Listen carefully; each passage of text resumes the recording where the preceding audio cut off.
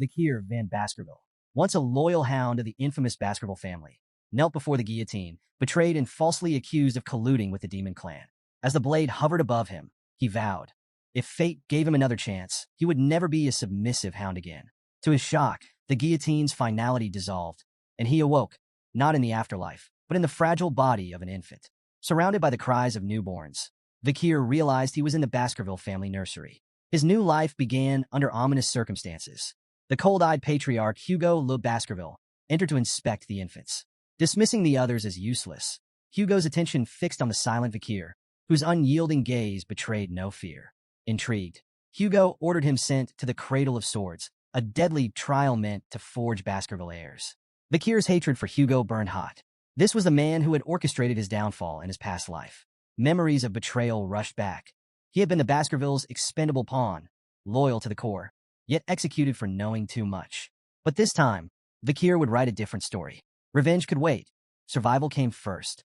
The Cradle of Swords awaited, a brutal labyrinth of blades where children had to crawl to the Styx River, a mythical waterway said to fortify the body. The first to reach the river would reap its full benefits, while others were left with scraps. Vikir remembered how his siblings had sabotaged him in his past life, denying him the river's blessing. Not this time. Crawling through the razor-sharp maze, his infant body bleeding from countless cuts, Vikir pressed forward.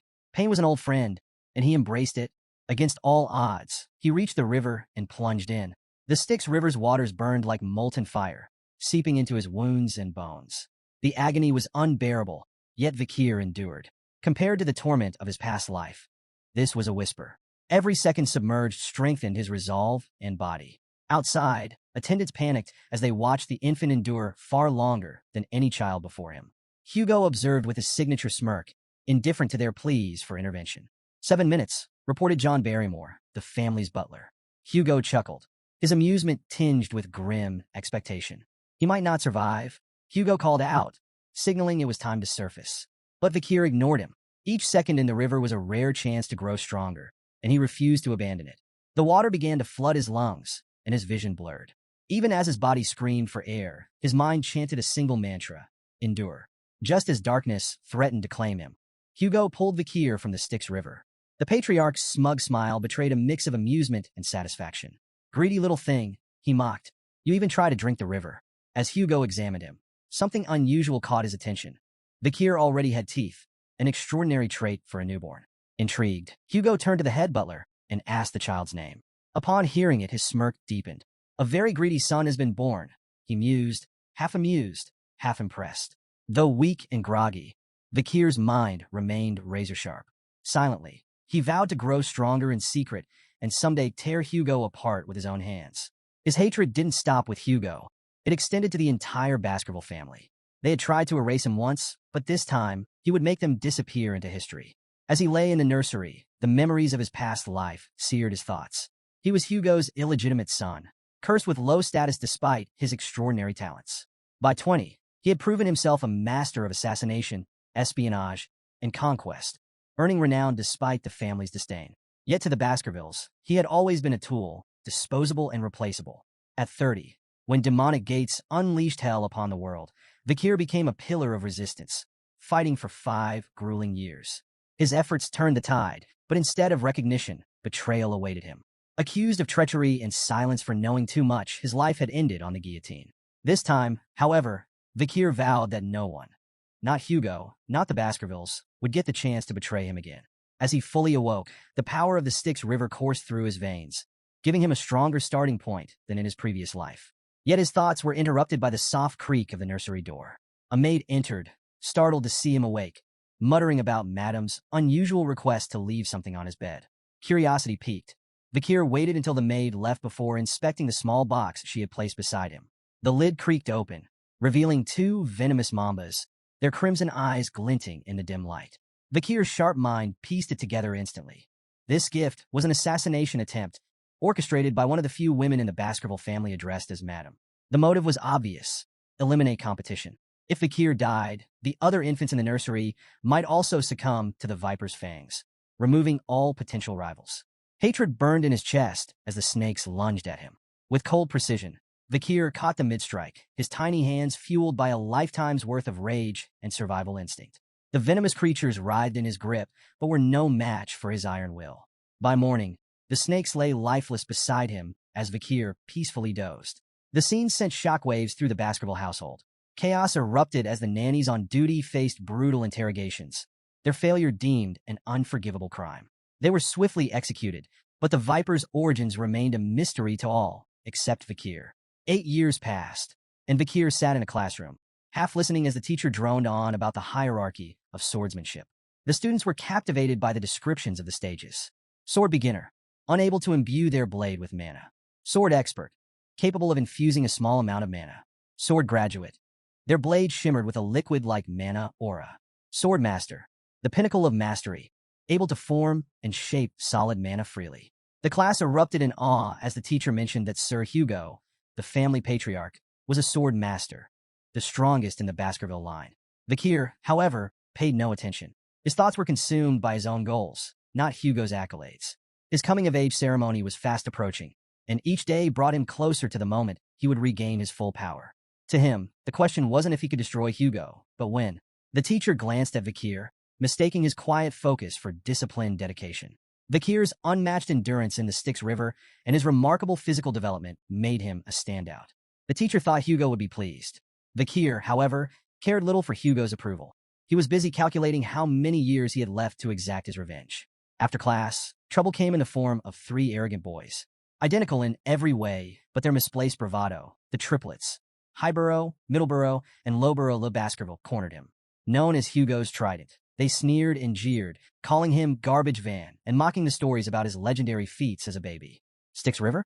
Strangling snakes? What a joke, Highborough taunted. The others laughed, feeding off each other's malice.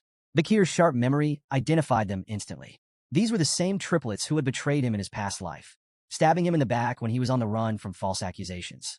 At 9 years old, their cruelty was unchecked, but Vakir knew they would grow into dangerous obstacles. He debated whether to deal with them now or bide his time. Highborough, the self-proclaimed leader, pulled out a knife. They say your body's immune to blades, he smirked. Let's test that. Middleborough grabbed Vakir from behind, clamping a hand over his mouth. 3 minutes, he said with a sneer. If he can endure that, I'll eat my hand. The triplets began their experiment, slashing at Vakir with increasing frustration. 1 minute passed, then 3, then 10. No matter how hard they tried, the knife didn't leave a scratch.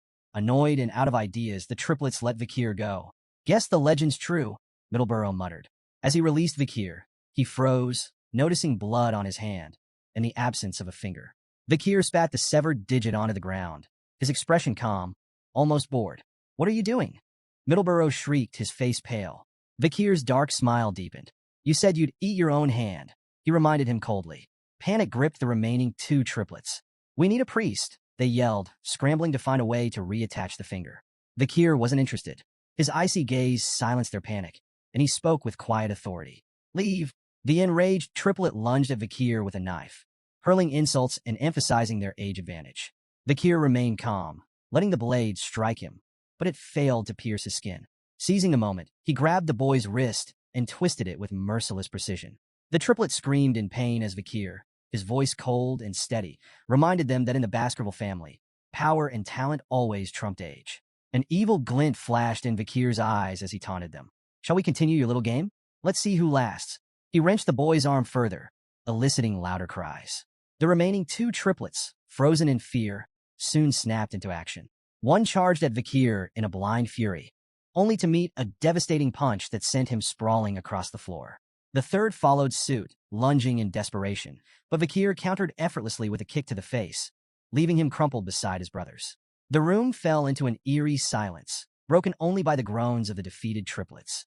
Vakir stood over them, his gaze icy and unforgiving. With chilling detachment, he told them that while their wounds could be treated, they would have to endure their pain for now.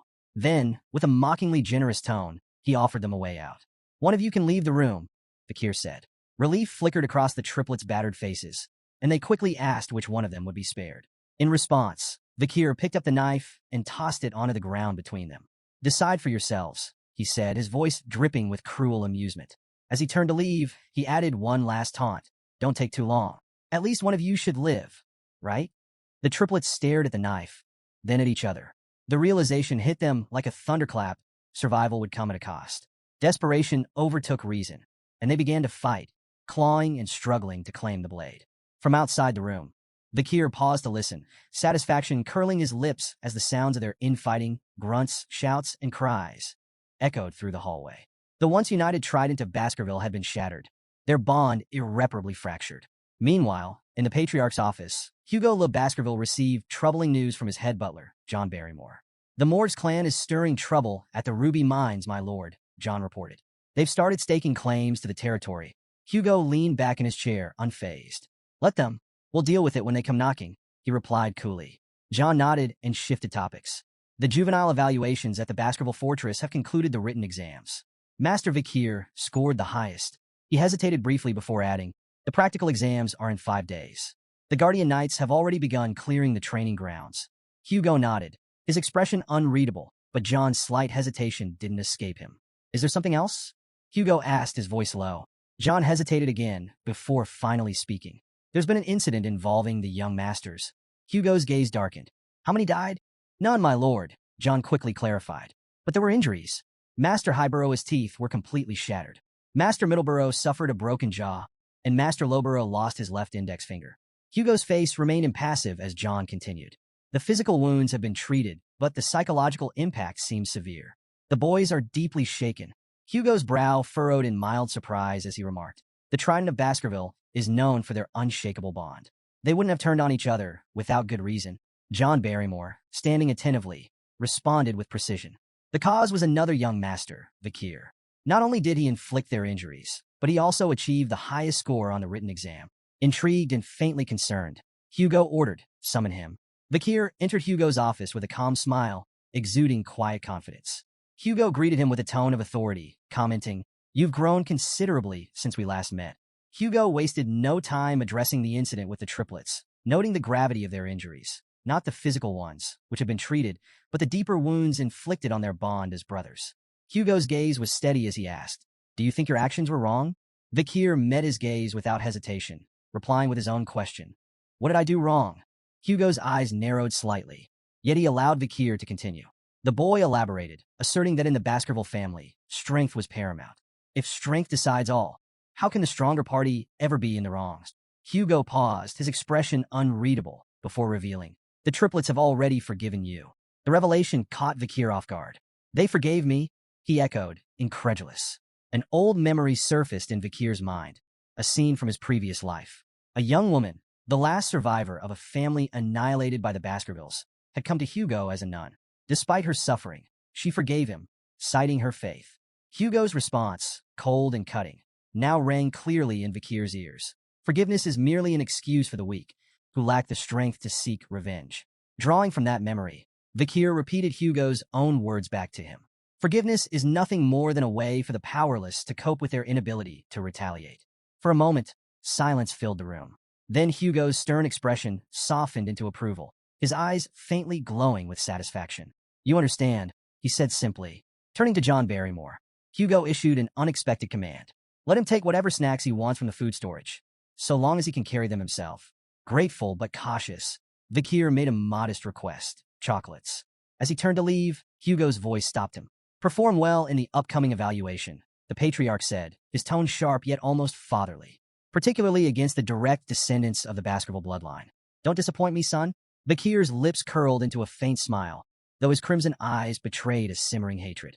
"Understood," he replied, and left with Barrymore. The head butler led Vakir to the storage room, proudly explaining the premium quality of their chocolates.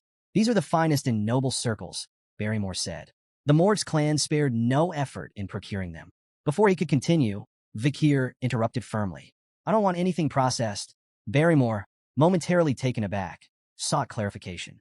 "Cacao beans," Vakir specified. "The ones with the richest aroma." Though puzzled, the butler complied, arranging for a batch of cacao beans to be brought to Vakir. As he placed one in his mouth, a nearby chef offered an explanation. "Those are bloody beans," the chef said, impressed by Vakir's choice. "They're legendary for their potency. Just one bean can produce up to 100 liters of chocolate. Their aroma and yield are unparalleled."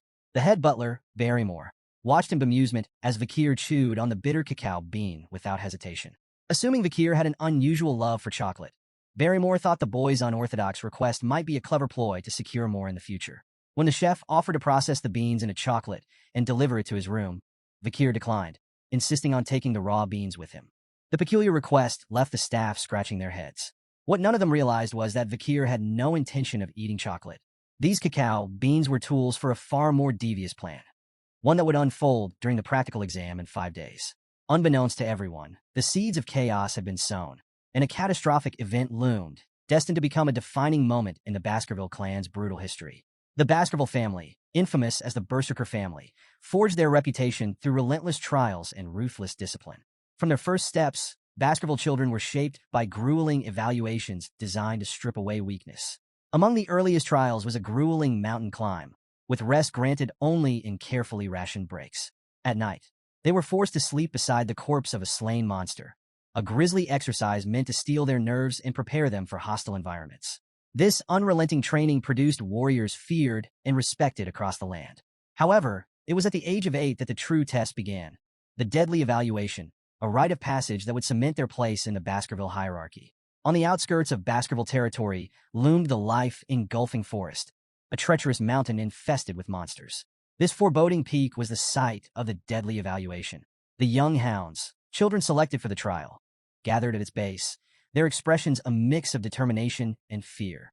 Standing before them was Shadow Dog Pavlov van Baskerville, an instructor renowned for his sharp instincts and formidable aura. He laid out the rules of the exam with cold precision. The task was deceptively simple: survive for 1 month on the mountain while hunting strong monsters. The scoring system, however, demanded both strategy and ruthlessness. Survive the month, 10 points. Avoid permanent injuries, 30 points. Defeat a monster, 70 points. Eliminate a contestant, 50 points. Fulfill all conditions, 90 points. But no one could achieve a perfect 100. Sir Hugo had decreed that perfection bred arrogance, and arrogance was the path to ruin. Additional points could be earned by stealing the badge issued to each participant. However, death carried an unforgiving penalty, 0 points. Pavlov issued a grim warning: do not stray beyond the designated area. While the marked zones were dangerous, they were partially subjugated with monitored monster populations. Beyond these areas lay the mountain's forbidden zones, where unknown horrors prowled. The shadow dogs, acting as examiners and covert supervisors, would observe the participants and minimize casualties where possible. Killing was not forbidden but carried penalties, and the instructors aimed to prevent unnecessary deaths. Yet in the Baskerville family, the line between survival and slaughter was perilously thin. As the young masters gathered at the base of the mountain, anticipation crackled in the air. Whispers rippled through the group, with many casting furtive glances at Vakir. His legendary endurance in the Styx River and the rumored incident with the triplets were hot topics of conversation. Vakir, as composed as ever, remained indifferent to their murmurs, his thoughts focused on the mountain before him. He had been to Le Rouge et Le Noir before and was no stranger to its dangers. Unlike the others, who saw only a brutal test, Vakir saw an opportunity. Nearby, the triplets stood together, their usual arrogance dampened. Beads of sweat glistened on their foreheads as they cast uneasy looks at Vakir. Their nerves betrayed them. It was clear the memory of their encounter with him still lingered. Shadow Dog Pavlov, standing tall and imposing, offered a brief wish for success before the sharp toll of the bell echoed across the mountain. The evaluation had begun. The group exploded into motion, scattering in every direction. Some pursued carefully planned strategies, racing toward areas they believed offered an advantage. Others played opportunists, trailing their peers to claim their badges, or their lives, when the moment presented itself. The triplets, however, were already arguing. Each insisted on their own plan, their voices growing louder as frustration took hold. Their bickering slowed them down, their movements clumsy and disorganized. Watching from a hidden perch, Pavlov's expression darkened. Though he hoped to keep casualties minimal, the disarray among the participants hinted at an inevitable bloodbath. One shadow dog, assigned to monitor Vakir, followed him closely, while the other candidates scrambled for safe zones or sought out weaker competitors to target. Vakir took an entirely different route. He strode confidently toward the restricted zone, a place forbidden even to many of the instructors. The shadow dog's curiosity was piqued. Who was this boy? Rumored to be a prodigy, Vakir had already distinguished himself through his feats. His boldness in venturing into the restricted zone intrigued the seasoned observer, who followed silently, eager to see how Vakir would fare in the uncharted wilderness. Vakir stopped at a massive tree, scanning his surroundings with calm precision. The soft ground beneath the tree seemed like the perfect place to set up camp. To the Shadow Dog's surprise, Vikir began preparing to rest. While the other candidates battled monsters or plotted to steal badges, Vikir busied himself with mundane tasks, gathering wood, digging small holes, and practicing with a wooden stick. When night fell, he slept peacefully under the tree, completely unbothered by the chaos erupting elsewhere on the mountain. The Shadow Dog grew impatient. Was this boy truly a genius, or just a fraud avoiding the real competition? His so-called strategy seemed like nothing more than camping and cooking. Frustrated by the lack of action, the Shadow Dog eventually decided to abandon his watch, muttering to himself as he left to observe more interesting candidates. As soon as the Shadow Dog was gone, a sly smile crept across Vikir's face. He had been waiting for this moment. Without the observer breathing down his neck, he could finally focus on his real plan. Tossing a handful of bloodied beans into the fire, Vikir leaned back against the tree, reminiscing about the old days when camping like this was second nature. A quiet chuckle escaped him as he muttered to himself. Finally, that nosy dog is gone. The flames crackled, releasing the potent aroma of the beans into the air. Vikir's preparations were complete. The peaceful facade melted away, replaced by a glint of predatory intent in his crimson eyes. The real hunt starts now, he whispered, his voice barely audible over the flicker of the fire. A few days into the evaluation, Vikir ventured into the restricted zone, a treacherous area he knew all too well from his past life. His sharp eyes scanned the charred terrain, his senses alert. The acrid scent of burning hung in the air, a clear indicator he was getting close. Scorched roots and smoldering stool confirmed his suspicion. His target was near. Towering before him, wreathed in sulfuric heat, stood a hellhound, a 3-meter-tall monstrosity with flames spewing from its mouth and eyes. The beast radiated terror, its very presence capable of incinerating anything in its path. Known for its relentless brutality, the hellhound burned its victims until nothing but ash remained. With a risk rating of B+, it was a living disaster, a nightmare brought to life. For a brief moment, doubt flickered through Vikir's mind. In his past life, he had barely survived an encounter with one of these creatures at 18. Now, as an 8-year-old, facing it directly would be suicide. But Vikir hadn't come to fight the hellhound head-on. He had a plan.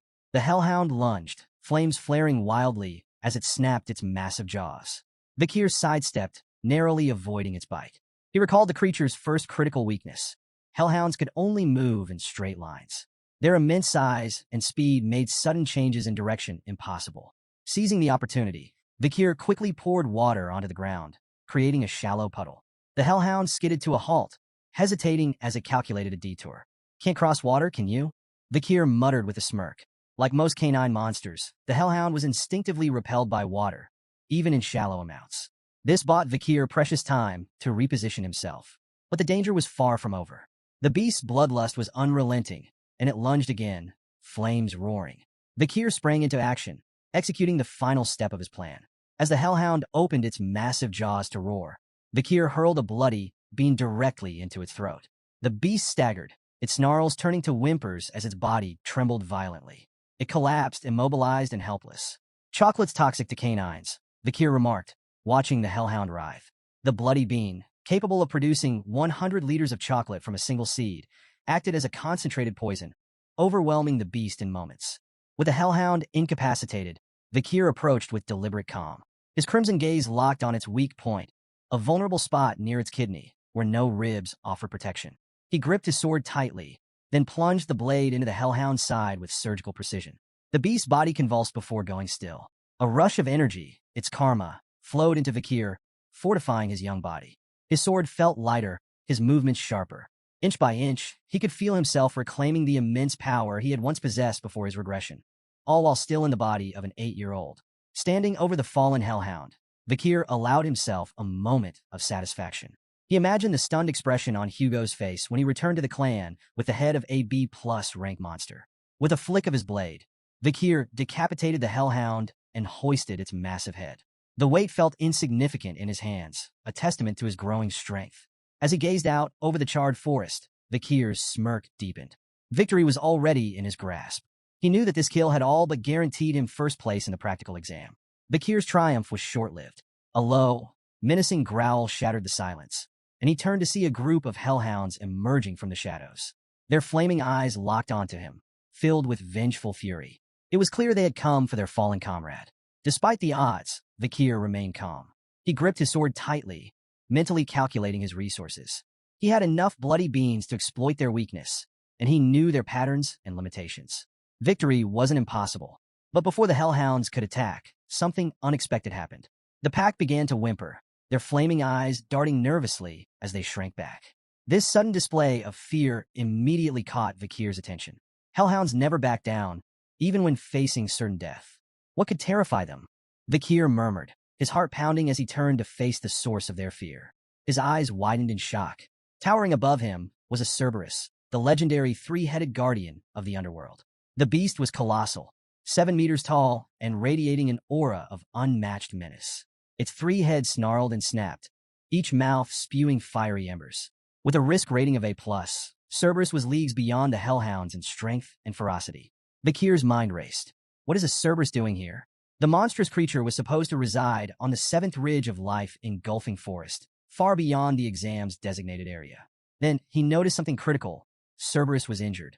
The creature's massive body bore several deep wounds, and arrows jutted out from its flesh. Blood trickled down its dark fur, and its movements were slower than usual. It was clear someone or something had been hunting it, driving it to this lower ridge. Realizing the opportunity before him, Vikir quickly assessed his options. An injured Cerberus was still a massive threat, but it was far more vulnerable than usual. This was a once-in-a-lifetime chance. With steely resolve, Vikir charged forward, his body moving with precision honed from years of battle in his past life. His blade flashed in the dim light as he landed several strikes on the massive beast. Each blow was calculated, targeting weak points exposed by its injuries. The Cerberus roared in pain, its fiery breath scorching the ground as it lashed out in retaliation. Vikir dodged with agility, his movements sharper than ever thanks to the strength he had gained from the Styx River. An injured Cerberus. This is doable, Vikir thought, his determination burning as brightly as the flames around him. But his confidence was short-lived. In a moment of carelessness, the Cerberus struck with lightning speed. Its first swipe shattered Vikir's sword, the blade exploding into fragments that scattered across the forest floor.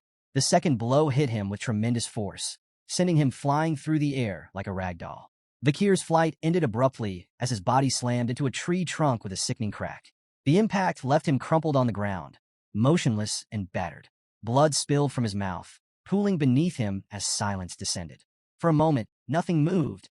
Then, Vikir's eyes fluttered open. Pain shot through his body, sharp and overwhelming.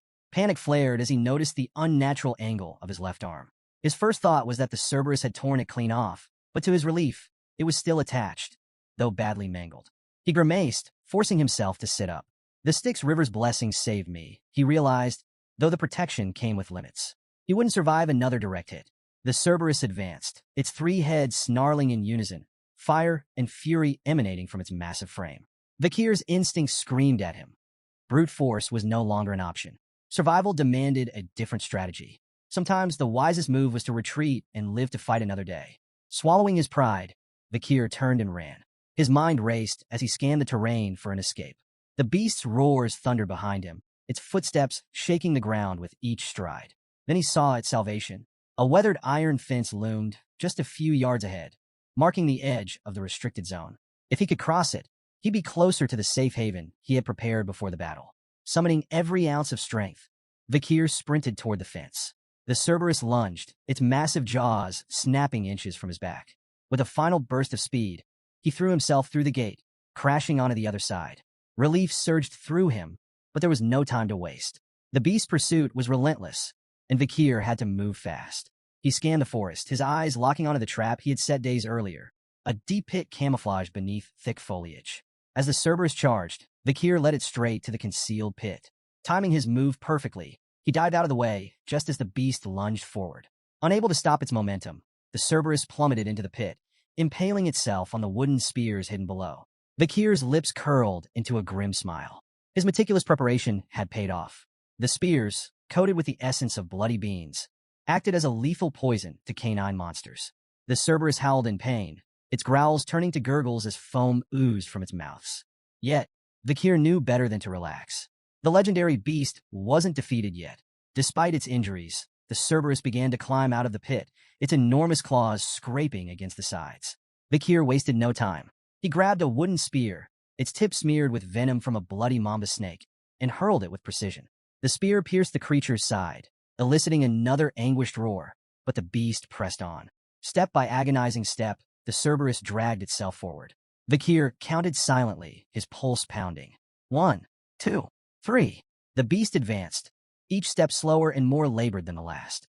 4, 5, 6. As the seventh step landed, the mighty Cerberus faltered. Its knees buckled, and with a final, earth-shaking groan, it collapsed lifeless at Vikir's feet. Vikir exhaled deeply, his body trembling from exhaustion and relief. The venom of the bloody mamba, true to its legend, had ensured the creature couldn't take more than 7 steps after being struck. He had hidden the spear long ago, a precaution for the most dire of circumstances. Today, it had saved his life. The immense energy of the defeated Cerberus surged into Vikir, strengthening his body further. His muscles felt lighter, his reflexes sharper. Power coursed through him, and he marveled at how close he was to reclaiming the strength of his former life. He turned to the massive corpse of the Cerberus, a testament to his victory. Its 3 heads alone would be proof enough of his feat, but there was a problem. The poisoned spears and venomous effects would be obvious upon examination. Rumors could spread, undermining his achievement. Vikir considered his options. Transporting the entire corpse was impossible alone, and while the heads were portable, he needed a witness to corroborate the kill. His thoughts drifted to the guardian knight, who had seen him carving the wooden spears days earlier. Perhaps they could vouch for him. A new thought ignited in Vikir's mind. The Cerberus was no ordinary monster. It was a gatekeeper. That could only mean one thing. It had been guarding something, most likely a dungeon. Vikir's pulse quickened. Dungeons were lairs of powerful creatures, brimming with rare artifacts and untold riches. The chance to uncover hidden treasure was too tempting to ignore. Before venturing further, Vikir took a calculated precaution. Scooping up a handful of the Cerberus's foul-smelling feces, he smeared it on his body. The stench was revolting, but it served a purpose, masking his scent from smaller predators that might cross his path. Survival before dignity. Following the Cerberus's trail through the forest, Vikir's experienced eyes spotted the signs. A path of dried soil, rotting leaves, and disturbed roots. Recognition struck him like a lightning bolt. This dungeon, he muttered to himself. In his past life, this place would be discovered a decade from now. By then, it would have already been plundered, its treasures long gone. But now, it was untouched. The air around it practically hummed with mana, an unmistakable sign of its vitality. The dungeon's entrance loomed before him, shrouded in oppressive darkness. Vikir approached cautiously, his crimson eyes faintly glowing with anticipation. One wrong step could mean death. He stepped inside, the silence broken only by the soft echo of his footsteps. The further he descended, the more the dungeon revealed its wonders. Veins of ruby minerals streaked the walls, their faint glimmers lighting the way. Vikir deduced they were connected to the nearby Red All Mountain, famous for its precious gems. His excitement grew as he pressed deeper into the labyrinth. Then, a glimmer of light ahead caught his attention. Quickening his pace, he entered a massive, brightly lit chamber and stopped in awe. At the chamber center stood a colossal ruby mounted atop a stone pillar, its intense, otherworldly glow illuminating the room. This wasn't just any jewel. Vikir could tell at a glance that the gem was infused with mana, its brilliance far surpassing anything he had ever seen. For a moment, he simply marveled at the treasure before him. But his awe was short-lived. Nearby, a skeleton lay crumpled on the ground. As he approached, the signs of violence became apparent. Deep stab wounds marred the brittle bones, and dried blood stained the floor around it, a silent testament to the victim's gruesome fate. Vikir knelt beside the remains, his sharp mind piecing together clues. Lying next to the skeleton was a weathered letter, its edges worn with age. Curiosity piqued, he picked it up and began to read. The writer introduced himself as Cain, but notably avoided providing his full name. The handwriting struck a chord of recognition deep within Vikir. His crimson eyes narrowed. "This is Baskerville handwriting," he murmured, his suspicions growing. The letter detailed a harrowing tale. Cain and his brother, Abel, had stumbled upon this legendary chamber, a place spoken of in Baskerville lore for generations. Together, they had navigated countless trials and slain powerful monsters to reach this fabled location. But their journey ended here. The letter revealed they had been trapped by the dungeon's final trial, imprisoned in this chamber for 3 agonizing years. Vikir's thoughts churned as he absorbed the weight of Cain and Abel's grim tale. What treasure could possibly justify such suffering? His attention returned to the massive ruby at the chamber's center. Its mesmerizing glow seemed to call out to him, and Vikir knew instinctively it held the key to the dungeon's final challenge. Approaching cautiously, he read the riddle inscribed on the stone aloud. When entering, it's 1. But once inside, it's 2. When leaving, it's 1. The cryptic words hung heavily in the air, their meaning elusive. Vakir recalled Cain's letter, where the brothers had wrestled with this very puzzle. Cain and Abel, twins separated at birth, had believed the riddle required them to become one again. This interpretation led to tragedy. Cain, driven by desperation, had killed Abel in a futile attempt to solve the riddle. Yet even after his brother's death, the treasure remained inaccessible. Racked with guilt, Cain had abandoned the dungeon empty-handed, his letter warning future adventurers of its cruelty. He called it the Devil's Den, a place designed to prey on human greed, offering despair instead of salvation. Vakir reread the riddle, refusing to succumb to the same despair that had broken Cain. The answer wasn't about people, it couldn't be. His sharp gaze scanned the chamber, noting every detail. The ruby's light, the skeleton's silent testimony, and the phrasing of the riddle itself. 1, 2, 1. Suddenly it clicked. The answer wasn't about twins or sacrifice. It was about shadows. Vakir stepped toward the ruby, his thoughts crystallizing. In the dark passage leading to the chamber, he had cast no shadow. Upon entering the ruby's glow, he became two, himself and his shadow. And when the light disappeared, the shadow would vanish, leaving only one again. It was simple, too simple for Cain and Abel, blinded by their assumptions. Vakir gripped his weapon and struck the ruby with a precise blow. The gem shattered into fragments, its brilliant light extinguished in an instant. The chamber lit up with a final, blinding flash as the ruby crumbled. Then, as silence returned, the treasure the dungeon had guarded was revealed. Vakir's breath caught. At the center of the newly exposed chamber stood a sword embedded in a stone. Its sinister aura filled the air, heavy with malice and power. The blade exuded a dark, otherworldly energy that sent shivers down Vakir's spine. Approaching cautiously, he read the inscription etched into the stone. "Only those with Baskerville's blood may claim me." His eyes widened. This wasn't just any weapon. It was the fabled Beelzebub. The name stirred memories buried deep within him.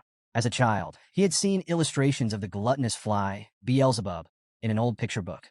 The monstrous entity was said to devour all in its path, an insatiable glutton tied to ancient legends.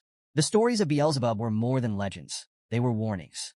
Known as one of the seven calamities, Beelzebub was part of the devil's holy constellation, a force of destruction so immense that 7 great families, including the Baskervilles, had risen to combat them. Each family had faced a fragment of their power, sealing the remnants within their lands. The first patriarch of the Baskerville family had battled Beelzebub, sealing its essence within their territory. Many dismissed these tales as myths, but as Vakir stood before the ominous blade radiating Beelzebub's malevolence, he knew the truth. The sword's existence was undeniable proof that the legends were real. Vakir stared at the blade, its dark aura flickering faintly like the dying embers of a fire. This weapon was more than a tool of destruction. It was a symbol of his family's cursed legacy. Yet, it also represented unparalleled power. He thought of the blood-soaked history tied to its edge. Beelzebub's sword, once wielded by the demon clans, had left countless human lives in its wake. The weapon was both a prize and a threat, but one thing was clear. It could not fall into the wrong hands. "This sword is mine now," Vakir declared, reaching for the hilt. The moment his fingers closed around it, an intense surge of energy shot through his body, forcing a gasp from his lips.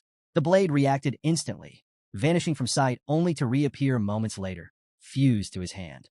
Vakir held his breath as the sword materialized again, emerging directly from his palm as if it had always been part of him. Its faint, ominous aura pulsed in rhythm with his heartbeat. He stared at the weapon in awe. The sword wasn't just a relic.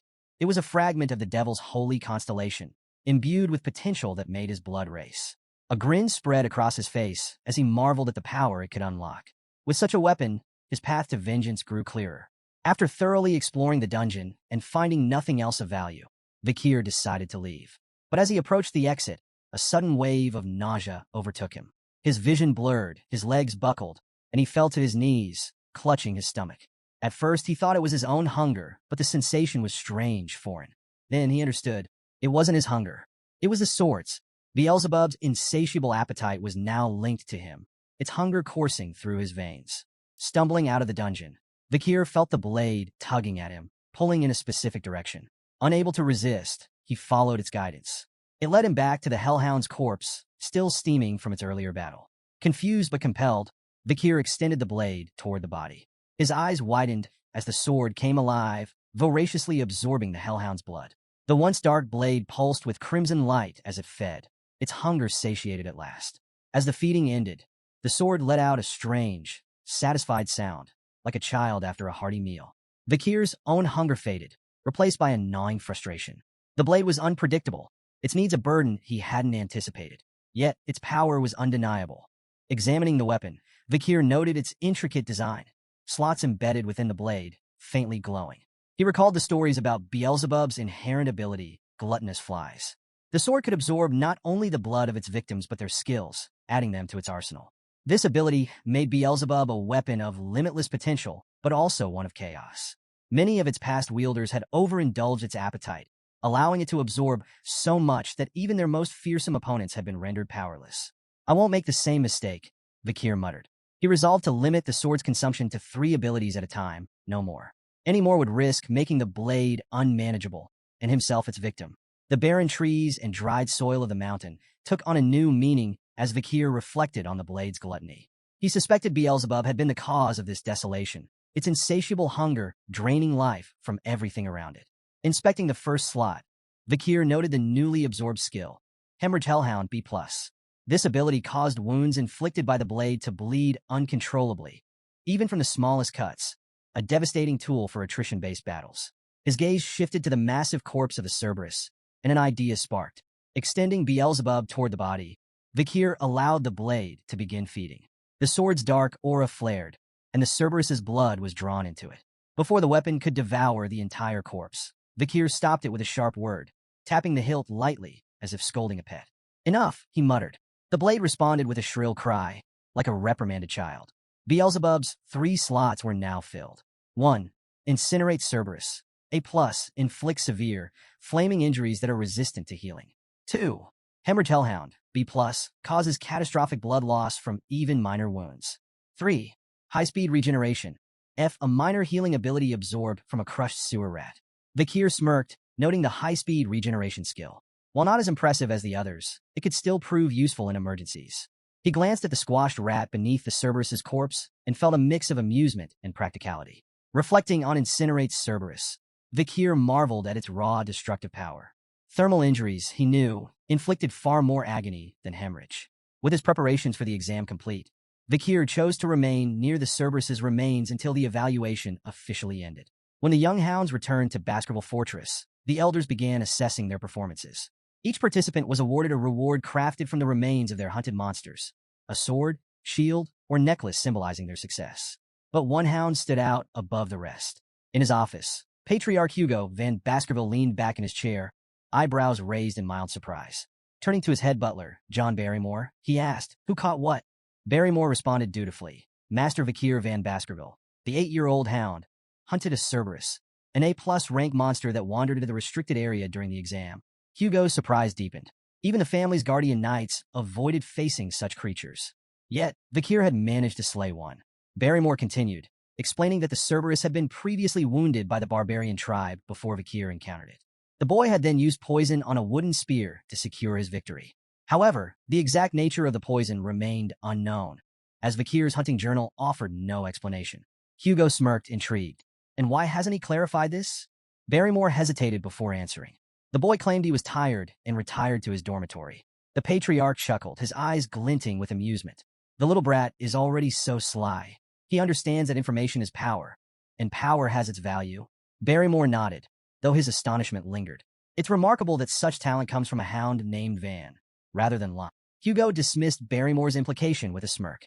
I do not judge hounds by their lineage. I raise them for their talent and their spite. Even mutts can rise to greatness. His tone left no room for doubt. In the Baskerville clan, skill and ambition outweighed noble birth. Barrymore hesitated, his mind drifting briefly to Hugo's second son, who was undergoing isolation training. He wondered if Hugo's indifference masked concern, but chose not to voice his thoughts. Instead, he bowed slightly and apologized for his earlier comment. Hugo waved it off. Enough of that. Bring me something to lift my spirits. Shall I summon Master Vikir? Barrymore offered immediately. Hugo nodded, and the butler departed. When Vikir entered the Patriarch's office, his composed, self-assured demeanor didn't escape Barrymore's notice. Hugo, ever direct, wasted no time questioning him about the Cerberus hunt. How did you manage it? Hugo asked. With calm precision, Vikir revealed his use of chocolate as a poison, exploiting its lethal effect on canine monsters. Hugo's eyes briefly widened in surprise, quickly piecing together the implications. The boy's earlier request for chocolate hadn't been a whim. It had been a carefully laid strategy. Barrymore, standing nearby, was equally astonished but kept his focus on the subtle tension between the two. The lack of formal greeting struck him as unusual. Was this how a father and son truly interacted? As the conversation continued, Hugo shifted gears. Why didn't you explain this to Barrymore earlier? Bakir's reply was curt but deliberate. The butler is not my master. Hugo raised an eyebrow, intrigued. Then who is your master? I belong to the clan, Bakir said without hesitation. The master of the clan is my master as well. Hugo smirked faintly, leaning back in his chair. Well said. He congratulated Bakir on his performance during the practical exam and declared that the Cerberus's corpse and all associated materials would belong solely to him. Hugo then announced an additional reward. As the highest scorer, Bakir was entitled to a special privilege, the opportunity to make a wish. Bakir's eyes gleamed at the prospect. Without hesitation, he requested access to the 10,000-book library, one of the largest and most prestigious repositories of knowledge in the Empire. Deep within the Baskerville clan's territory, the library housed forbidden techniques and secrets, accessible only to the Patriarch, the second-in-command, and their direct descendants. Hugo's eyebrows rose at the request. He reminded Bakir of the strict rules governing access, emphasizing that illegitimate children were barred from entry. Bakir, undeterred, replied coolly, if access is denied, I'll accept the decision. Inwardly, however, he was already devising plans to sneak in if necessary. To his astonishment, Hugo granted permission. You may enter, Hugo said, his tone calm but unreadable. Bakir was momentarily speechless, but quickly recovered.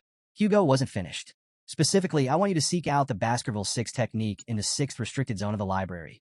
Barrymore's composure faltered. The 6th restricted zone was an area even the legitimate children of the family rarely ventured.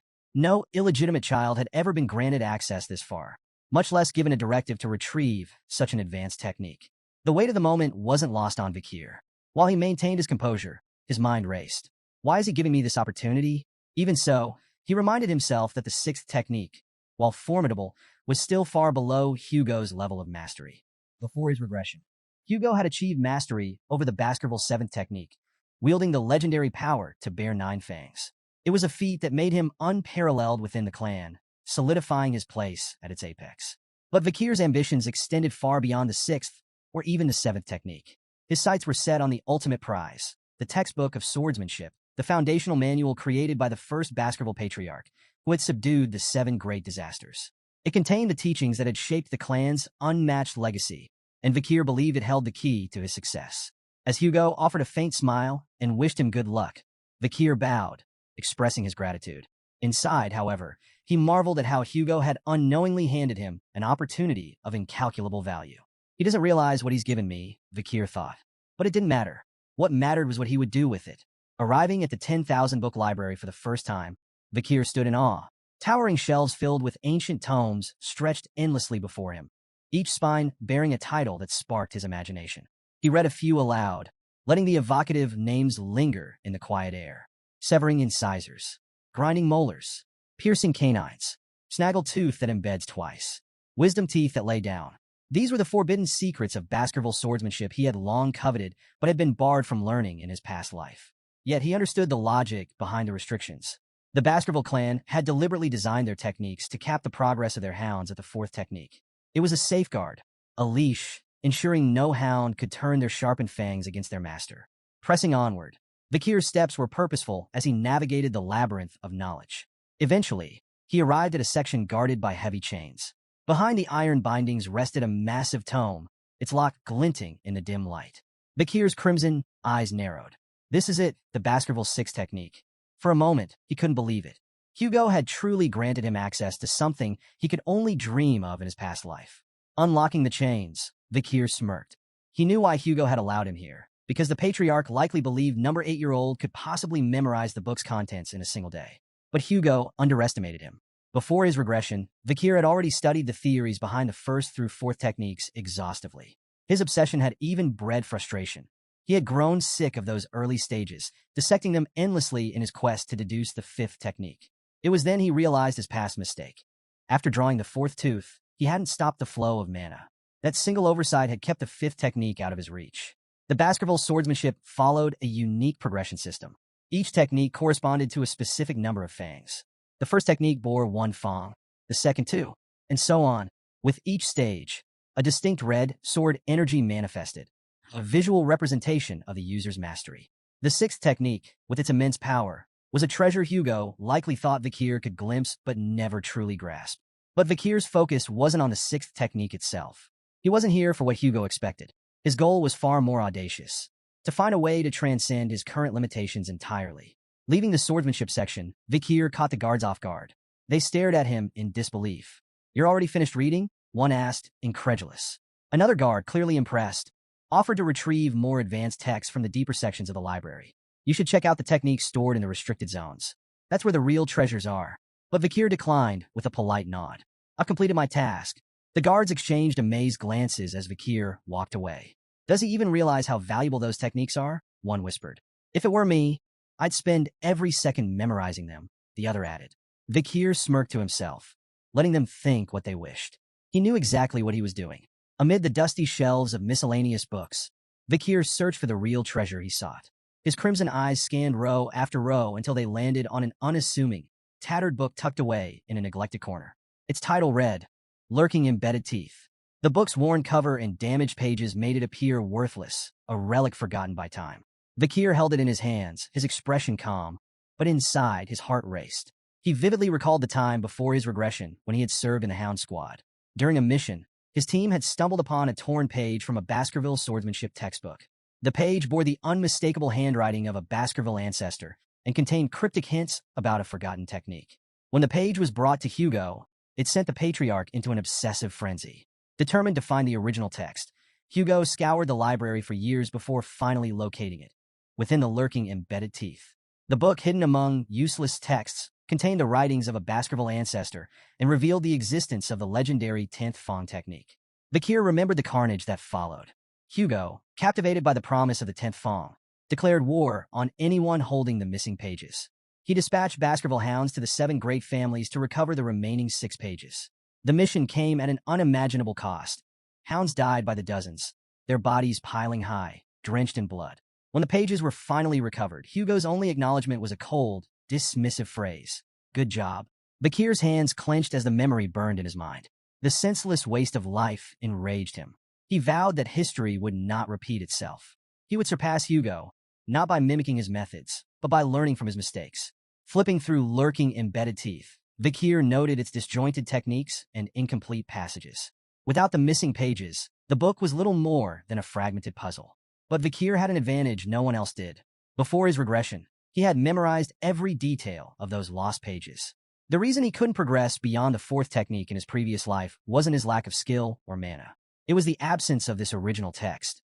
The missing pages were the key to understanding the techniques in their entirety. As Vikir closed lurking embedded teeth, he muttered to himself, "To most, this book would seem like meaningless, disjointed nonsense. But with the missing pages, the misleading information transforms into an absolute masterpiece." He marveled at the text's brilliance, understanding that its true genius emerged only when the blanks were filled. Before his regression, Vikir had reached the pinnacle of graduate aura and mastered the highest level of the 4th Fong technique.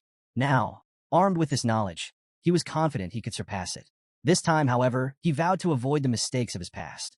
Before he turned 15, he would reclaim all the power he had lost, and more. Engrossed in the book, Vikir lost track of time. By the time he finished, dawn had broken. The realization of how much he had achieved filled him with pride. He had memorized every word, every nuance of the text. Glancing around the library, he noticed the absence of the Guardian Knights. The silence emboldened him. Though his young body wasn't yet capable of drawing all 10 fangs, he was certain the elusive 5th Fong technique, which had eluded him in his past life, was finally within reach.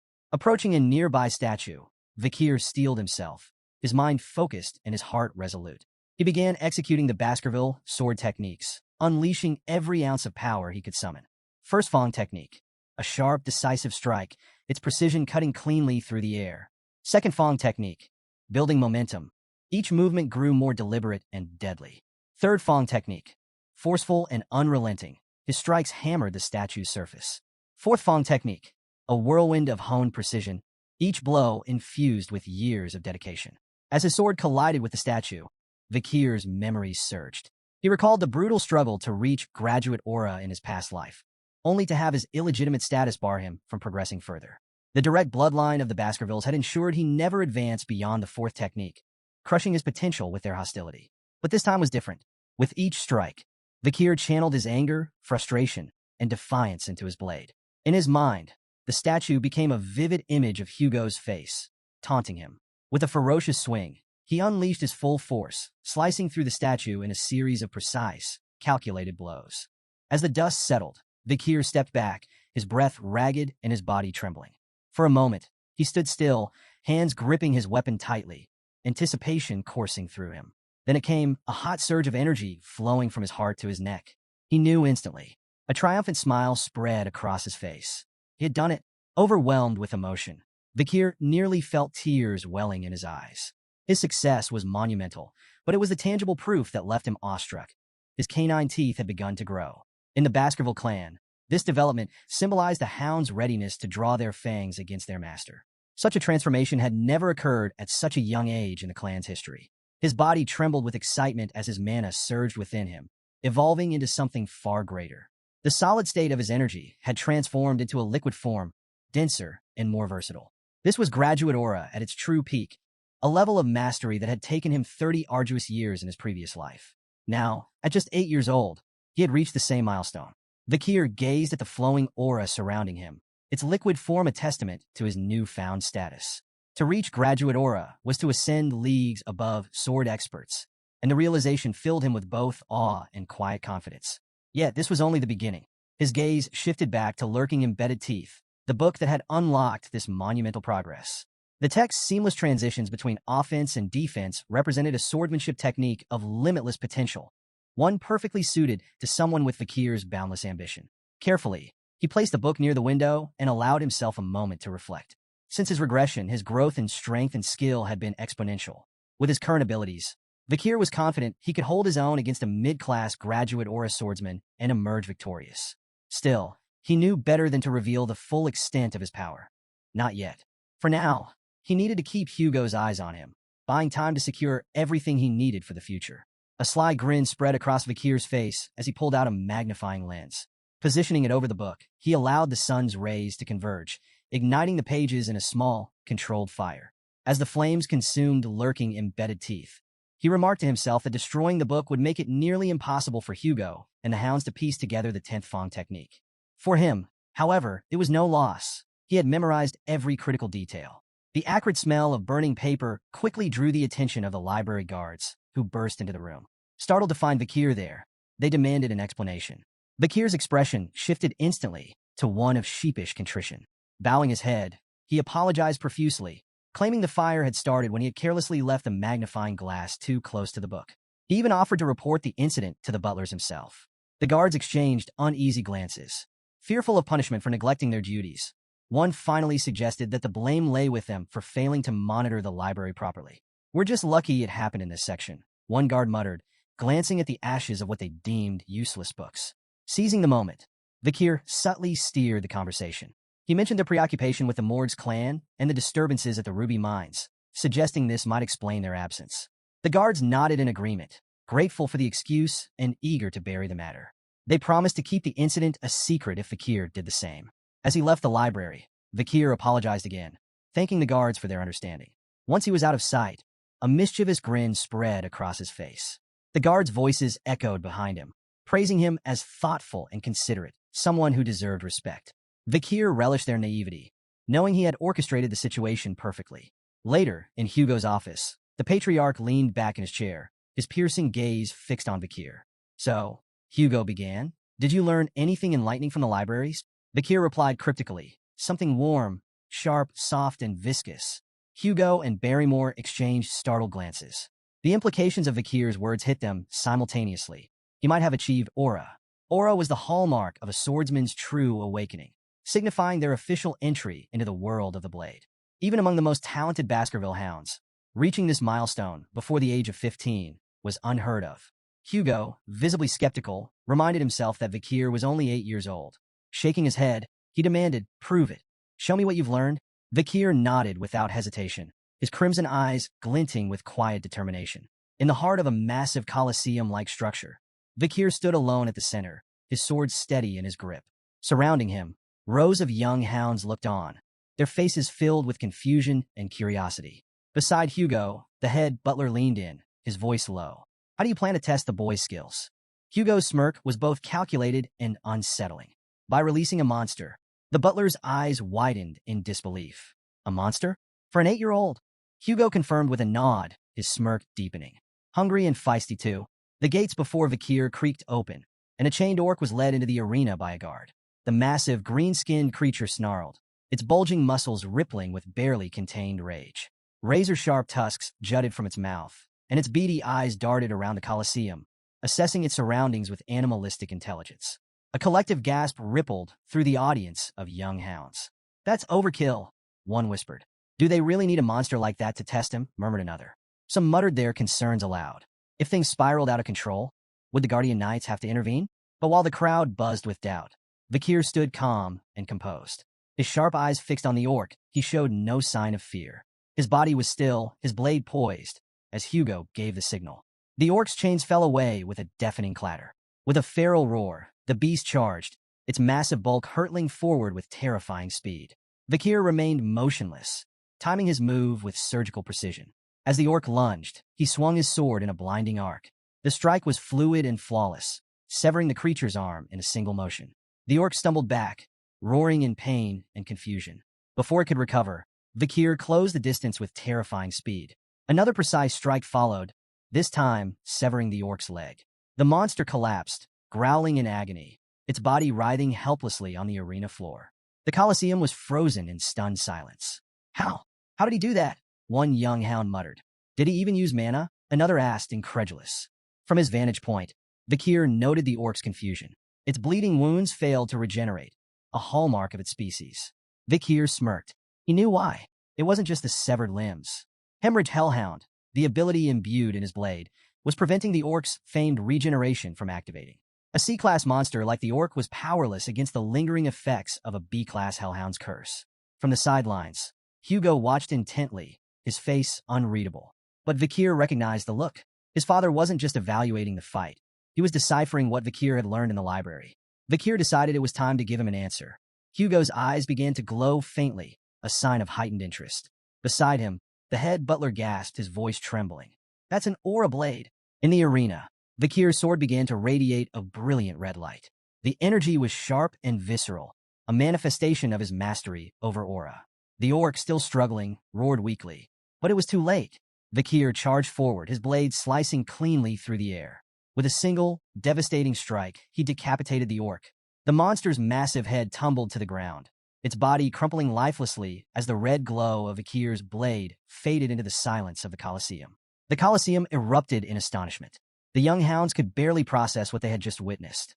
Murmurs rippled through the crowd, growing louder as disbelief turned to admiration. Beside Hugo, the head butler turned, his voice trembling with excitement. It's the aura of a low-class sword expert. We've just witnessed the birth of a genius. There will never be another like him across all the families in the Empire. But despite the head butler's praise, Hugo's sharp gaze remained fixed on the pool of blood spreading beneath the orc's lifeless body. The creature's famed regeneration had been utterly nullified. He only won because the orc was weak, Hugo said flatly, though his tone carried an undercurrent of intrigue. Before Hugo could say more, Vikir's calm voice cut through the murmurs. Is there anything stronger than this orc? The Colosseum fell silent. An 8-year-old, asking for a stronger opponent after defeating an orc? Even the doubters in the audience were struck speechless. Vikir's reasons were clear. He wanted to demonstrate his progress, not just to Hugo but to the entire clan. A performance like this might earn him recognition. Perhaps they'd send him to a prestigious academy, or even dispatch him to a remote area, away from Hugo's direct control. Hugo leaned back in his seat, his curiosity piqued. A faint chuckle escaped him. It seems the orcs I brought from afar are not enough to satisfy my son's hunger. Turning to the head butler, he asked, do we have anything stronger? Something suitable from the creatures captured during the barbarian raid. The head butler hesitated, clearly uneasy. There is one left, my lord.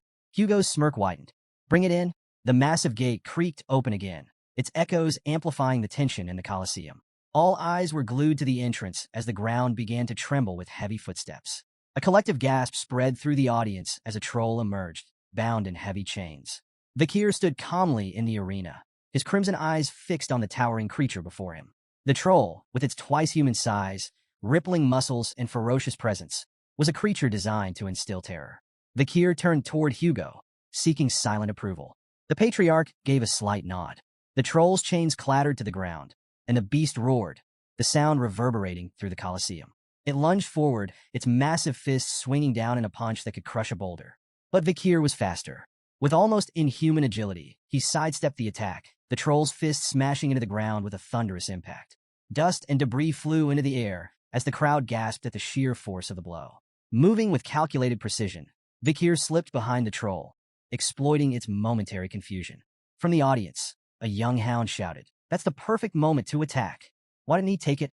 Hugo's calm, instructive voice cut through the murmurs. Trolls have extraordinary regenerative abilities. Only fatal attacks are worth it. Anything less is a waste of effort. A proper plan is essential to hunt a troll. The troll charged again, its massive frame lumbering forward with raw power but sluggish movements. Vikir moved with grace, effortlessly evading every swing, swipe, and stomp. Each step was calculated, each dodge precise. The audience watched in awe as the 8-year-old displayed remarkable poise. Yet their curiosity grew with every second. "Why isn't he fighting back?" someone muttered. "He's probably trying to tire it out," another speculated. "No," whispered a third. "He's waiting for the perfect moment to strike." Minutes of evasion stretched on, and even Vikir began to feel the tedium of the exchange. Enough, he thought. Time to act. Fully aware that he could end the fight swiftly with his full strength, Vikir deliberately chose a more calculated approach. His goal wasn't just victory, it was to make his progress seem plausible, not overwhelming. As the troll launched another heavy attack, Vikir seized the moment. With a single, precise swing, he sliced deep into the troll's arm, nearly severing it from its shoulder. Gasps rippled through the Colosseum as the audience believed the fight was over. But their astonishment turned to unease as they watched the troll's wound heal before their eyes. The severed tissue reconnected rapidly, and within moments, the arm was as good as new. Vikir frowned slightly. He had expected the troll's regeneration to kick in, but seeing it firsthand confirmed the challenge he faced. The hemorrhage skill of Beelzebub could nullify this, he thought, but he couldn't rely on such an obvious technique. It would reveal too much. From the sidelines, Hugo's sharp voice rang out. "Enough, Vikir. Stop before this gets out of hand." But Vikir's response was calm, resolute. "I'm almost done," he replied. "If I can't finish it with the next attack, I'll give up." The troll roared, its beady eyes blazing with rage as it prepared another charge. Vikir's mind raced, his plan falling perfectly into place. He knew exactly how much power he was willing to reveal. This will look like a breakthrough, he thought, smirking inwardly. A moment of growth under pressure. The move would impress Hugo and the audience while concealing the true extent of his strength. The crimson glow of Vikir's sword flared, its fiery aura blazing brighter than before. Gasps echoed through the Colosseum as the young hound's presence seemed to grow, commanding attention. The troll lunged with a guttural roar, its massive fist hurtling toward Vikir. Vikir met the attack head-on, his blade flashing in a clean, decisive arc. The audience held their breath as his strike cut through the troll's neck, severing its head in one fluid motion. The troll's body collapsed with a deafening thud, its massive head rolling across the arena floor. Silence engulfed the Colosseum. Every pair of eyes widened in shock, frozen in disbelief at what they had just witnessed. Even the normally stoic head butler gasped audibly, his composure breaking. "The second technique," he whispered, his voice barely audible. "He's achieved the second technique of the Baskerville clan at 8 years old." His gaze turned to Hugo. "That's unheard of. Most don't reach this level until they're at least 18. In the center of the arena, Vikir stood with an innocent smile, his sword lowered, as if blissfully unaware of the magnitude of his accomplishment. "I did it," he declared cheerfully, his tone almost childlike. The silence that followed was deafening. Hugo remained seated, his expression unreadable. Yet inside, he was reeling. What he had just witnessed defied everything he knew about swordsmanship and training. An 8-year-old performing the second technique? The implications were staggering. A week later, Vikir sat in the Baskerville dining hall, staring down at a bowl of unappetizing meat porridge. Around him, the air was heavy with tension.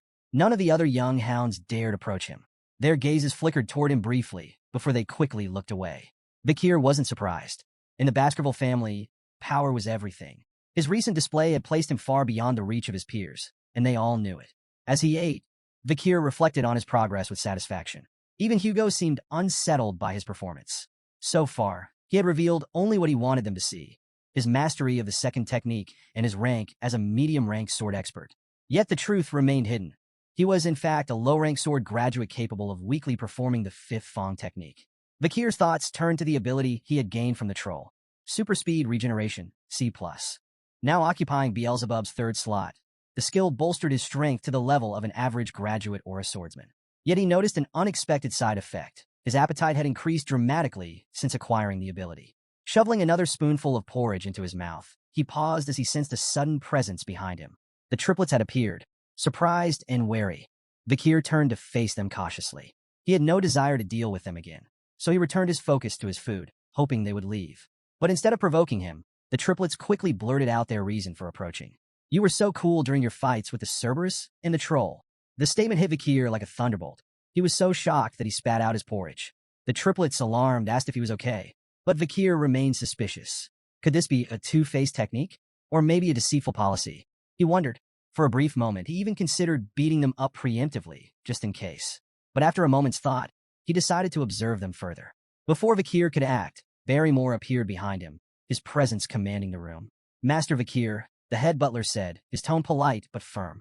Vikir turned, startled. It wasn't often that the butler sought him out in the dining hall. "The Patriarch has summoned you to his office immediately," Barrymore informed him. Intrigued, Vikir quickly finished his meal and stood. The triplets shuffled aside, their sudden admiration for him still puzzling. With a nod to Barrymore, Vikir made his way to Hugo's chambers, his mind racing with curiosity about what awaited him. In the Baskerville Patriarch's office, Hugo sat in his chair, exuding his usual air of authority. Across from him stood Adolphe Morgs, the Morgs clan's proxy patriarch. The Morgs clan, a prestigious mage family, had a long, intense history with the Baskervilles, an iron-blooded sword clan. While their philosophies clashed, the Emperor's decree bound them to conduct annual joint training sessions for children between the ages of 8 and 15. "It's been a while," Hugo said curtly. Adolphe nodded politely. "Indeed. I trust this year's event will proceed smoothly." Hugo's tone was casual, almost dismissive. "The joint training has always been handled without issue." Adolphe raised an eyebrow. "Without issue? Last year, 2 children, one from each family, were seriously injured." Hugo waved off the remark with a faint smirk. "A scratch. Nothing more. It seems the Morg's children are dramatic." Adolphe's lips twitched in irritation. "The Morg's children are noble and dignified, unlike some." His words carried a subtle but unmistakable sting. Once, the Baskervilles and Morgs had enjoyed a strong alliance. The past emperor had even declared that magic and swords complemented each other, fostering cooperation between the two clans. But everything changed with the discovery of a ruby mine along their shared border. The bloodshed that followed shattered their relationship. Now, the joint training sessions continued solely because of imperial command. Adolphe had arrived on behalf of his brother to ensure this year's event proceeded without complications. Turning to Hugo, he remarked, "I've heard there's a supernova in the Baskerville family. A rare genius, born once in a century. A blessing to the Empire, no doubt." Though secretly pleased, Hugo downplayed the compliment. "It's nothing extraordinary," Adolphe smirked, detecting the subtle pride in Hugo's tone. "We, too, have a genius in our family," he said, gesturing toward the door. Morg's clan head Raspine's daughter, Camus. The door opened, revealing a red-haired girl with a fiery demeanor. She strode into the room with confidence, her sharp eyes immediately locking onto Hugo. Adolphe began a formal introduction, but Camus interrupted, pointing an accusatory finger at Hugo. "Are you the thief who stole our ruby mine? Give it back." The room fell into a tense silence. Hugo's face darkened, his calm demeanor giving way to a sharp glare directed at Adolphe. "Thief?" he asked coldly. "Is that what you're teaching your kin now?" Adolphe looked startled. "I never said such a thing." Camus, however, was unfazed. Fixing Adolphe with a determined glare, she declared, "You did. An hour and 42 minutes ago, right before we got off the carriage, you called him that annoying chin beard who stole the ruby mine." Hugo's glare deepened further as Adolphe stammered, his composure crumbling. "Camus, you must have misheard. I said no such thing." But Camus stood her ground, arms crossed. "You definitely said it." Hugo's patience was wearing thin. "It seems the Morgs clan struggles with teaching children proper etiquette," he remarked, his voice laced with irritation. Adolphe, scrambling to salvage the situation, tried to defuse the tension. "It's simply a misunderstanding, Patriarch Baskerville. Camus is young and spirited." Hugo's sharp gaze remained fixed on him. "There's no need to explain the Morgs clan's problems with education to me," he said icily. Camus, undeterred, persisted. Crossing her arms, she repeated her demand, her fiery tone cutting through the air. "Our research is impossible without those stolen rubies." Adolphe's voice turned warning. "Camus," but she ignored him, stepping closer to Hugo. Hugo's patience finally snapped. His voice was sharp, tinged with barely concealed anger. "It seems the Morgs don't teach manners at all." Adolf bristled at the comment, his composure cracking. And what do you plan to do? He retorted, his words biting. Threaten an 8-year-old girl? The insult struck a nerve. Hugo's proud Baskerville dignity prevented him from stooping to such behavior, leaving him momentarily speechless. Before the tension could escalate further, a calm but cutting voice sliced through the heated exchange. It seems the morgues don't teach their children not to envy what belongs to others. All eyes turned toward the speaker, Vakir. He stood in the doorway alongside the head butler, his composed demeanor stark against the tension in the room. The butler formally announced his arrival as Hugo turned to see his son, standing steady and unruffled. Adolf, startled by Vakir's sudden appearance, quickly connected the dots. This boy had to be the rumored Baskerville supernova. His thoughts were interrupted when he noticed something odd. Camus, who had been sitting beside him moments earlier, was no longer there. Camus had moved swiftly, now standing directly in front of Vakir. Her fiery demeanor was on full display as she demanded, "What did you just say?" Adolf called her name sharply, trying to stop her from causing a scene, but Camus ignored him entirely. Vakir, meanwhile, remained unruffled, studying her intently. As Vakir observed her, memories of Camus' future self surfaced in his mind. In time, she would rise as the Mords clan's legendary iron-blooded empress, a figure revered and feared across the empire. Renowned as a genius of geniuses, Camus would create an era of unprecedented power for the Mords clan. She was infamous for her ferocity, having eradicated the monsters and barbarians from life-engulfing forest to form the infamous border of blood and ashes. Her political acumen would even allow her to manipulate the imperial family, earning her the title Fire Goddess of Authority. But for now, Camus was just a child. A fiery, talented child, yes, but still far from the towering legend she would one day become. His musings were interrupted by Camus snapping. "Why does the ruby mine belong to you?" Remaining calm, Vakir countered, "Because it does. Your tantrum won't change that. Don't you think your behavior is childish?" Camus bristled at the remark, her irritation palpable. Without a word, she began casting a spell. Vakir instinctively prepared for an attack, but to his surprise, Camus conjured an intricate ice sculpture instead. She pointed at the sculpture, her tone defiant as she began explaining. "This is the joint security area," she said, using the sculpture as a visual aid.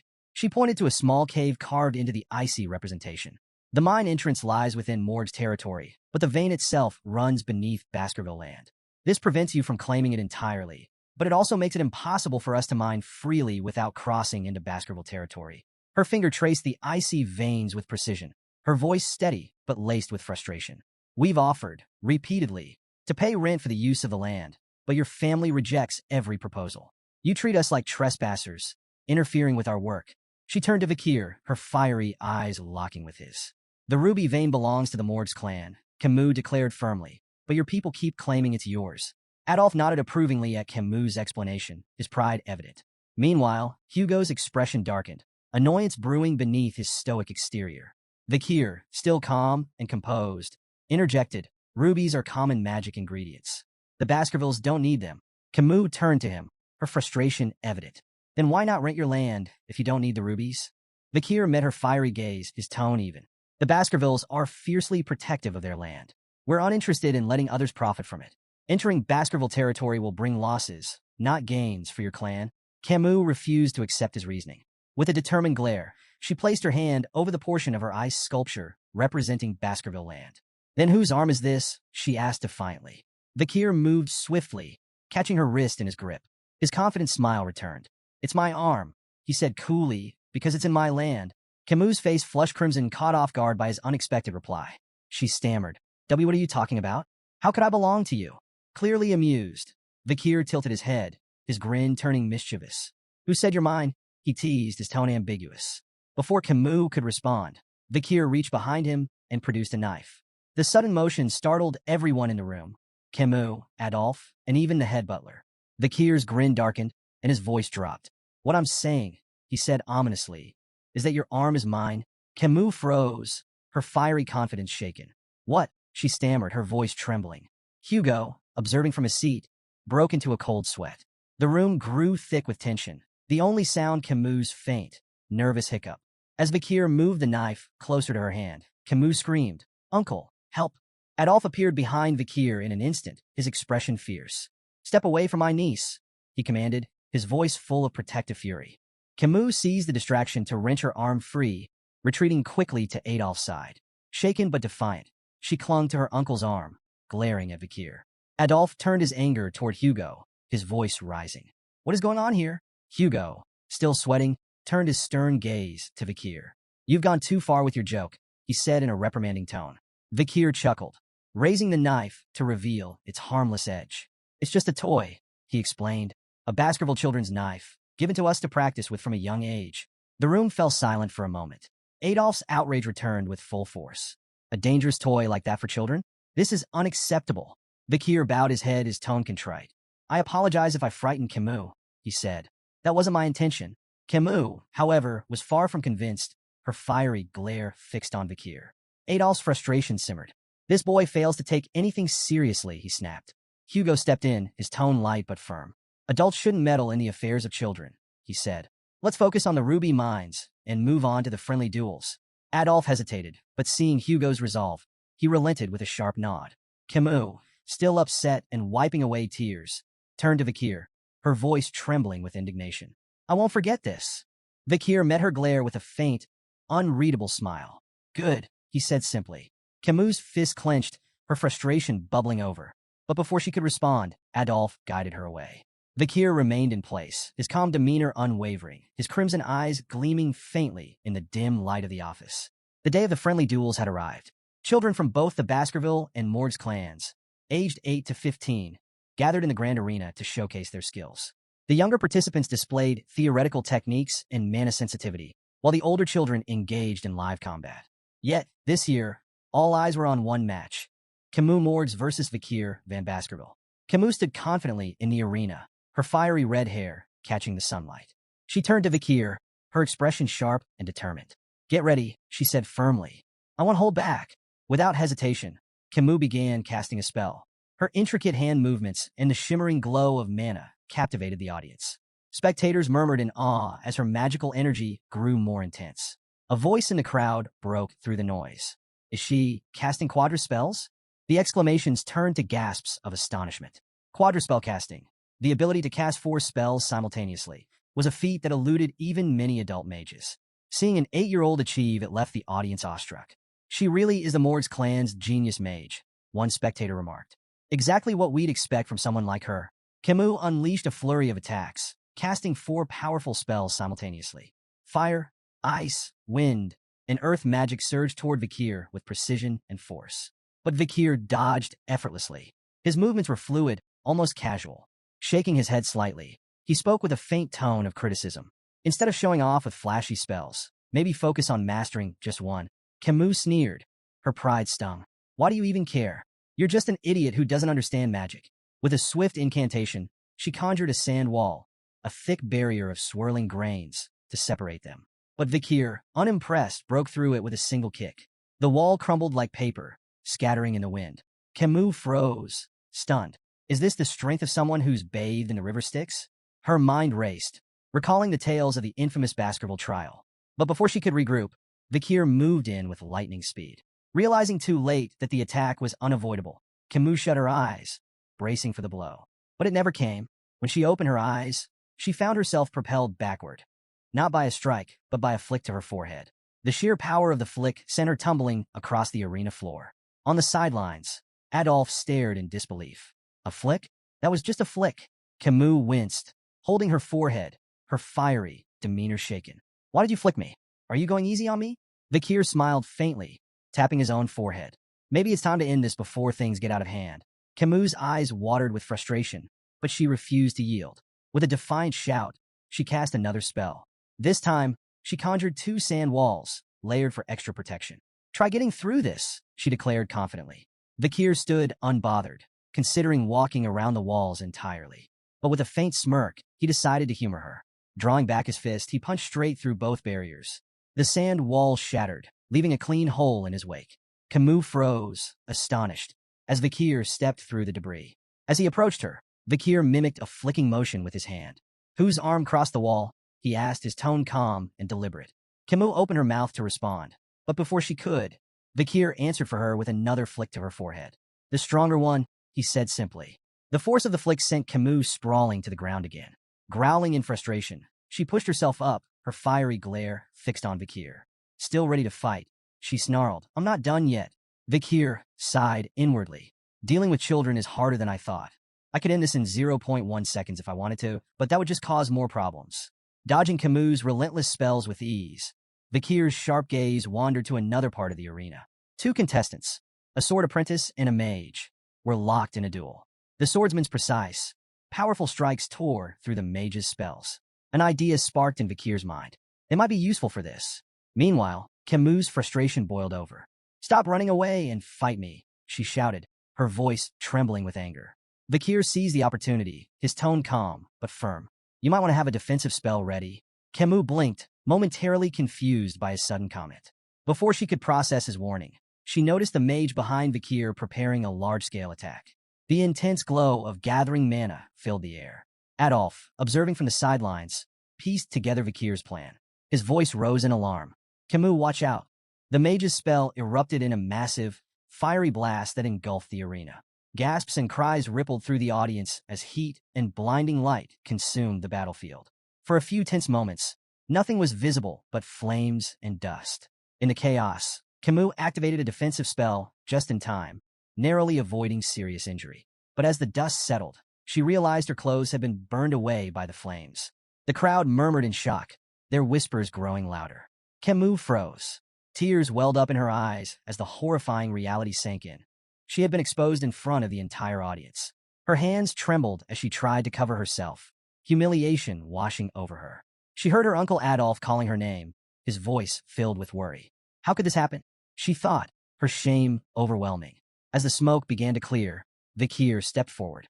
His calm figure emerged from the dissipating dust, unscathed and composed. The audience fell silent, their attention fixed on him. Vikir approached Camus, shrugging off his jacket as he reached her. To the crowd's surprise, he draped it over her shoulders. "You'll need this," he said simply, his voice steady. Camus stared at him in shock, her face flushed. "But you'll be exposed if you give me your only jacket." Vikir brushed off her concern with a faint smile, his tone light but resolute. "It doesn't matter." Camus, still reeling from the chaos, struggled to understand why her supposed rival would offer her kindness. Her confusion deepened when she noticed a thin line of blood trailing down Vikir's arm. "You're hurt," she said, pointing at the wound. Vikir glanced down, momentarily surprised. He hadn't expected his body, strengthened by the river Styx, to be scratched. Examining the cut more closely, he realized the swordsman's blade in the adjacent duel must have carried lingering aura. As the dust fully settled, the scene came into focus for the audience. Camus sat on the ground, wrapped in Vikir's jacket, her fiery demeanor momentarily subdued. Beside her stood Vikir, his shirtless figure revealing a small but noticeable wound on his arm. The crowd murmured in awe, their gazes drawn to Vikir's impressive physique. Despite his young age, his toned muscles and disciplined build stood as a testament to the brutal training of a Baskerville hound. Among the spectators, admiration for Vikir was growing. But for Camus, the situation was more complicated. Her cheeks burned with a faint blush as her gaze kept drifting toward Vikir. "Why am I feeling like this?" she wondered, her earlier anger replaced by an unfamiliar sensation. Even as her uncle Adolf pulled her into a protective hug, her thoughts remained on Vikir. Later, Vikir walked alongside Hugo down a dimly lit hallway, breaking the silence. Hugo's voice was calm but probing. "How was the battle with the Morg's girls?" Vikir answered thoughtfully. "It was interesting. I learned the purpose of the event once again." Hugo nodded slightly. "A battle with a mage is different from a duel between swordsmen. Why didn't you go for a decisive blow?" Vikir hesitated before admitting. "I wasn't sure how to handle a lady in battle." Hugo's expression hardened. "Letting your guard down will only lead to injury. Take this scratch as a lesson." The unexpected concern in Hugo's tone gave Vikir pause. This isn't the Hugo I remember, Vikir thought. The Hugo he knew had been strict, cold, and brutal, his emotions as unyielding as stone. Rumors whispered that Hugo's harshness stemmed from the loss of his first wife and eldest daughter, but such things had never been Vikir's concern. Yet now, hearing a faint trace of worry in Hugo's voice, Vikir felt a rare moment of unease. Seeking to shift the subject, Hugo asked, "What do you think we should do with the ruby mines?" Without hesitation, Vikir replied, "We should give control of the mines to the Morgs." Hugo's eyebrows shot up in surprise. "And your reasoning?" "The Baskerville's primary focus is territorial expansion," Vikir explained. "The monsters and barbarians around the mines will be obstacles if we try to claim the region directly. By allowing the Morgs control of the mines, we can use them to minimize our losses. Their presence will draw the threats into that area, allowing us to handle everything at once." Hugo listened carefully, his sharp mind processing Vikir's words. Slowly, a smile spread across his face. Interesting, he said. Once the Mords assign a large number of people to the mines, we'll push the monsters and barbarians into that region. The ruby veins will be soaked in their blood, and the Mords will think twice before stepping onto our land again. Placing a hand on Vikir's head, Hugo said, "Your idea aligns with about 90% of what I had in mind." Impressive. Vikir accepted the praise silently, his expression composed. Inside, he mused on the irony. This plan was originally Hugo's idea. Vikir had carried it out on his orders in his previous life. Now, seeing it unfold from this perspective brought an odd sense of satisfaction. To conclude, Vikir added, "We should keep a close eye on the Mord's movements." Hugo dismissed the concern with a wave of his hand. "There's no need. I've already increased the number of hounds scouting the area." Vikir nodded, choosing to keep his thoughts to himself. As they continued walking, a familiar voice rang out behind them, stopping them in their tracks. "Hugo, I have something to discuss before I leave." Turning toward the source, they saw Adolf approaching, his expression serious. Hugo nodded, gesturing toward a nearby room. "Let's talk." Once seated, Hugo leaned back in his chair. "What is it you want to discuss?" Adolf wasted no time. "I think it's time to resolve the issues surrounding the ruby mines peacefully," he began. Hugo raised an eyebrow. "Peacefully?" Adolf continued. "We could implement usage fees, but I have another suggestion, an engagement between the Morgs and Baskerville children." As the two patriarchs discussed the potential union, Camus sat nearby. Her gaze occasionally drifted toward Vikir, her cheeks faintly flushed. Hugo noticed this, leaning forward with subtle interest. "Which children do you have in mind?" he asked. Adolf smiled confidently. "The eldest son of the Baskerville clan and the eldest daughter of the Morgs, my niece Camus. She's exceptional, beautiful, intelligent, talented. She lacks nothing and would make an ideal match." Hugo raised an eyebrow. "My eldest son is 25. That's a 17-year age gap." Adolf waved the concern away. "What's a mere 17 years? In the grand scheme of things, it's nothing." Before Hugo could respond, Camus interjected firmly. "I will not marry anyone weaker than my mother. And I don't want a significant age gap in my partner." Adolf's face twisted in frustration as he turned to his niece. "Camus, if you insist on marrying someone stronger than your mother, you'll be alone for the rest of your life. That's not a realistic demand." Hugo, clearly displeased, added dryly, "Engagements aren't a buffet where you can pick and choose. Consider the bigger picture." But Camus, confident and unwavering, crossed her arms. "I have no intention of playing around." Suddenly, Camus' face flushed a deep red, and she looked away, drawing the attention of both Hugo and Adolf. Adolf followed her gaze, his eyes narrowing as realization dawned. She was looking at Vikir. Adolf's mind reeled. "No, this can't be happening. Not him." Leaning toward her, Adolf hissed in a harsh whisper, "Don't even think about it. Vikir is of the Van surname, not from the Lil lineage. He's a small fish in a big pond." "This is absurd." Hugo, sensing the rising tension, sighed and decided to intervene. "The most important thing in an engagement," he said, "is the opinion of those involved. Let's hear what Vikir has to say." All eyes turned to Vikir. Camus looked at him expectantly, her blush deepening as the room fell silent. Meeting her gaze, Vikir's calm voice broke through the tension. "I accept." The room erupted into chaos. Adolf's face turned beet red. He opened his mouth to object, but before he could say a word, Vikir added, "To do as I'm told." Adolf's outrage doubled, his voice rising. "What kind of attitude is that toward the Morgs clan's daughter?" Camus, on the other hand, was completely flustered. Her face turned crimson as she tried to decipher Vikir's cryptic response. Is he shy? Does this mean he's secretly okay with the engagement? Her mind raced with possibilities, each more baffling than the last. Hugo, clearly amused by the situation, interjected with a composed tone. "In the Baskerville household, names and titles hold little meaning. Greatness comes from ability, not bloodline. Even those of Van descent can rise to prominence." Adolf's expression remained skeptical, his eyes narrowing as he turned to scrutinize Vikir. The young Baskerville stood tall, calm and unyielding under Adolf's piercing gaze. Internally, however, Vikir was assessing Adolf just as carefully. As a six-circle mage and one of the Mords clan's strongest supporters, Adolf was undeniably formidable. Breaking the silence, Adolf said coldly, "I don't think it's wise to rush this. We can't have just anyone become Camus' husband." Vikir reflected on the peculiar customs of the clans, where engagements often felt more like polite suggestions than binding agreements. Still, he couldn't help but wonder if Adolf, with his lofty standards, was dissatisfied even with the renowned genius of the Baskerville clan.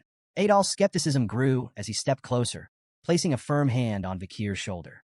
He applied pressure, clearly testing the boy, But to Adolf's surprise, Vikir didn't budge. His sturdy frame defied expectations, as though the weight of a six-circle mage was nothing to him. Intrigued, Adolf asked sharply, "Why aren't you responding? Are you even paying attention?" Vikir's blunt reply was like a thunderclap in the room. "I stopped listening after you said it was unwise to say certain things to me." Camus gasped audibly, her eyes wide. Her uncle, one of the most powerful mages in the clan, had been dismissed by a child. Meanwhile, Hugo struggled to stifle his laughter, turning away to hide the smirk threatening to break across his face. Adolf, instead of anger, erupted in a dark, booming laugh. Turning to Hugo, he declared, "I think I need to have a more in-depth conversation with this boy." Hugo raised an eyebrow, suspicious. "What are you planning, Adolf? You're not going to scold an 8-year-old, are you?" Adolf laughed again, the sound echoing ominously. "Not as a deputy patriarch of the Mord's clan. I'm speaking as her uncle. After all, Vikir might one day marry my niece." Camus' face turned crimson. "Uncle, stop it," she pleaded, but Adolf ignored her protests. "These moments are inevitable, Camus," he said, waving her off. Hugo, sensing where this was heading, gave Adolf a skeptical look. "You're serious about this, aren't you?" Adolf nodded, his expression grimly amused. "Completely." Hugo sighed, hesitant but ultimately relenting. "Fine," he said, "but don't take it too far. The last thing we need is a political incident over a conversation." Camus groaned in frustration. "This isn't a conversation," she muttered, crossing her arms. It quickly became clear to everyone in the room. This wasn't going to be a talk. It was a duel. After some time, Vikir and Adolf stood face to face in the center of the arena, tension crackling in the air. Hugo and Camus watched from the sidelines, each with their own thoughts. Adolf smirked and declared, "Show me everything you've got, boy. Don't hold back."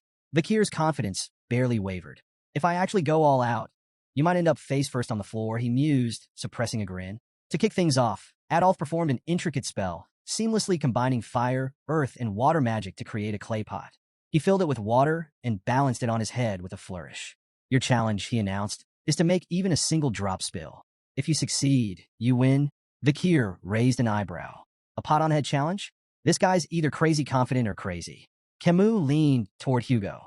"This is classic Adolf," she explained. "His control is basically unmatched." Vikir analyzed the setup. Charging straight at Adolf might not work, but it'd give him valuable intel.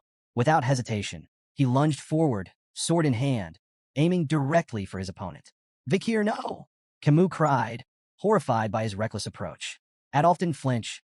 He raised a hand, casting a shimmering barrier that effortlessly absorbed Vikir's strike. "Rookie mistake," Adolf said smugly, glancing at Camus. "Why are you helping him? Shield magic makes swordsmen like him obsolete." Vikir clicked his tongue, frustrated but unfazed. Adolf, clearly enjoying himself, launched a series of flashy spells. Fireballs, wind blades, and earth spikes flew toward Vikir, but he dodged them all with cat-like agility. From the sidelines, Camus seethed. "He never used this much magic against me," she shouted. Adolf turned to her, feigning betrayal.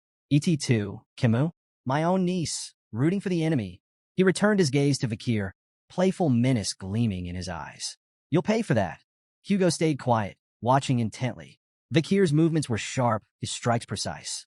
"Let's see how far he can push Adolf," Hugo murmured to himself. Vikir observed Adolf's techniques closely, replaying memories from his past life and adapting them to his current form. Adolf bragged, "No sword can break my shield." But cracks began to form as Vikir struck the same spot over and over, his attacks like a perfectly tuned machine. Adolf's smug grin faltered. Persistent little, before he could finish, Vikir's sword shattered. Adolf immediately regained his composure. "Amateur mistake," he taunted. "You ignored your weapon's durability." But the air shifted. Hugo and Camus exchanged knowing glances as Adolf continued his mockery, oblivious to the danger. Water poured down Adolf's face, soaking him completely. He froze. "What the?" He glared at the shattered pot above him. "How did a shard pierce my shield and the pot?" Vikir, calm and composed, simply shrugged. "Maybe it was too full." Camus stood frozen, cheeks flushed as the weight of the moment hit her. Vikir had defeated her invincible Uncle Adolf. Her thoughts spiraled. "He's amazing. Is this fate?" Images of wedding bells and matching outfits flashed through her mind. Meanwhile, Hugo stood in silent contemplation, his gaze fixed on Vikir. This wasn't just talent or luck. It was raw potential. Am I raising a hound far more powerful than I imagined? 7 grueling years passed. The young hounds, now honed by relentless training, faced their ultimate test, a monstrous horn bear. The beast charged, its roar shaking the ground. In perfect unison, the hounds launched their attack, swords slicing with precision. From the sidelines, their instructor, Staffordshire Baskerville, watched with a calculating eye. "Stop wasting your energy on its vital points," he barked. "Go for the hind legs, slow it down first." The triplets responded instantly, their crimson auras flaring as they executed synchronized strikes. The beast staggered, its movements slowing. Staffordshire nodded in approval. "Good. That's how Baskervilles fight. As a pack." With the monster weakened, the remaining hounds moved in for the kill, finishing it with a coordinated assault. Staffordshire clapped his hands. "Congratulations. You're now lower-ranked sword experts and have mastered the first Baskerville technique." But his tone turned grim. This was a controlled environment. Out there in the life-engulfing forest, the oxbears won't be caged or predictable. One mistake, and you're dead. Your bloodline strength is your lifeline. Don't waste it. His words hung heavy in the air as the young hounds absorbed the harsh truth. Their 7-year training had officially ended, but their journey was only beginning. The newly minted hounds buzzed with excitement, discussing their futures. 2 of them debated their preferences for the Baskerville clan's 7 night orders. "I'm all about the Wolfhound Order," the first said, puffing his chest.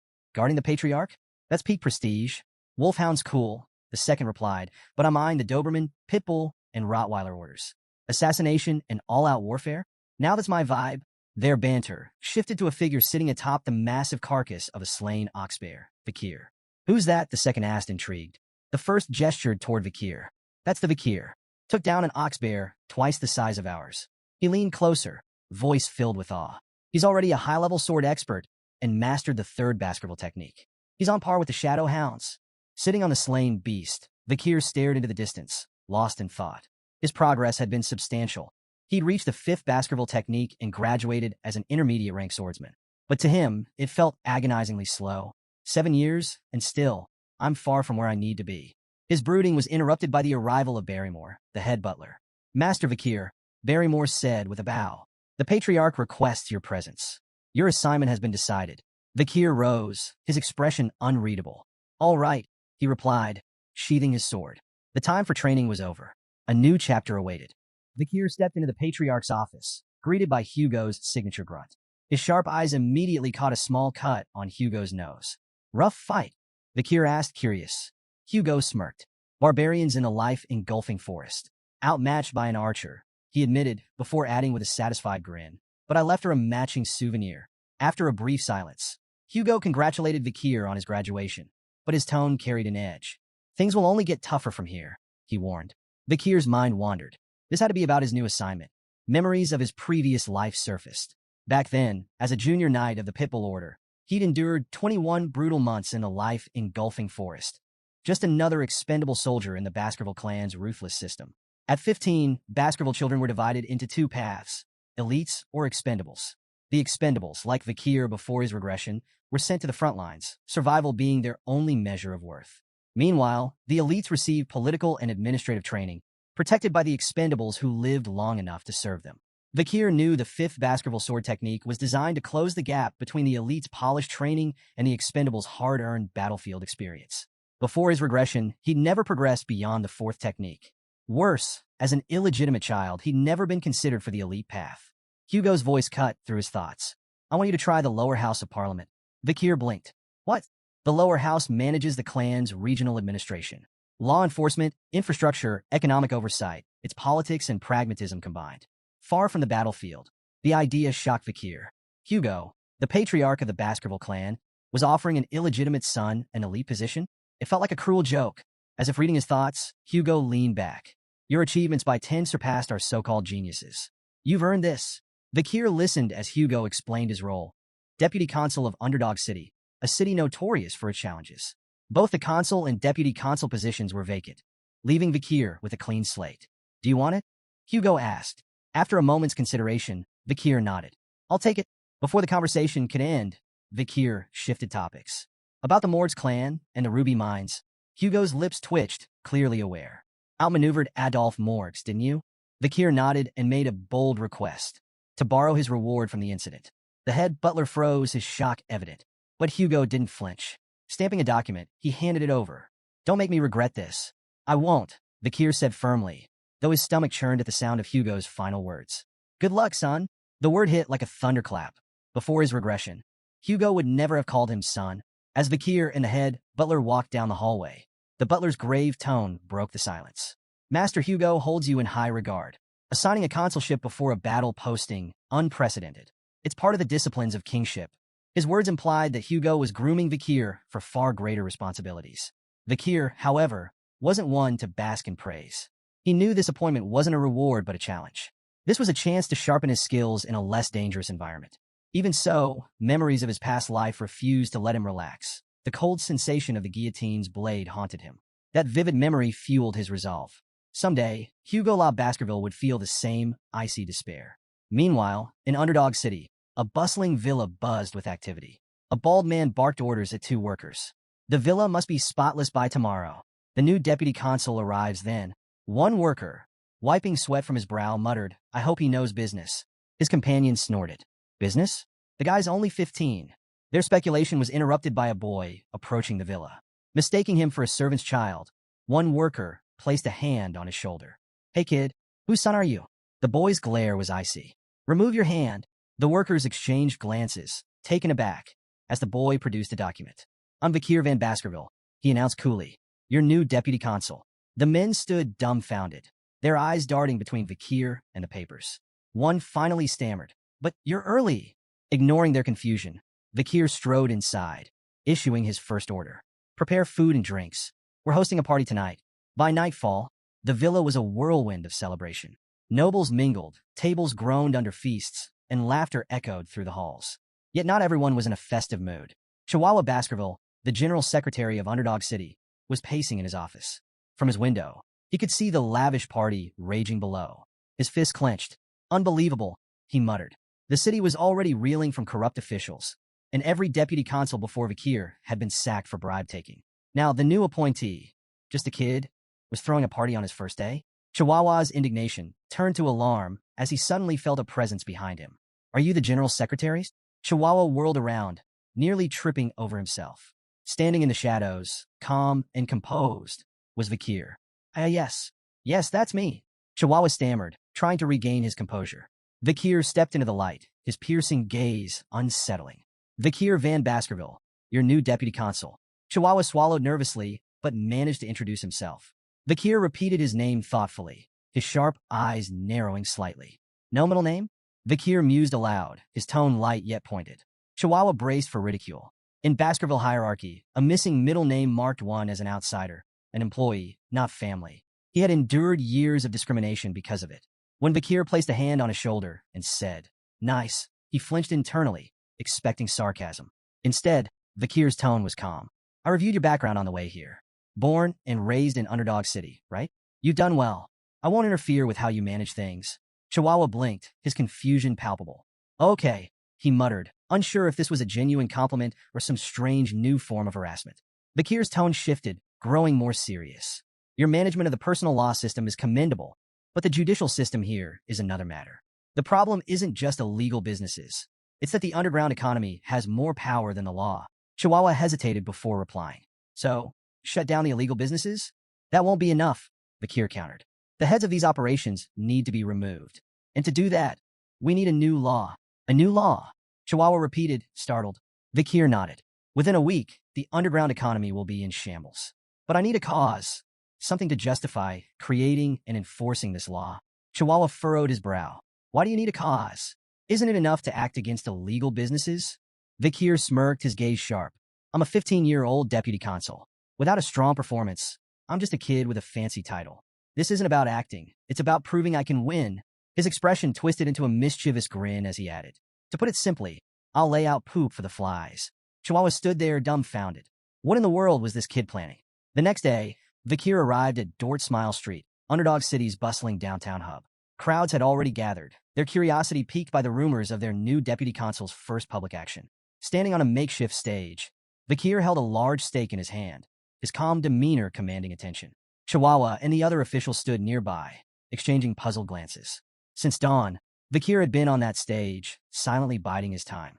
Finally, he stepped forward and introduced himself. "I am Vakir van Baskerville, your new deputy consul." The crowd buzzed with surprise, their whispers swelling like a tide. Many found it hard to believe that someone so young could hold such a high position. While a few onlookers murmured that Vakir was cute, Most questioned what someone his age could possibly achieve. Undeterred, Vikir raised his voice, addressing the crowd with confidence. He reminded them of the Baskerville family's long-standing laws, unwavering and as strict as ever, regardless of who held office. But skepticism was thick in the air. Doubts about his age, ability, and resolve rippled through the crowd. Some muttered bitterly about the corruption of past officials, assuming Vikir would inevitably fall into the same trap. Standing beside him, Chihuahua clenched his fists. Unable to stay silent, he snapped at the crowd, demanding respect for the new deputy consul. His sharp tone momentarily hushed the murmurs, though many still whispered that Chihuahua seemed better suited for the role than the boy standing on the stage. Then, Vikir acted. With a display of raw strength, he hoisted the large stake high above his head. In one powerful motion, he drove it into the ground with such force that the earth seemed to tremble. Gasps spread through the audience, their skepticism giving way to astonishment. Before the awe could fade, Vikir made his move. Standing tall, he declared the introduction of a new decree, the Vikir Special Law. The first provision, he announced, his voice carrying over the crowd, is simple. Anyone who pulls this stake from the ground will be rewarded with 100 million gold, personally paid by me. The crowd erupted in disbelief. 100 million? They shouted, their voices blending into a chaotic cacophony of awe and doubt. Could it really be that simple? Could pulling out a stake make someone unimaginably rich? Yet, despite the excitement, no one stepped forward. Vikir's sharp eyes scanned the hesitant faces, his gaze daring someone to take the challenge. What's wrong? He taunted. Does no one have the guts to try? When the silence persisted, he smirked and raised the stakes, literally. Paragraph 1, Article 2, he declared. The prize is now 1 billion gold to the person who pulls out this stake. Gasps of shock rippled through the crowd. 1 billion gold was beyond anyone's wildest imagination, a life-changing fortune. The murmurs turned feverish as the audience grappled with the sheer magnitude of the reward. Amid the tension, a loud, mocking laugh cut through the noise. An overweight man lumbered forward, his face twisted in disdain. What is this nonsense? Do you take us for fools? He barked. No one's going to fall for such a ridiculous stunt. But someone in the crowd, quieter yet no less intrigued, muttered, 1 billion isn't exactly pocket change. The mood shifted. Whispers of curiosity and hesitation rippled through the audience. Behind Vikir, Chihuahua was more perplexed than ever. Why weren't they the ones embarrassed by this spectacle? Why was the crowd the one feeling the pressure? Unfazed by the noise, Vikir remained calm, his presence commanding. He stepped forward, his voice cutting through the whispers. So, he asked, his tone sharp and direct, is there no one brave enough to accept the challenge? The crowd fell silent once again, the weight of his words hanging heavy in the air. When no one stepped forward, Vikir raised the stakes once more. His calm voice carried over the hushed crowd. The reward is now 10 billion gold. The crowd collectively froze, their disbelief palpable. Whispers rippled through the gathering. This has to be a joke, someone murmured. Don't be stupid, another cautioned. Look at his sword. If you seem too greedy, he might cut you down. Despite the unimaginable prize, fear and hesitation kept everyone rooted in place. Beside Vikir, Chihuahua leaned in, whispering anxiously. Deputy Consul, there isn't enough money in the city to back that promise. Before Vikir could reply, a small hand shot up from the crowd. I'll try, said a timid voice. Gasps echoed through the audience. All eyes turned to the source, a frail young girl clutching a basket of flowers. Judy? The flower girl, an old man muttered, stepping forward as if to stop her. Child, don't. But Judy shook her head, determination flickering in her eyes. My mother is sick. I have no choice. The crowd whispered in astonishment as she approached the stage, her movements hesitant yet resolute. Standing before the massive stake, Judy glanced nervously at Vikir, who towered over her with an unreadable expression. Vikir spoke a single word, pull. His voice was calm, devoid of any hint of mockery or encouragement. Judy couldn't tell if he was serious or testing her. With trembling hands, she wrapped her fingers around the stake. Taking a deep breath, she pulled with all her strength. To everyone's shock, the stake slid out effortlessly, as though it had been planted in sand. A stunned silence fell over the crowd. Mouths hung open, eyes wide in disbelief. How could a frail little girl succeed where no one else dared to try? Judy stared at the stake in her hands, unsure of what to do next. She glanced nervously at Vikir, her heart racing when she saw him reach for his sword. Tears welled up in her eyes as she thought of her sick mother and the consequences of her boldness. But instead of cold steel, something warm and heavy landed in her hands. Startled, she opened her eyes to see Vikir kneeling before her, holding out a small bag. For now, here's 100 million gold, he said calmly. Judy froze, clutching the bag tightly as the weight of his words sank in. Was this real? Vakir rose to his feet, his tone businesslike. Where's your home? He asked. 10 billion gold is too heavy to carry. I'll have it delivered with a guard to protect it. Placing a hand gently on Judy's head, Vakir spoke with quiet authority. This is the law. It must always be obeyed. The crowd erupted into a cacophony of murmurs and gasps. Vakir had done the unthinkable. He had kept his outlandish promise. Even Chihuahua, standing on the stage, was left slack-jawed, unable to process what he had just witnessed. This bold performance was a turning point. The Vakir special law swept through the city, becoming the talk of Underdog. It overshadowed even the Baskerville clan's long-standing governance law. For the first time, people saw the young deputy consul as more than just a figurehead. He was someone who kept his word, no matter how audacious it seemed. Citizens were deeply moved by the simple fairness of the law, rewards for those who upheld it and consequences for those who broke it. Word of Vakir's commitment spread like wildfire. Unlike his corrupt predecessors, Vakir wasn't about greed or empty promises. He was earning the city's respect. In a matter of weeks, the atmosphere in Underdog City began to shift. Crime rates plummeted, and for the first time in years, the streets felt safer. The people began to take pride in their leadership. In the deputy consul's office, Chihuahua was scribbling on a board when Vakir approached, noting that the text was written in the Eastern language. Impressive handwriting, Vakir remarked casually, sparking a conversation. Still reeling from the earlier spectacle, Chihuahua confessed, Deputy Consul, I've lived in this city for 2 decades, and I've never seen anything like today. It was inspiring. Vakir offered a faint smile. Fear and wrath can only go so far. Trust in the law is what matters. Today wasn't about theatrics. It was about trust. Chihuahua, visibly moved, stepped forward and bowed deeply. You have my loyalty, sir. From this day forward, I will serve you for the rest of my life. Relax, Chihuahua. You're going to overheat, Vakir teased, but his thoughts were already drifting. Reflecting on his success, Vakir couldn't help but think of a future that once was. He remembered Camus Morgues, whose iron-fisted rule had once brought crime rates to an impressive 1%. But her methods relied on fear, alienating the people she ruled. Vakir was determined to forge a better path, one that earned loyalty, not resentment. Turning to the map spread out on his desk, Vakir marked several locations. These were potential hideouts and operational bases for illegal groups. The real challenges are just beginning, he murmured. The 10 billion gold reward had already been spent. Now it was time to recover those funds. Pointing to the marked areas, he laid out his plan to monitor these locations and confiscate the dirty money fueling the city's criminal networks. Chihuahua leaned over the map, intrigued. How do you know these are their bases? With a smirk, Vakir tapped his nose. I can smell them. The truth, of course, was far less mystical. Vakir's memories from before his regression had provided him with precise knowledge of these operations.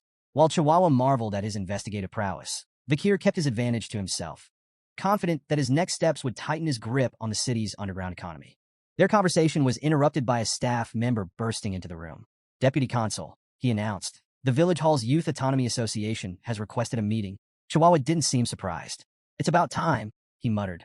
Vakir, however, scowled. Arrogant bastards, he said bluntly. What do they want? Chihuahua explained. The Youth Autonomy Association is made up of second and third generation members from Baskerville's 7 founding families. Despite the grand name, it's just a rowdy social club for entitled brats. He shrugged. They probably have opinions about the Vakir special law. Vakir's grin was sharp, his tone cutting. The dung flies have started to smell the bait. Both Chihuahua and the staff member blinked, momentarily speechless. Vakir's cold smirk deepened. Let's deal with the pests gnawing at the city's foundations. Meanwhile, deep within the burning suspension, a high-end club in Underdog City's most luxurious hotel, a raucous party was underway. In the VVIP lounge, rented for a staggering 10 million gold for just 6 hours, the 7 key members of the Youth Autonomy Association reveled in extravagance. These second and third generation heirs of Baskerville's most influential families were steeped in privilege. The room buzzed with laughter as they built a pyramid of glasses, pouring expensive wine over it and letting the liquid cascade dramatically across the table. The blonde ringleader of the group smirked as he turned to the waiters. Drink it, he ordered, gesturing to the wine pooling on the table. Without hesitation, the waiters complied, lapping up the spilled wine like obedient dogs. Thank you, sir, for the privilege, one muttered, wiping his mouth. Reclining on a plush sofa, the blonde man chuckled. No matter how recklessly I spend, my money always comes back to me, he bragged. One of his companions nodded, raising a glass. Thanks to the Baskervilles, of course. All that territorial expansion gives us an endless supply of barbarians to kidnap and sell as slaves. Another laughed. The Baskervilles' ambitions are a blessing. They're like our personal hunting dogs, always there to protect us. Protect us, the blonde man scoffed. They're just sword-wielding idiots we can manipulate. Leaning forward, he added with a grin, remember when we orchestrated that conflict between the Mesamadrano and Baskerville clans? The Baskervilles wiped them out without even realizing they'd been played. The group burst into laughter, toasting their cleverness. As the laughter died down, one of them brought up the new deputy consul. What about this Vikir van Baskerville? The blonde man sneered. Oh, never heard of him. The group shook their heads, equally unimpressed. Well, the blonde man said, his grin widening. How about we teach the boy a lesson? We'll invite him to a lavish party, ply him with expensive drinks and women, and then stick him with the bill. The group roared with laughter at the thought. Think about it, the blonde continued. The kid wouldn't dare report us. A 15-year-old deputy consul? He'd ruin himself trying to pay. As they finalized their plan, the waiter entered with a group of women in tow, their arrival announced with a flourish.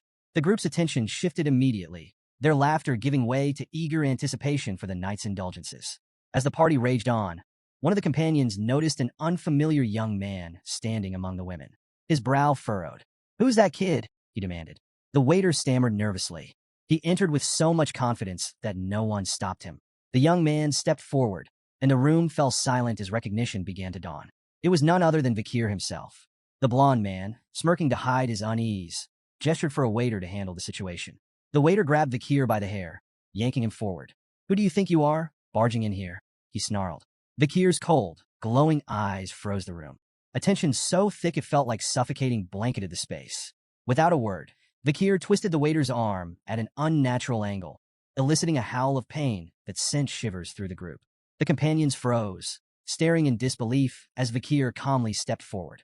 One of them, his voice shaking, stammered, Deputy Consul Vikir? Why are you here? Vikir's reply was short and cutting. You invited me. The blonde man forced a laugh, his tone overly jovial. Well, isn't this incredible? The deputy consul has graced our humble party. What an honor. Vikir didn't respond.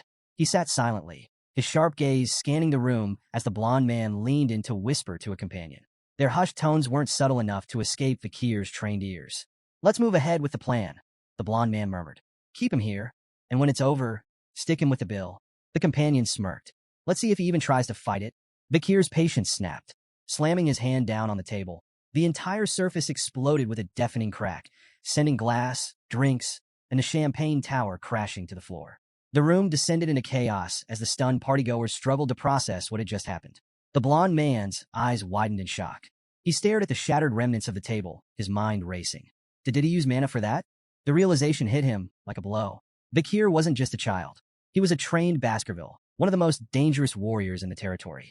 One companion, trembling, whispered angrily, We underestimated him. The blonde man snapped back, Do something. But the companion shook his head, visibly terrified. We don't stand a chance. Vikir leaned forward, his hand landing heavily on the shoulder of one of the companions. The man froze under his icy gaze, panic flooding his features. Well, we'll pay for the drinks ourselves, the man blurted out desperately. Vikir's expression darkened. Were you planning to make me pay for everything? His voice was cold, each word a dagger of accusation. The companion's face shifted from panic to regret, realizing the depth of their mistake. Another companion nervously laughed, trying to diffuse the tension. Who would even dare think of doing something so ridiculous? The blonde man forced an awkward laugh, jumping in. It's all a misunderstanding. We were just testing you, to see if you're strong enough to resist the city's corruption. Exactly, another chimed in hastily. And it looks like you've passed. You're just the kind of leader Underdog City needs. Vikir's piercing gaze silenced their excuses. Without warning, he lunged at the man sitting closest to him. In one swift motion, his palm struck the man's stomach with a claw-like grip, driving him backward with devastating force. The man gasped in pain as Vikir leaned in, his voice low but firm. An owner can test their dog, he said coldly, but a dog should never test its owner. Ever. The room plunged into an uneasy silence as Vikir's icy gaze swept across the group. His voice was calm, but razor-sharp. Have you grown so complacent with your wealth and power that my actions don't move you? His eyes narrowed. You have no idea what real fear looks like. Without hesitation, he threw the man beneath his grip to the ground and stomped on his face. The sickening crunch reverberated through the room. Vikir straightened and looked back at the others. Do you even know why I'm doing this? If not, perhaps you all need the same lesson. The blonde man's face turned deathly pale. Stammering, he insisted, We understand perfectly. There's no need for more. Vikir's expression darkened. If you really understood, you'd already know what's coming next. He delivered a sharp kick to the downed man, eliciting a groan of pain. Tension boiled over. The blond man spat. You bastard. Another sneered, his voice dripping with scorn. Do you really think you can get away with this? In an instant, Vikir closed the distance between them, standing mere inches from the second man. His voice was cold and unyielding. You're guilty of abduction, kidnapping, illegal slave trafficking, and insulting Baskerville authority. The room froze. The companions' faces contorted in shock. How could Vikir possibly know the details of their crimes? Before they could react, Vikir's fist collided with the second man's face, sending him sprawling to the ground. Animals don't learn until they're taught, Vikir said, his tone dripping with disdain. His lips curled into a sinister grin. And now, I'll teach you disobedient creatures what happens when you defy the law. In the dim confines of a prison cell, two figures stood in stark contrast. Vikir, calm and composed, regarded the scene with indifference, while General Secretary Chihuahua looked visibly shaken. Before them, the blond man, his face swollen and bloodied, screamed profanities. His voice echoed harshly off the stone walls. You think this ends here? The blond man snarled, venom in his tone. The moment I'm out of here, I'll have both of your heads on spikes. My father will never forgive this. Chihuahua, unnerved by the outburst, turned to Vikir. Deputy Consul. He began cautiously. Did you really have to go this far? Vikir glanced at him, his faint smirk betraying no remorse. Do you think I overdid it? Chihuahua's response was emphatic. Yes. Look at him. He's barely human anymore. You've turned him into a meat bag. Vikir's smile didn't waver. He strode toward the cell, his voice calm but laced with menace. This is nothing. I haven't even started. Chihuahua's unease deepened. What are you planning? He asked, his tone wary. Vikir's response was chilling. I'm going to purge all the corrupt civil servants who've twisted the Baskerville system into something monstrous. He gestured toward the prisoners behind the bars. Look at them, arrogant smug. They've trampled the clan's authority for far too long. This is what happens when education is neglected. The blond man and his companions, finally grasping the severity of their situation, dropped their bravado. Desperation etched their faces as they begged for mercy, offering Vikir anything he wanted in exchange for their lives. Chihuahua, ever the pragmatist, voiced his concern. You do realize their families won't sit quietly, right? They may be cowards, but they're bold enough to retaliate if pushed too far. This could spiral out of control. Vikir's confident smile didn't waver as he reassured Chihuahua. These men are deeply tied to the criminal underworld of Underdog City, he explained. Their families are just as complicit. None of them would dare raise a complaint. They'd be incriminating themselves. Chihuahua wasn't convinced. But what about evidence?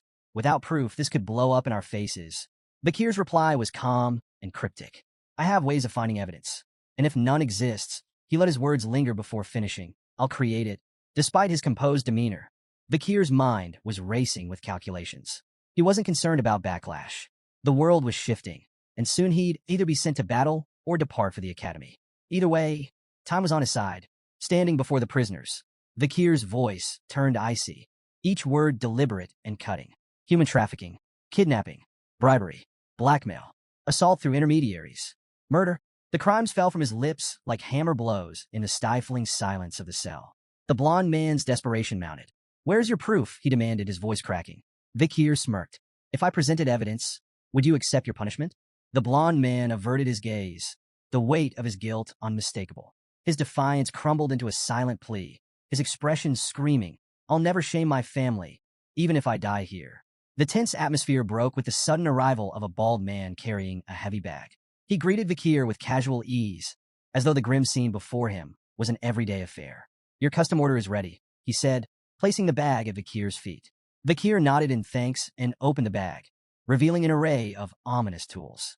The bald man watched, a mix of dread and fascination on his face. Finally, he couldn't hold back. I've been in this business for 30 years, but I've never seen tools like those. Where did you come up with such terrifying devices? Without looking up, Vikir replied nonchalantly, I didn't invent them. They were common where I came from. The bald man froze, visibly unsettled. Where you came from? What hellhole is that? Vikir chuckled. Something like that. Then, almost casually, he added, Want me to teach you how to use them? The bald man quickly shook his head, his face pale. No thanks.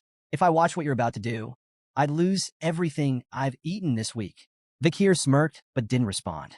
He turned his focus back to the tools, methodically arranging them as his mind drifted to darker times, the era of destruction. Memories of breaking Demon Clan prisoners resurfaced, the era when interrogation techniques reached horrifying heights in sophistication and cruelty. Opening his coat, Bakir revealed a series of tools strapped to his body. The blond man's defiance shattered. His bravado dissolved into a high-pitched squeal as sheer terror gripped him. Bakir's expression was cold and unreadable. "What happened to your confidence?" he asked mockingly. "Where's all that tough talk about never confessing?" Buttoning the cuffs of his sleeves with deliberate calm, Bakir added, "Don't say anything just yet. Let's savor this moment.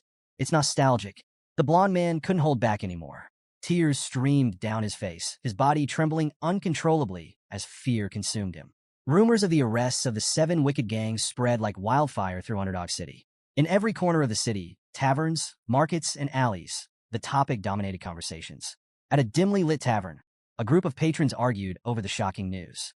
"Good riddance," one man spat. "Those gangs treated ordinary folks like pests." Another, more skeptical voice chimed in, "Don't get your hopes up. The new deputy consul might make some noise, but he'll release them soon enough. They're too tied to the native families. But the charges are serious this time," a third patron countered. "They might actually be executed." The room fell into uneasy murmurs as patrons debated whether the children of the native families could truly face such dire consequences.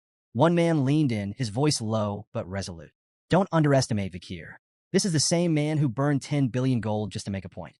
If anyone will follow through, it's him." Others scoffed, dismissing the arrests as a political ploy. "It's all for show," a patron said, waving a hand. "The native families will apologize, and the gang members will walk free. It's how things have always been." At first, it seemed those predictions might hold true. The Mablink, Pyre, Luib, Chanel, Daragamu, Hermes, and Prada clans, families tied to the 7 wicked gangs, issued formal apologies to Deputy Consul Bakir. But the apologies fell on deaf ears. In the heart of the city's central square, 7 severed heads hung grotesquely from iron spikes. Salt preserved their twisted expressions of agony, a chilling reminder of the suffering they endured before death. Above the heads, a public notice detailed their crimes and punishments under the Baskerville Family Autonomy Constitution, a set of laws infamous for its strict and unforgiving penalties. Clause 1. Banning illegal brothels. Punishment: tattooing the word sex across the criminal's face. Clause 2. Banning illegal gambling.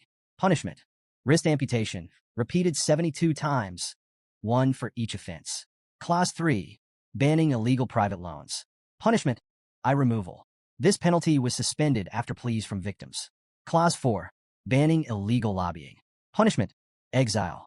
Since the criminals were already dead, their headless bodies were discarded outside the city walls. The crowd stood frozen, staring in silent horror at the grisly display.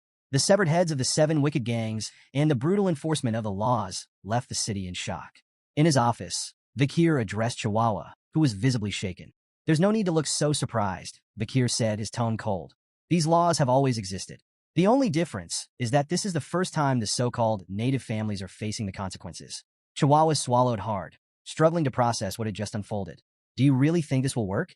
Bakir turned his gaze to the window, watching the flickering torches of the central square below. "This is only the beginning," he said. "This enforcement will spark a chain reaction. Underdog City is on the brink of a violent shift." His voice grew darker. "When the destruction begins, this city will become a bloodbath." Turning back to Chihuahua, Bakir's tone sharpened. "Brace yourself. You're joining me for the next step of the plan." Chihuahua blinked, clearly rattled. "Me? Why do I have to?" "You're part of this now," Bakir interrupted, his voice leaving no room for argument. Chihuahua let out a resigned sigh, his face pale as the weight of what lay ahead settled over him. The scene shifted to a dimly lit tent buzzing with anticipation. Chihuahua, now donning a sinister mask that only made him more jittery, stood among a crowd of similarly veiled figures. Turning slightly, he whispered nervously to a figure caged behind him. Bakir, exuding his usual unbothered confidence. "Are you sure this plan isn't insane?" Chihuahua asked, his voice barely audible. Bakir's crimson eyes locked onto him. "Have I ever let you down?" Chihuahua's silence spoke volumes. He adjusted his mask, feigning composure as more masked individuals filed into the area. This was no ordinary gathering. It was the infamous underground slave auction in Underdog City, a lawless pit nestled at the edge of Baskerville territory. Under the cover of night, a sprawling tent had risen from the barren wasteland, its garish lights luring in luxurious carriages like moths to a flame. Inside, a grim marketplace awaited, where lives were bartered like commodities. Kidnapped barbarians, disgraced nobles, and commoners alike. The Baskerville family, oblivious to this atrocity on their outskirts, remained conspicuously absent. At the entrance, The auctioneer greeted arrivals with exaggerated cheer. His tone shifted slightly upon noticing Chihuahua's group, recognizing the telltale insignias of the Mablink clan, one of the auction's most esteemed customers. "You're here as sellers this time," the auctioneer remarked, glancing at their credentials. "I trust you've brought something to impress. Last time, the clan wasn't exactly thrilled with our offerings." Chihuahua's lips curled into a nervous smirk beneath his mask. "No complaints here. Quality is never a problem." The auctioneer's gaze fell on Vakir, trapped in a cage among the other merchandise. His striking black hair and piercing crimson eyes drew the man's attention like a shark to blood. "Now that's a rare gem," he murmured, his greedy eyes glinting. "I'll make sure he fetches a premium." Feigning agreement, Chihuahua nodded and let the auctioneer handle the rest. The man bowed theatrically before disappearing, leaving Chihuahua to stew in the chaos of the tent. Inside, the atmosphere was electric. The crowd of criminals and elites buzzed with anticipation, swapping whispers about the night's offerings. From exotic slaves to tragic nobles, everyone had their preferences, though all shared the same ravenous hunger for novelty. The auctioneer took the stage, his flamboyant energy rivaling that of a carnival barker. "Ladies and gentlemen," he boomed, "our first item, a beast straight from the nightmares of hell itself." With a dramatic flourish, he unveiled an A-rank monster, the Mercy Lego. The crowd gasped as the towering creature, part cow, part devil, growled menacingly. Its 19 hearts made it nearly impossible to kill, a fact the auctioneer didn't fail to exploit. "Every part of this beast is valuable," he announced, listing its leather, meat, bones, and even intestines. "The bidding starts at 100 million gold." Excitement rippled through the audience as the bids climbed. 140 million, 200 million, 250 million. "Sold for 250 million gold," the auctioneer bellowed, slamming his gavel with a theatrical bang. The crowd erupted into applause, eager for the next spectacle. As the auction continued, a variety of bizarre and horrifying products paraded across the stage, each commanding the audience's morbid fascination. However, the crowd's murmurs hushed when a worker approached the auctioneer, whispering in his ear. A wicked grin spread across his face. "Ladies and gentlemen," he announced, his voice laced with excitement, "we have a special addition to tonight's lineup. From the savage tribes of the life-engulfing forests, a warrior of unparalleled ferocity." The girl was dragged onto the stage, her fierce glare defiant even as the chains bit into her wrists. The auctioneer wasted no time hyping her up as a wild beast begging to be tamed, urging the crowd to prove their dominance. "Bidding starts at 5 million gold," he declared, his voice booming. Silence. "All right, 3 million, he tried, his enthusiasm wavering. The crowd exchanged uninterested glances.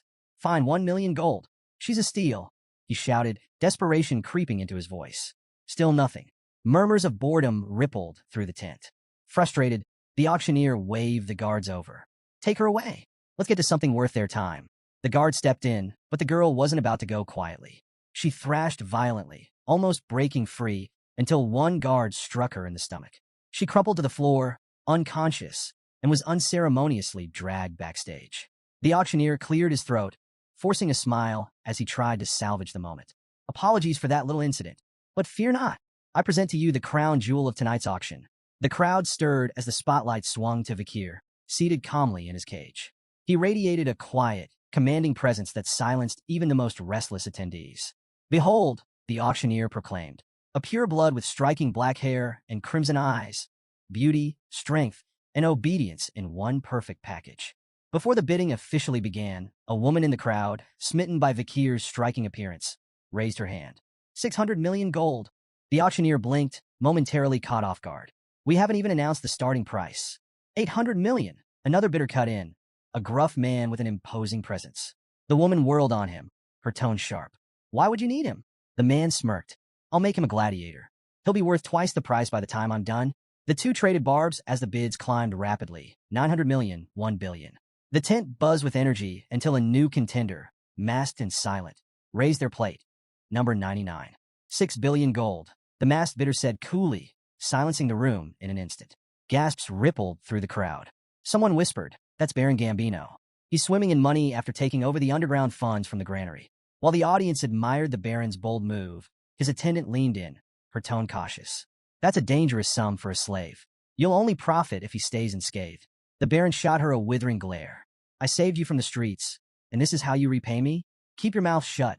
The auctioneer slammed his gavel. "Sold. To customer 99 for 6 billion gold." Guards hauled Vakir from the cage, presenting him to Baron Gambino. Up close, Vikir's presence was even more intimidating, his crimson eyes practically daring the Baron to test him.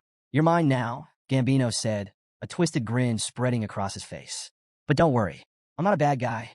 Vikir's stoic expression didn't falter, though the Baron's lecherous tone was enough to make the air in the room feel heavy. "Relax," Gambino purred. "I'll find all sorts of ways to enjoy you." If looks could kill, Vikir's glare would have struck him down on the spot. Vikir raised his bound hands toward the Baron, a subtle smirk playing on his lips. The Baron blinked, misinterpreting the gesture. "Oh, do you want me to unlock those for you?" Before the Baron could finish his sentence, Vikir's wrists tensed, and the cuffs snapped apart with a metallic crack that echoed through the room. "What?" The Baron sputtered, eyes wide. Vikir wasted no time. He delivered a thunderous kick to the Baron's chest, sending him sprawling across the floor like a discarded rag doll. Gambino's attendant, Cindy, froze in shock as the Baron writhed on the ground, gasping for air. Striding over, Vikir grabbed the Baron by the back of his collar, lifting him like a sack of grain. "Let's play a game," Vikir said, his voice calm, yet icy. "It's called Spear and Shield. I'm the spear. You're the shield. Let's see how long you last." With that, he slammed the Baron into the floor with bone-crunching force. Gambino screamed, flailing and calling out, "Cindy, do something." But before Cindy could react, the Baron had already gone limp. Vikir released him, standing over his unconscious form. "Game over," Vikir announced, his tone devoid of emotion. The shield failed. The room erupted into murmurs as Vikir reached up and removed his mask. Gasps rippled through the crowd as his identity was revealed. "Vikir van Baskerville," someone exclaimed in disbelief. Cindy stumbled back, her face pale. "A Baskerville here?" Vikir ignored her and crouched near the Baron's crumpled body, inspecting him with cold detachment. "Is he dead?" he asked flatly, as if the answer barely mattered. The crowd broke into whispers. "If he's here, then who's the new deputy consul of Underdog City? Why would a Baskerville hound come to this auction?" Amid the chaos, Chihuahua stood in the shadows, his heart pounding. He stared at Vikir, trying to make sense of what he had just witnessed. This isn't just an incident anymore, he thought, his mind racing. It's a catastrophe. Vikir straightened, surveying the tent with a chilling smile. "A circus," he muttered, his crimson eyes gleaming with menace. "That's what this place is. But don't expect the clowns to survive the show." Tension gripped the room. Vikir stood unarmed at the center, surrounded by a sea of guards. The crowd held its collective breath, unsure if they were about to witness a miracle or a massacre. The auctioneer, his face twisted with fury, shattered the silence. "Kill him," he roared, spittle flying. "I don't care if he's a Baskerville. Take him down." The guards charged, weapons glinting in the harsh light. Vikir's hand flickered. In an instant, Beelzebub, his blade, appeared, shimmering with a deadly red glow. Before the first guard could blink, Vikir moved, a blur of precision and brutality. The first wave of attackers fell in moments, their weapons clattering uselessly to the floor as crimson streaks stained the ground. The crowd recoiled in horror. A guard wielding a massive chain, an iron ball swung it with all his might, the heavy weapon whistling through the air. Vikir sidestepped smoothly and, in one clean motion, severed both the chain and its wielder in a single stroke. The auctioneer's confidence crumbled. His lips trembled as realization dawned. This wasn't just any warrior. It was a graduate, one of the elite Baskerville hounds. "We don't stand a chance," the auctioneer thought, dread washing over him like a tide. From the shadows, Chihuahua muttered under his breath, his eyes wide as he watched Vikir carve through the guards like a force of nature. "I knew he was strong, but this is insane," he whispered, his awe laced with disbelief. Then, chaos shifted gears. A chilling laugh echoed through the room, halting the remaining murmurs. Vikir turned sharply to see the auctioneer holding Chihuahua hostage, a knife pressed tightly against his throat. "Drop your weapon and surrender," the auctioneer barked, his voice trembling with desperation, but full of venom. "Or I'll cut his throat right here and now." All eyes turned to Vikir, waiting for his next move. Vikir stood motionless, his gaze fixed on the auctioneer. His calm demeanor only served to agitate his opponent, who pressed the blade closer, drawing a thin line of blood on Chihuahua's neck. "Deputy Consul," Chihuahua spoke, his voice steady despite the danger. "Don't worry about me. Just do what you need to do." The auctioneer snarled, silencing Chihuahua with a rough shake. But his words had already struck their mark. Vikir's lips curled into an amused smile. "You got guts, Chihuahua," he said lightly. The tension thickened as Vikir reached down, producing a simple flute strapped to his leg. The auctioneer's confidence faltered for a moment, his brow furrowing. "What's that? Some kind of trick?" Ignoring the taunt, Vikir brought the flute to his lips. The high-pitched note that followed sliced through the air like a razor, its intensity rattling the very walls of the auction hall. The crowd clutched their ears, howling in agony as the sound reverberated, unrelenting and merciless. When the noise finally ceased, the room fell into an uneasy silence. The crowd exchanged confused, fearful glances. The auctioneer, sweating but outwardly unaffected, forced a grin. That's it? A cheap scare tactic. He chuckled nervously. Even a graduate can't. His words stopped abruptly. A thin blade pierced his throat from behind, slicing through flesh and bone with terrifying precision. Blood sprayed in an arc as his head rolled to the ground, his lifeless eyes still wide with shock. Behind him stood a hooded figure, their crimson-streaked blade gleaming under the dim lights. Chihuahua froze, unable to process what he had just witnessed. A guard, attempting to regain control, charged at the hooded figure. But the intruder barely moved, flicking their sword with casual ease. The guard's body shredded mid-stride, collapsing in a lifeless heap. As panic spread, more hooded figures emerged from the shadows, dozens of them. They moved with an eerie, synchronized grace, their auras radiating power and malice. Their eyes, cold and unfeeling, swept across the terrified room, freezing everyone in place. "Who are they?" a trembling guard whispered, his voice barely audible. Cindy Wendy, still clinging to the edges of composure, gasped as her eyes locked onto the distinctive insignia on their chests, a pair of razor-sharp teeth. Her face turned pale as she whispered, "The Pitbull Order, the Baskerville clan's elite, the Annihilation experts." A wave of dread swept through the crowd as the reality sunk in. Everyone in the room knew the legend of the Pitbull Order, an unstoppable force of graduates trained to kill without hesitation, their loyalty only to the Baskerville clan. Cindy froze as one of the Pitbull Knights materialized behind her, his blade poised to strike. Her heart thundered in her chest, panic seizing her thoughts. "I can't die here, not like this."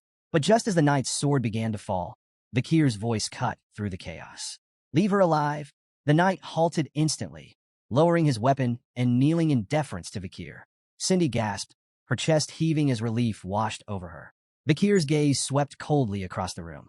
"Rip the rest of them to shreds," he ordered, his tone sharp and unyielding. "But spare those lying still. If anyone flinches, kill them without hesitation." The knight nodded and vanished into the shadows like a specter. The hall erupted into a cacophony of screams as the Pitbull Knights carried out their master's commands with ruthless precision. Blades flashed, flesh tore, and pleas for mercy were silenced in an instant. Amid the slaughter, one trembling man lay prone, desperately willing himself to stay motionless. "Don't move. Don't breathe. Just stay down and maybe, just maybe I'll survive this." A knight loomed over him, an imposing figure radiating lethal intent. "I'll wear the cuffs. I'll do whatever you want," the man sobbed, clutching at the last strands of his life. The knight's voice was cold and devoid of empathy. "We don't carry cuffs." The man stammered, confusion breaking through his terror. "Then, what will you do to me?" The answer came without hesitation. The knight's blade flashed, severing the man's legs in a swift, brutal motion.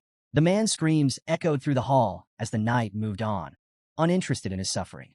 "Those sentenced to execution don't need legs," he muttered flatly. Meanwhile, a figure puffing on a cigar stepped up beside Bakir. It was Boston Terrier Le Baskerville, the formidable commander of the Pitbull Knights. He took a long drag, his sharp gaze appraising the young warrior. "So, what do you think of the Pitbull Knights?" Boston Terrier asked, his tone casual but laced with pride. Bakir gave a curt nod. "They're effective." Boston Terrier smirked. "If you need anything else, just say the word." As he studied Bakir, his thoughts churned.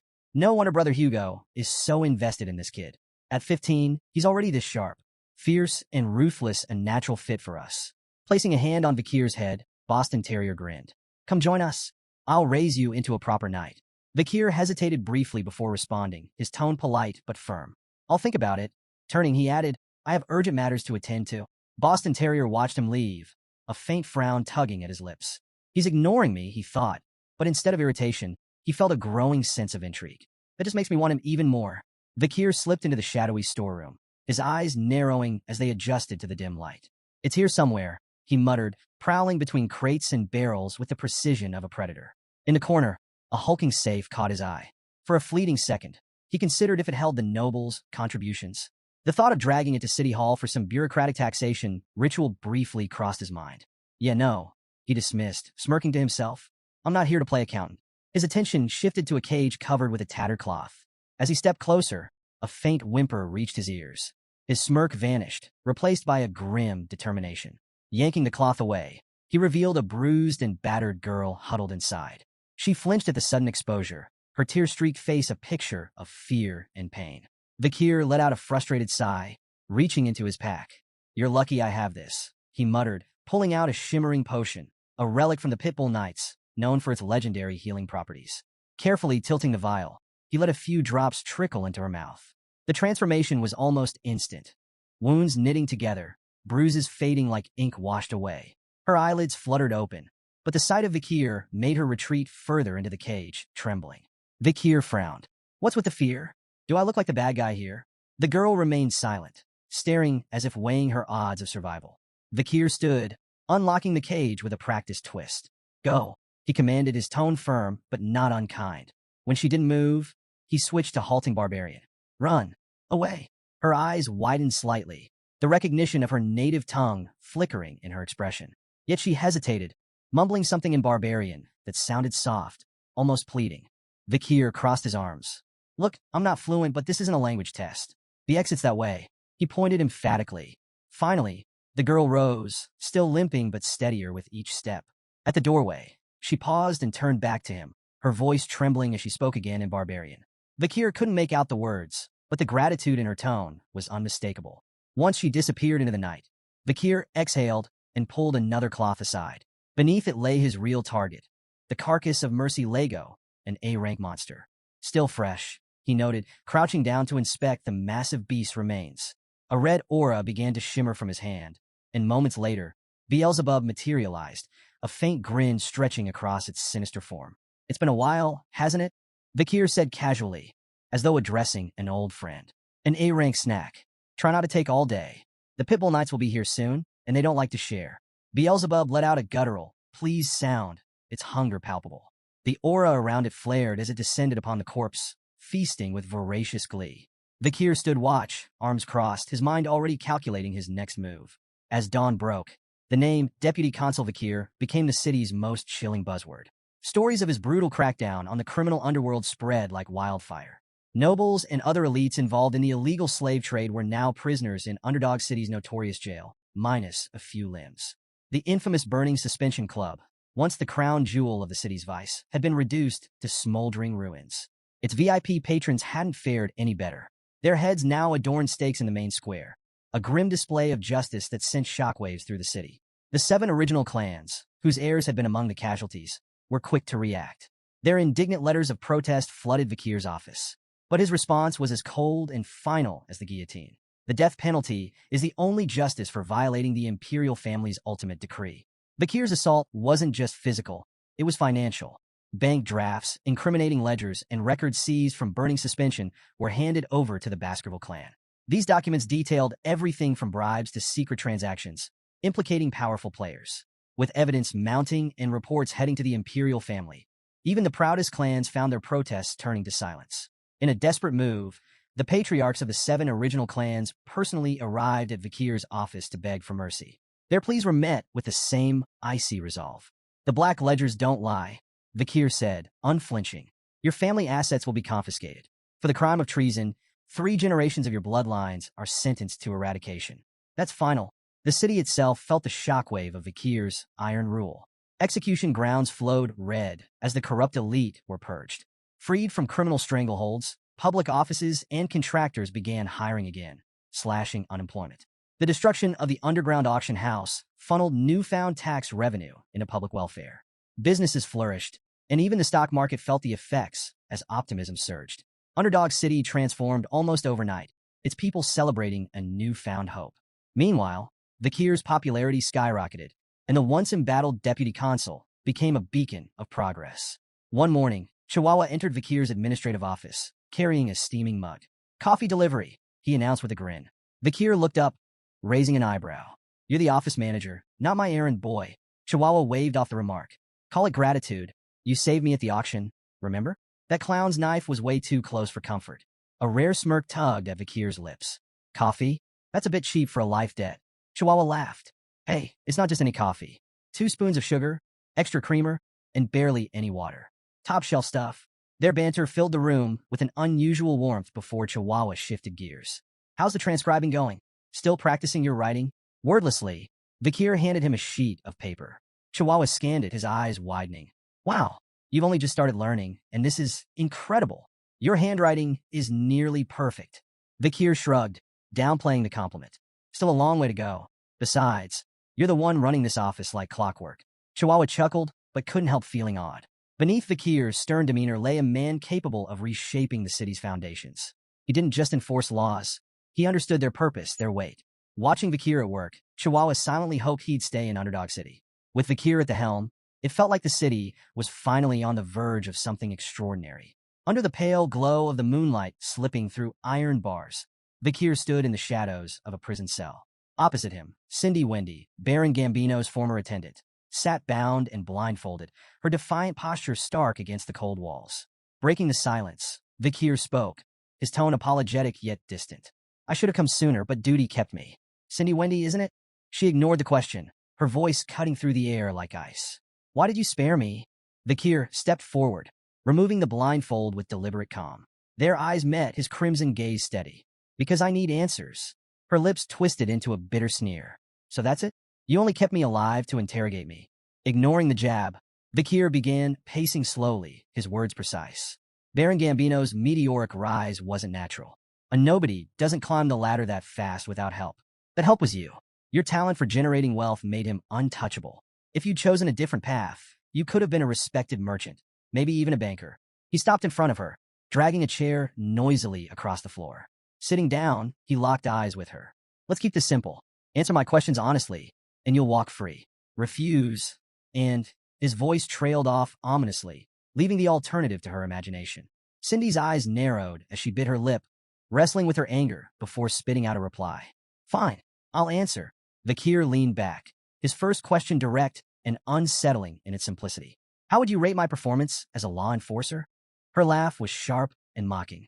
A shining beacon of justice in Underdog City, she quipped, sarcasm oozing from every word. Unmoved, Vikir leaned forward. Mockery's a dangerous game, Cindy. Play along, or the deal's off. With an exasperated sigh, she dropped the act. Fine, you're doing well. Happy. Vikir's demeanor shifted instantly, his grin sudden and wolfish. Rising, he closed the distance between them, gripping her chin. His voice dropped to a chilling tone. Why do you think I'm doing well? Cindy stiffened, sweat beading on her brow as his crimson eyes bored into her. Releasing her, Vikir returned to his chair, gesturing for her to speak. Grinding her teeth, Cindy finally relented. Because you enforce order with fear. People listen, but not because they respect you. They're terrified. You crush criminals and boost your authority, but you're planting seeds of hatred at the same time. That hatred will grow, and one day, it'll burn everything you've built. She paused, her gaze hardening. And the Baskerville clan? They won't tolerate your rise. They don't like threats to the throne, and you're becoming one. Vikir's face remained unreadable, absorbing her words like a stone soaking in rain. After a moment, he asked, What's your solution then? How would you navigate this? Cindy locked eyes with Vikir, her voice calm but firm. If you want to survive, return all your authority and accomplishments here to the Baskerville clan and its leader. Keeping the spotlight on yourself will only make you a target. She paused, then added, Find a place where your power won't draw attention. Somewhere like the life-engulfing forest or the Imperial Academy. Among your peers, you can blend in, hide your strength, and slip out of the Baskerville clan's crosshairs. Cindy's tone softened slightly. If you do this, the clan leader will eventually bear the consequences in your place. Vikir said nothing at first, his gaze distant. The silence grew heavy, and Cindy's breath hitched as an overwhelming wave of bloodlust radiated from him. The air turned suffocating, the weight of his unspoken menace pressing down like a predator, sizing up its prey. When he finally spoke, his voice was calm, but laced with steel. I understand your suggestion, he said. It's like asking a loyal hunting dog to turn its fangs on its own master. His crimson eyes locked onto hers, the mix of bloodlust and cold calculation behind them unyielding. Yet Cindy, despite the shiver crawling up her spine, held his gaze with an unsettling calm. It's the only way to escape the Baskerville clan's hatred, she said evenly. A faint smile tugged at Vikir's lips. Not bad, he remarked. Your thoughts align suspiciously well with my own. To Cindy's surprise, Vikir stepped forward and unlocked her handcuffs, the metal clattering to the floor. She stared at him in disbelief. You're really letting me go? Vikir nodded, his expression unwavering. I keep my promises. Cindy hesitated as she walked past him, glancing back. I hope you never come to regret this. Before she could leave, his voice stopped her cold. Do you know the Messamid Inaro clan? Cindy turned, her expression puzzled. Bakir's tone was measured, deliberate. Among the founding families of Underdog City, everyone knows the 7 original clans. But there was an 8th, a prosperous merchant family, the Messamidinaro clan. They were as wealthy and influential as any of the 7. His voice darkened as he continued. Their rise ended in a single night. During a grand birthday celebration, the clan's youngest son showed off his newly learned sword technique. It stunned the onlookers because it was the secret Baskerville sword art, knowledge that only bloodline members of the Baskerville family are allowed to possess. Cindy's body tensed as she listened. Bakir's words carried the weight of history and bloodshed. The Baskerville clan leader deemed it a betrayal of the highest order. Their response was swift and merciless. The hunting dogs were unleashed, and the Messamidinaro clan was erased from existence. Cindy's unease grew, but she managed a forced smile. And what does this have to do with me? Bakir's eyes sharpened, his tone cutting. There's more to the story. That technique wasn't leaked by accident. It was stolen by the young masters of the 7 clans and taught to the boy as a cruel joke. The Messamidinaro clan was nothing more than a scapegoat, a victim of their malice. Cindy's forced smile faded entirely as Bakir stepped closer, his voice heavy with grim resolve. There was one survivor, a 1-year-old girl pulled from the ruins of her family's massacre. Beautiful, even as an infant, but beauty brought her no mercy. She endured unimaginable torment at the hands of those who took her. Cindy's fists clenched as anger flashed across her face. I don't want to hear any more of this, she snapped, turning away and striding toward the exit. But Bakir's voice cut through the silence, stopping her in her tracks. The story doesn't end there, he said, his tone measured but unrelenting. A new deputy consul uncovered the truth and brought justice. The 7 young masters who orchestrated the fall of the Messamidinaro clan were captured, interrogated, and forced to confess. His expression darkened, the weight of his words pressing into the room.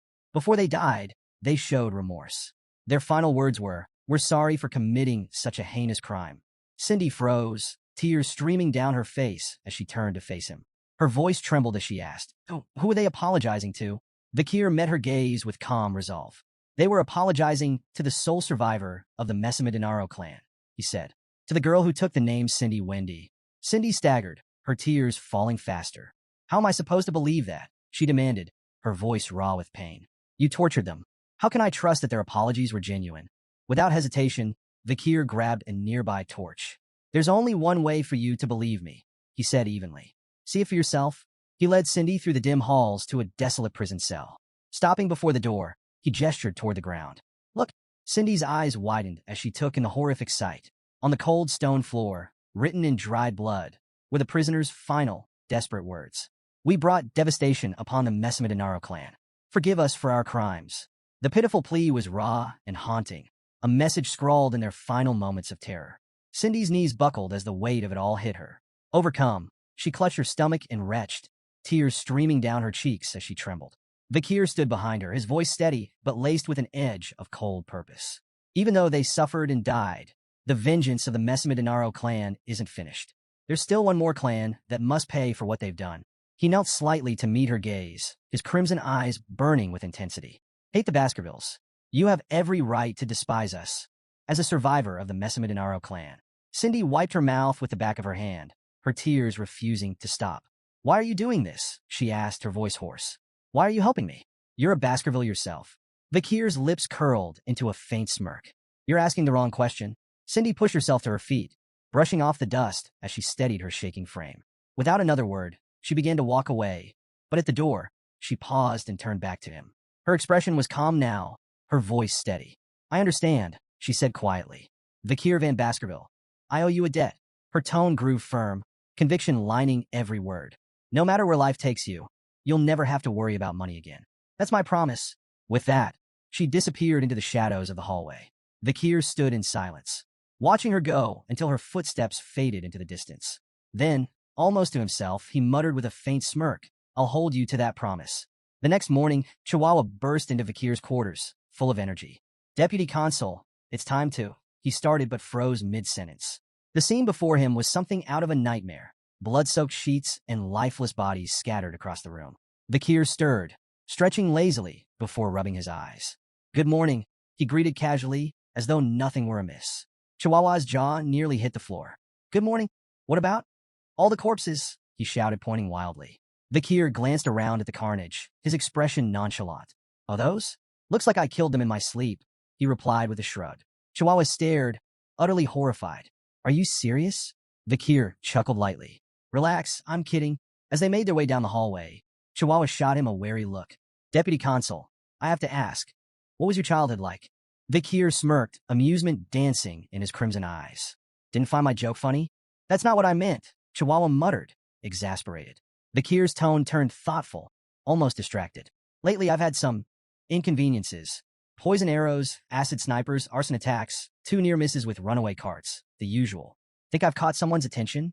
Chihuahua stared at him in disbelief. You're insane. Ignoring the comment, Vikir's mind drifted to Beelzebub, the weapon fused to his arm. His latest skill, Hellish Buffalo's Tough Life, obtained from the illegal auction, had proven incredibly effective despite its risks. With Beelzebub's slots now filled by Burn Injury Cerberus, Hemorrhage Hellhound, and Tough Life Hellish Buffalo, Vikir's body was enhanced beyond recognition. Combined with the River Styx's modifications, his skin had become so resilient that even elite assassins had failed to harm him. But while the power was satisfying, the relentless attempts on his life were becoming more than just an irritation. I need to figure out who's behind these attacks and deal with them, Vikir muttered, his tone sharp. Chihuahua, still processing Vikir's casual recount of near-death experiences, nodded nervously. That sounds like a good idea. As they approached the courtyard, both noticed a carriage waiting nearby. The flag it bore was unmistakable, the Baskerville crest. They've sent someone from the main family, Vikir said, his tone growing serious. The carriage door opened, and a figure stepped out. Chihuahua immediately began sweating bullets, his posture stiff as he whispered to himself. No way. It's really him. Vikir, by contrast, remained calm, his crimson gaze steady. The figure descending from the carriage was none other than John Barrymore, the legendary head butler of the Baskerville household. John greeted Vikir with a warm smile. It's been quite a while, hasn't it? Vikir inclined his head politely. You look well, head butler, he replied. The butler chuckled as he approached. Do I? I've always believed you'd do well since leaving the main residence. Just luck, Vikir replied modestly, his expression betraying little. Nearby, Chihuahua was awestruck. John Barrymore wasn't just a servant. He was the servant, a man who had faithfully served the fearsome Baskerville family for 4 generations. Meeting him was like standing in the presence of a myth. Breaking the moment, Vikir addressed John directly. What brings you here, head butler? John's ever-present smile didn't falter as he delivered his message. The Patriarch has been following your progress and is pleased. He's ordered you to return to the main residence. Vikir blinked, momentarily thrown. Hugo is pleased, he thought, struggling to picture such a concept. In his mind, he imagined his stern Uncle Hugo smiling, an image so absurd he almost laughed out loud. At the Baskerville estate, Hugo Le Baskerville, the clan patriarch, sat at his desk, his piercing gaze fixed on a newspaper article with a peculiar headline. The most beloved figure among underdog citizens, Vikir. The piece listed several awards Vikir had earned. Most trusted by merchants, most loved by farmers, most respected by children and scholars, most targeted by assassins. Hugo's sharp eyes scanned the page before looking up at Vikir, standing silently before him. The Baskervilles have always been known for their weapons, not their wits, Hugo remarked bluntly. But with your actions, perhaps we can change that reputation. He nodded, a faint trace of approval in his expression. You've done well, Vikir. Vikir bowed deeply, placing a hand over his chest.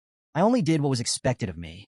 Yet inwardly, he couldn't help but wonder if Hugo's rare praise masked another layer of intent. Was that faint smirk truly pride, or something far colder? Hugo leaned back in his chair, his tone commanding. Reward and punishment must always suit the occasion. You've earned your reward. You will be attending the Colosio Academy this year. Vikir nodded, unsurprised.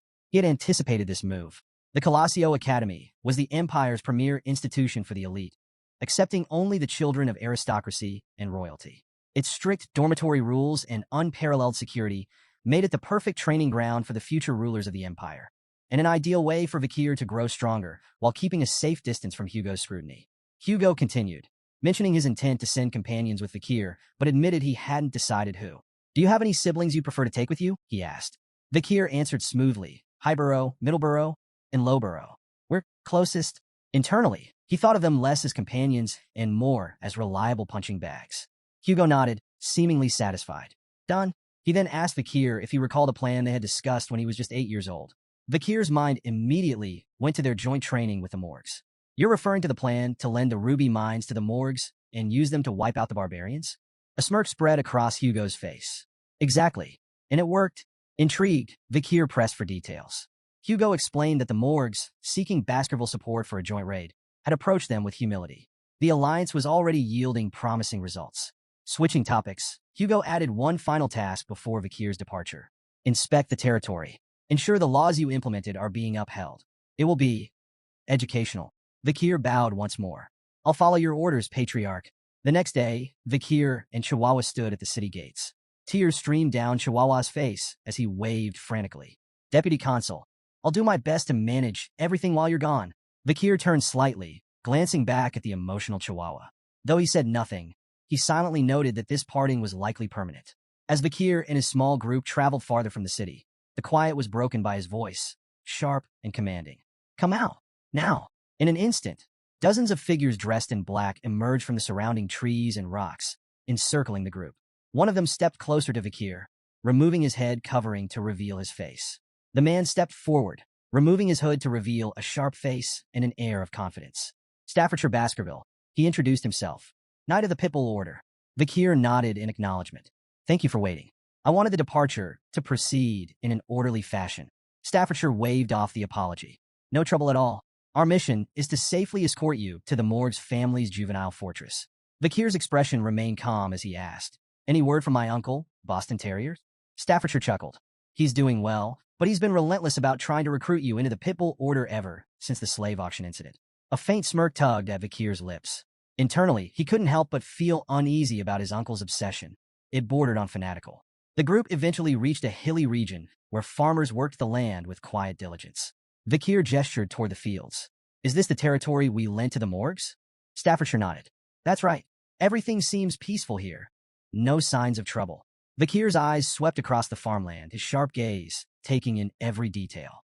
Though the stated purpose of their mission was a routine inspection, Vikir knew the real goal, to eliminate the barbarians. As they moved on, Staffordshire provided more information. The Morgs family has assembled quite the force. 3 delegates, 30 members of the lower house parliament, and around 100 unaffiliated mages. Vikir noted the Morg's efforts, contrasting it with the Baskervilles' modest contribution.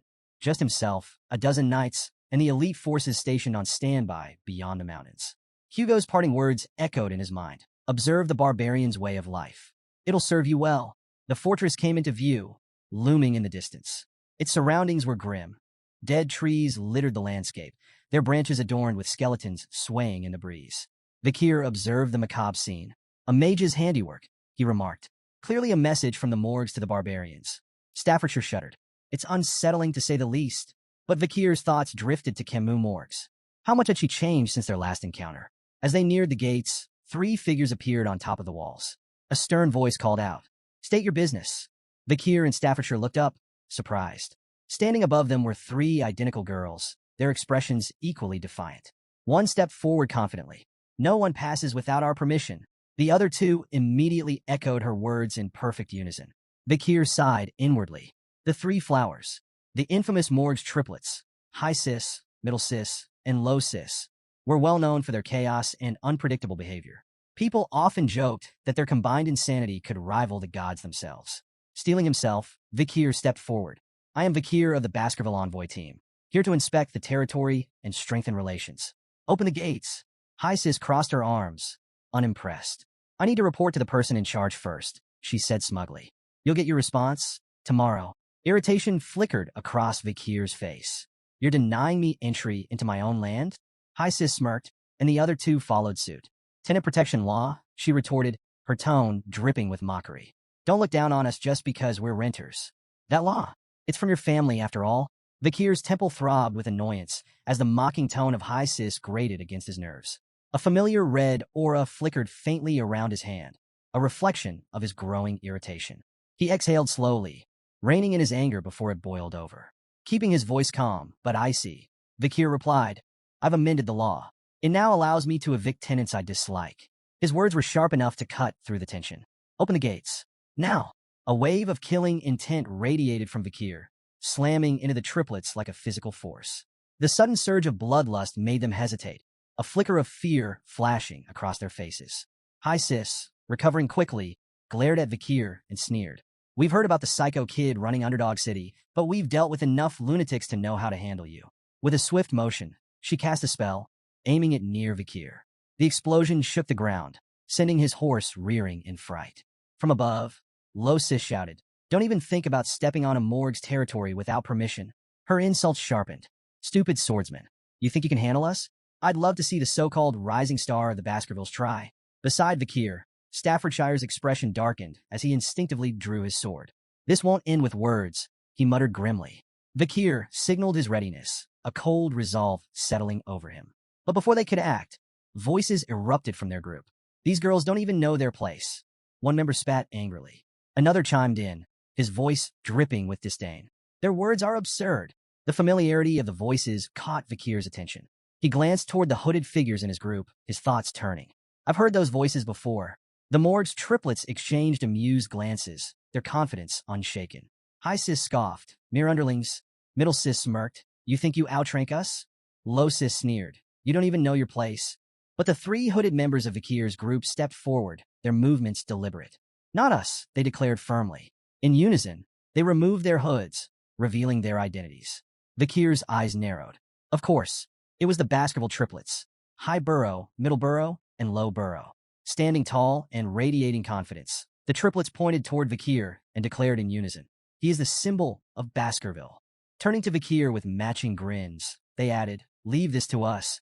Vakir's expression twisted into one of exasperation. "Great," he muttered, pinching the bridge of his nose. "My annoyance has just doubled." Despite his irritation, the scene unfolded with the over-the-top theatrics only the Baskerville triplets could provide. Vakir, though thoroughly vexed, knew their motives well enough. High Burrow glanced back at Vakir, his tone brimming with gratitude. "Thanks for recommending us to the academy. Don't worry, we've got this handled." Vakir's thoughts raced as he pieced together their intent. So, this is about the academy? Typical. To him, they were glorified sandbags, clumsy, brainless, but undeniably loyal. With the right training, they could at least be molded into effective soldiers. A faint smirk crossed Vakir's lips as he decided to humor them. "Fine, I'll leave this to you, older brothers."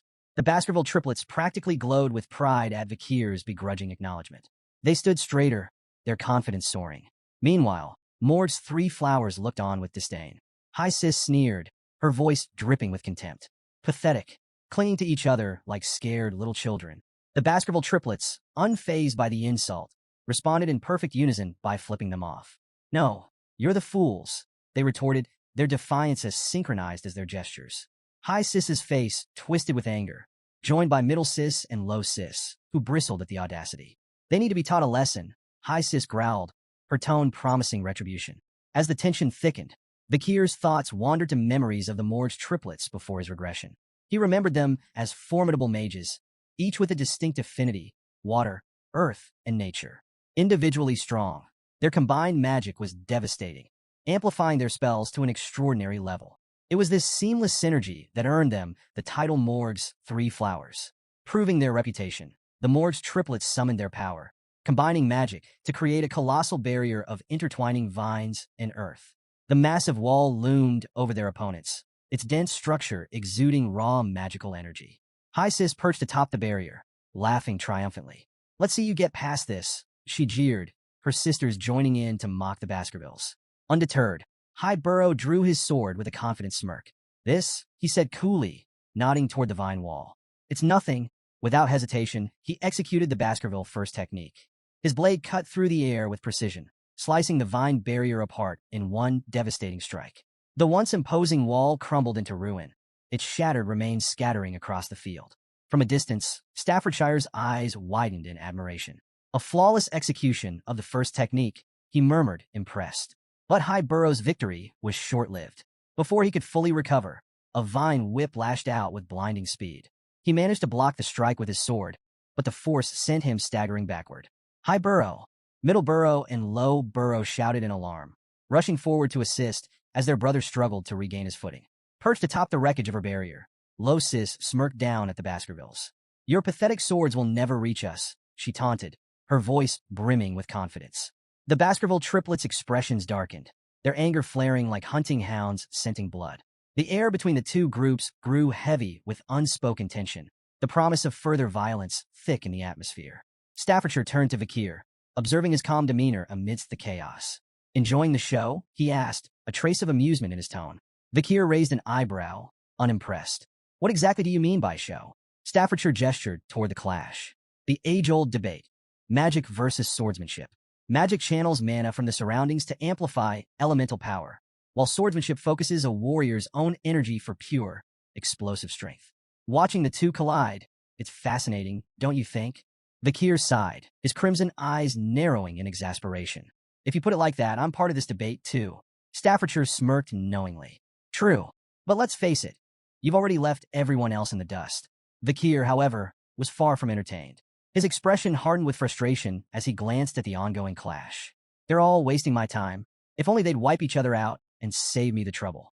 I've got more important things to deal with than refereeing a squabble between overgrown children. His thoughts drifted to his mounting responsibilities. Between managing the chaos of Underdog City and finding a capable supervisor, his patience for pointless bickering had long since worn thin. A fiery explosion erupted across the battlefield, silencing the chaos in an instant. A commanding voice, filled with anger, cut through the smoke and flames. What are you fools doing in front of my territory? High Burrow, momentarily distracted, tried to seize the advantage against High Sis, but the battle's tide shifted dramatically as a massive wall of fire surged forth. The blast shook the ground, leaving everyone momentarily stunned. Staffordshire tensed at the overwhelming display of magic, while Vakir stood unfazed, a faint smirk on his lips. If we're lucky, that might have incinerated them all, he muttered dryly. To his annoyance, the Baskerville triplets emerged from the smoke, coughing and stumbling, singed but alive. Vakir clicked his tongue in irritation, glaring at them.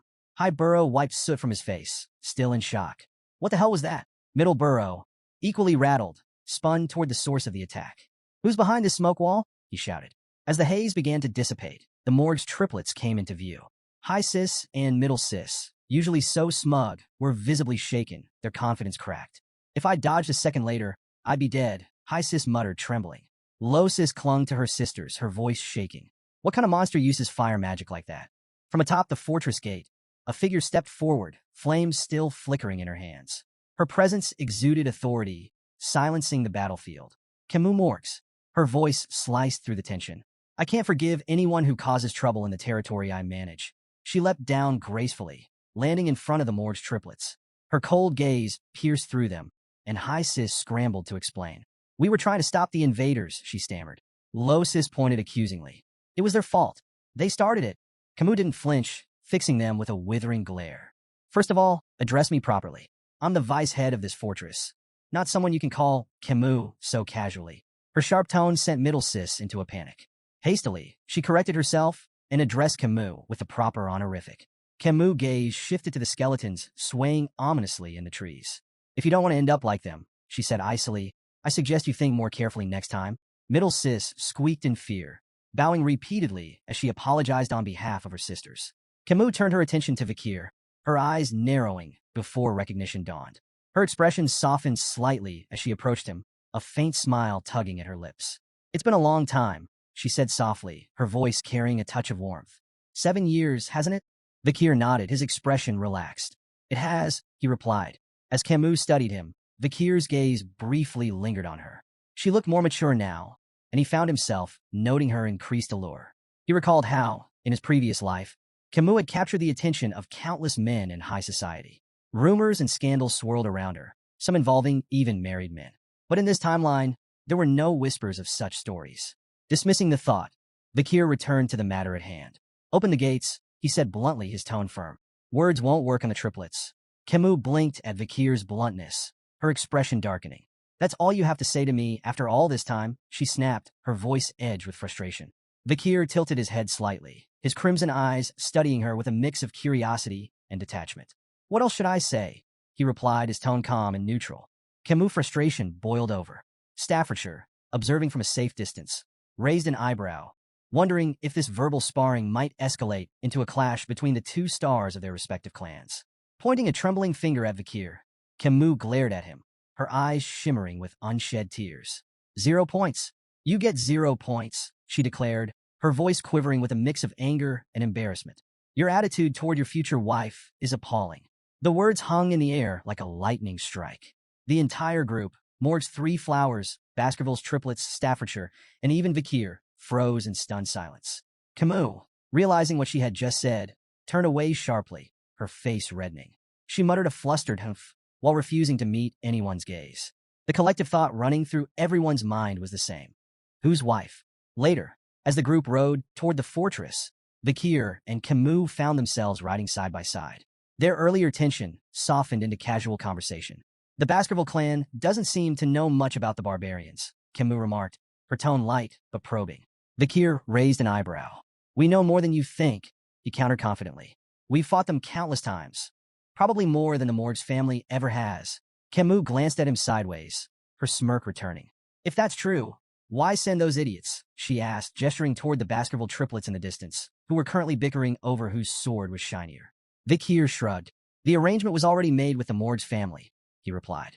The main force is stationed on the other side of the mountain range. You know that. Camus leaned slightly closer, her voice teasing. You may think you know, but I wonder if you're as informed about the barbarians as you claim.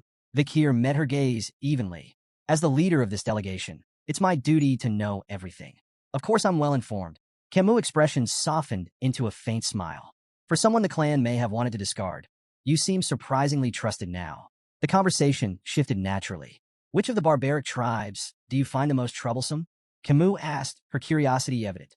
Vikir considered for a moment before answering. The Balak warrior tribe and the Rococo sorcerer tribe, he said. The Balak are unmatched archers. Their skill surpasses even the Empire's best. And no, that's not common knowledge. Camus nodded, impressed. 8 points, she said, evaluating him in her own whimsical way. 8 points? Out of what? Vikir asked, frowning slightly. Camus grinned playfully. Out of 100, of course. You answered well, so you earned points. Vikir gave her a skeptical look, but let it go. Camus continued her peculiar scoring. I don't like overly intelligent men, she declared. They're boring. A little foolishness makes them more interesting. She shifted her gaze to his horse. Your choice of horse? Awful. That massive beast doesn't suit someone of your shorter stature. Her teasing tone carried a playful jab as she deducted 6 points. Then, she critiqued his attire. Your clothes? Bland and uninspired. 4 points for effort. Noticing that Vikir was entirely ignoring her commentary, she smirked. 1 point for your so-called manners. Finally, her eyes softened as she studied his face. Your face? 99 points, she said, her tone quieter and more sincere. But you lose 1 for that lack of expression control. Vikir let out a heavy sigh, his patience wearing thin. Enough with these pointless evaluations, he said, his tone firm. Camus' eyes narrowed, her tone sharp as she shot back. Pointless? I'm just being stern with my future husband. Vikir froze, confusion flashing across his face. Future husband? What are you even talking about? Camus folded her arms, huffing indignantly. You passed the test, remember? My uncle's test. That duel was to determine if you were worthy to be my husband. Vikir's eyes narrowed as realization set in. She was talking about the duel he had fought 7 years ago against her uncle, a test of his abilities as her potential partner. Camus, her frustration mounting, continued venting. I never agreed to this. That duel ruined my path to marriage. But she sighed heavily, her anger fading into reluctant resignation. A promise is a promise, so I have to follow through. Not that I'm happy about it. Vikir watched her silently, acknowledging her skill as a fire mage, among the best he had ever seen. Finally, he interrupted her rant with a blunt declaration. I've forgotten all about that day. As far as I'm concerned, it never happened. Camus' face turned bright red. Without hesitation, she grabbed her jacket and threw it at him. You idiot, she shouted. You can't just pretend something like that didn't happen. Besides, I'm a genius. I never forget anything I see. Vikir caught the jacket and stared at it, recognizing it instantly. It was the same one he had given her after their duel, 7 years ago, when her clothes had been burned. Camus, still blushing furiously, turned away with a huff. Don't read too much into it, she muttered, and stop saying such nonsense. Vikir examined the jacket more closely, smirking faintly. She returned it unwashed. As they reached the outskirts of the fortress, Camus pointed toward a distant wall. The barbarians ambushed the ruby mine, she explained. They've been pillaging crops and capturing indigenous slaves to sell elsewhere. She gestured toward the massive wall, a towering structure of earth and iron. We had our mages construct that in just 1 month. Vikir studied the wall, his eyes narrowing in appraisal. Impressive. It would have taken several hundred workers over a year to build something like that. Camus nodded, pride evident in her expression. Naturally, but Vikir's gaze lingered on the wall's flaws. Several large holes gaped in the structure, their edges jagged and burned. His expression darkened. Those were they caused by Balak arrows? Camus' expression turned grim. Yes, their arrows are imbued with a strong aura. We've suffered heavy casualties, especially during night guard duty. Those arrows can pierce walls 2 to 3 meters thick. She hesitated before adding, even my uncle wasn't spared. One of their arrows broke through his magic shield and struck his chest. He survived, but his pride didn't. Vakir's brow furrowed as he recalled a similar incident with Hugo, the Baskerville patriarch. A Balic arrow had grazed Hugo's nose bridge, leaving him seething with fury. Do you know who's behind these attacks? Vakir asked, his voice serious. Camus hesitated, her tone uncertain. It's hard to say. Their faces are painted black, so identifying them is nearly impossible. But I think it's a woman. Their conversation was cut short as a mage hurried toward them, addressing Camus with urgency. Vicehead, we've captured a reconnaissance member of the barbarians. Please come quickly. Vakir and Camus exchanged a glance. Curiosity and concern mirrored in their expressions. Following the mage to a large tent, they found a disheveled barbarian restrained and surrounded by guards. Vakir's sharp gaze swept over the captive. After a brief moment, he spoke with certainty. This one's from the Rococo sorcerer tribe. Camus turned to the mage, her expression firm. Have you been able to extract any information from him? The mage shook his head, frustration evident. He's uncooperative. His sorcery makes him resistant to psychic magic. We haven't been able to read his mind. Camus' eyes hardened as she directed her attention to the captive. Tell me about the ambush on the Mords clan's fortress. How many people did you take? The barbarian remained silent, his expression unreadable. Camus' voice sharpened with anger. Among those taken was Rose, a daughter of the Mords. She's my sixth cousin. Tell me, what have you done with her? A twisted grin spread across the barbarian's face, and he muttered something in his native tongue. Camus frowned, turning to the mage. What did he say? Is there anyone here who can translate? The mage shook his head again. We don't have anyone available who understands his language. Vakir's calm voice broke the tension. I know a little Rococo. Camus raised an eyebrow, surprised. Is there anything you don't know? I'm not fluent, Vakir replied, his tone measured. But I understand the basics. Camus nodded, her voice steady but strained. Then ask him. Ask him where my cousin is. She's 12 years old, with red hair, red eyes, and white skin. Vakir stepped forward, his voice firm, as he questioned the barbarian in his native tongue. The barbarian's grin widened, and he replied curtly, his tone dripping with mockery. Vakir's expression turned grim. He closed his eyes for a moment before looking at Camus. Your cousin is dead, he said quietly. Camus' face contorted with fury and grief, her hands balling into fists. She straightened, her voice cold and resolute.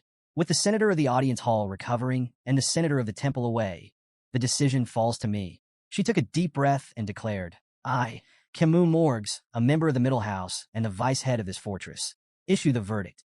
Immediate execution. Without hesitation, a sharp spike shot through the barbarian's body, followed by a torrent of flames that consumed him entirely. As the fire raged, the barbarian cried out in his language, his voice weak and filled with venom. Camus' voice was icy as she dismissed his final words. After this war, your language will only be spoken in hell. The barbarian's screams faded into silence as the flames reduced him to ashes. Nearby, another restrained barbarian watched in silent terror, his wide eyes reflecting the flames. Camus, her rage still smoldering, turned abruptly to Vakir. Follow me, she ordered, her tone leaving no room for argument. As Vakir exited the tent, he spotted Camus some distance away. Her shoulders trembled, and muffled sobs escaped her as she cried openly. Despite her formidable exterior, Vakir was reminded that she was still just a 15-year-old girl. He approached her slowly, his voice soft. Were you close with your cousin? Camus nodded, her tears falling freely. Very close. She was so pure, nothing like the rest of us. Unlike the cold-hearted Morgs, she didn't belong in a place like this. Vakir hesitated before offering comfort. I believe she left this world peacefully. Camus turned to him, her tear-streaked face clouded with doubt. Don't lie to me, she said, her voice trembling. I'm not stupid. I'm a genius. I understood a little of what he said. Her voice cracked as she pressed him. Tell me the truth. What did he really say? Vakir froze, unsure of how to respond. He had hoped she hadn't caught the barbarian's chilling words. We ate her. Camus' knees buckled, and she fell to the ground, her cries raw and full of anguish.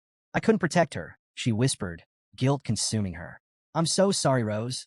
Vakir stood silently, his expression unreadable as he watched her grief unfold. For a moment, he extended a hand toward her, but then he hesitated, pulling it back. Camus' heart-wrenching cries echoed through the air, and Vakir remained lost in thought, contemplating the weight of the moment. After a while, Camus managed to steady herself. Wiping her face, she stood and took a deep breath, her composure returning. This isn't a bad thing, she said, her voice steady despite the lingering tremor. If anyone had given me half-hearted sympathy, I'd have killed them on the spot. She turned to Vikir, her tear-streaked face now filled with resolve. This isn't the time to mourn. I need to focus. I need to prepare for revenge. Vikir studied her steely determination, a faint glimmer of admiration surfacing in his mind. Heroines really are built differently, he thought. He extended his hand toward her, nodding silently in agreement. Before Camus could take his hand, a loud, bell-like sound rang across the fortress, shattering the moment. Vikir frowned. What's that? Camus stood up abruptly, her expression serious. It's the signal for a barbarian attack. Vikir smirked faintly. Seems your time for revenge has come sooner than expected. Outside the fortress, a group of barbarian girls astride massive white wolves prepared for battle. Each was armed with a bow, their leader standing at the front. The leader, her face painted black, nocked an arrow. Drawing it back, she aimed toward the guards on the fortress walls and released. The arrow struck its mark with deadly precision, detonating in a fiery explosion that sent guards scattering in disarray. She raised her voice, commanding her companions. Attack! The barbarian girls launched into battle, their wolves charging with terrifying speed. The massive beasts tore into soldiers with relentless ferocity, while the barbarians themselves struck with brutal efficiency. Ropes flew through the air, lassoing soldiers by the neck and dragging them down with startling precision. The fortress descended into chaos. Vikir arrived at the scene, his sharp eyes scanning the battlefield.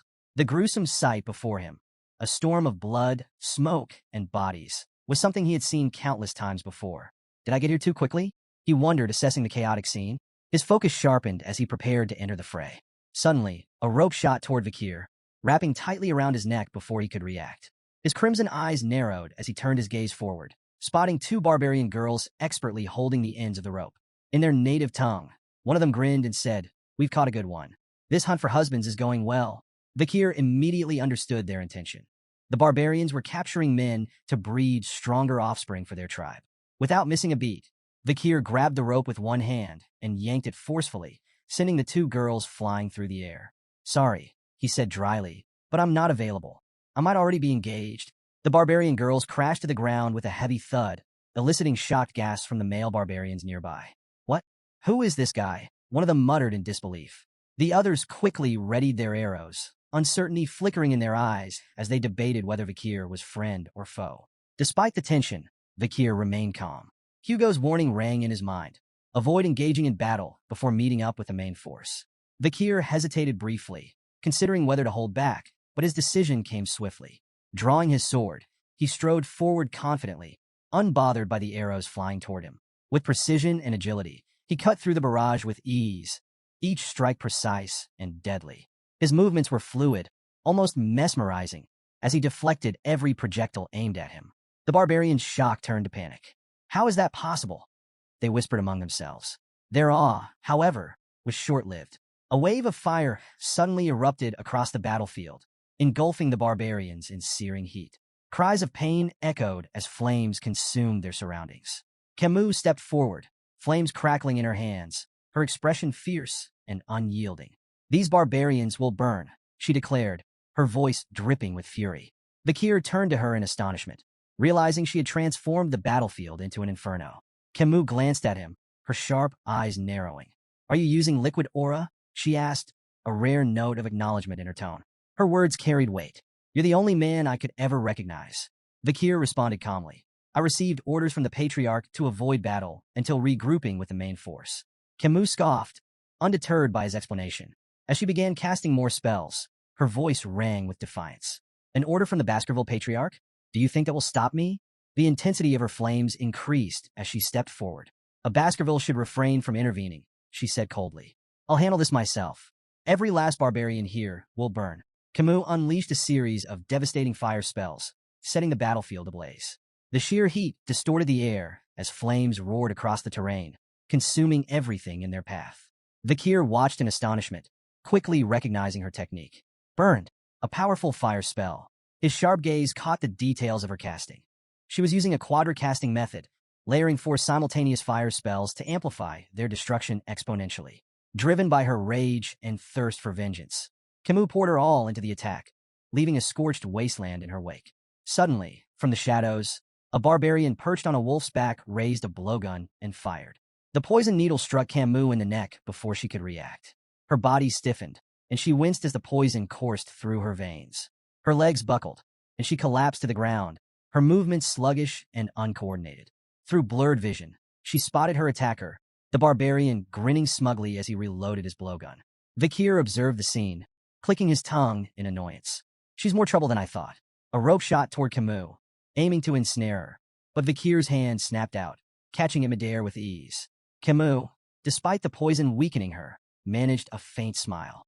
Nice catch, she murmured. Vikir glanced down at her, his voice blunt. We should retreat. Camus' eyes flashed with defiance. What about the farmlands? The captives? It's wiser to wait for the Baskerville main force. Vikir replied firmly, his tone leaving little room for argument. But Camus shook her head, her resolve unshaken. I won't retreat. I can't. Not after what the barbarians did to my cousin. Vikir sighed, frustration flickering across his face. You need to make a rational decision. Before he could say more, his instincts flared. Spinning on his heel, he ducked just as an arrow whizzed past his head, narrowly missing him. His sharp gaze locked onto the attacker, a barbarian girl with piercing, focused eyes, her bow poised for another shot. Could this be the destructive power Camus mentioned? Vikir wondered, noting the precision of her attack. Lost in thought, Vikir was caught off guard when another barbarian lunged forward, grabbing Camus and retreating swiftly into the chaos. Vikir! Camus cried out, her voice filled with desperation as she was pulled away. Vikir's expression darkened, frustration boiling beneath his calm exterior. Memories surged of a younger Camus Morgs, once held captive by barbarians. He recalled her fierce return, wiping out an entire group of captors and earning the title of queen.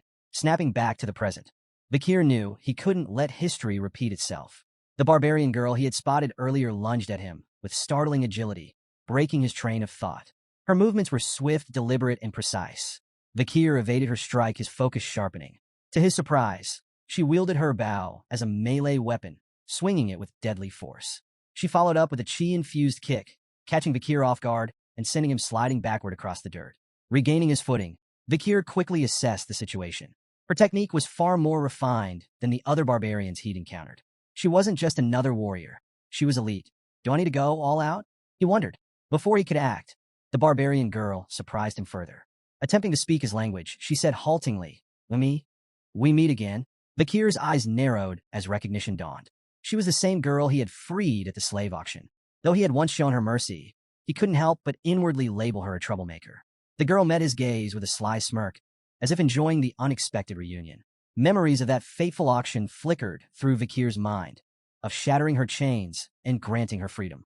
Now, faced with her again, he hesitated. Breaking the tense silence, he asked coldly, Is this how you repay kindness? With revenge. The girl chuckled, her smirk widening. Not revenge for you, she said, her tone steady despite her broken grasp of the language. For them, the Morgs, they captured me, enslaved me. I repay them now. Her words were clear. Their paths had crossed by chance, not intent. Mounting her wolf with effortless confidence, she glanced down at him. Your girl, Camus. She's next leader of Moore's clan. She pointed into the distance where the chaos of battle raged. If you want her back, follow. With that, she urged her wolf forward, disappearing into the fray with an air of challenge. Vikir stood still, weighing his options. His crimson eyes burned with resolve as he debated whether to unleash the full extent of his strength.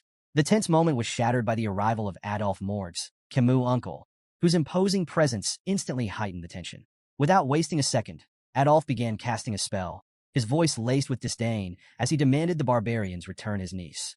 The ground beneath him fractured, jagged shards of earth flying through the air toward the retreating barbarians. But they were prepared. With uncanny agility, they maneuvered their wolves over the unstable terrain, leaping effortlessly between shattered rocks and evading the spell's destructive force. Adolphe could only watch their retreat, frustration etched on his face. His curses echoed across the battlefield, a vent for his mounting anger.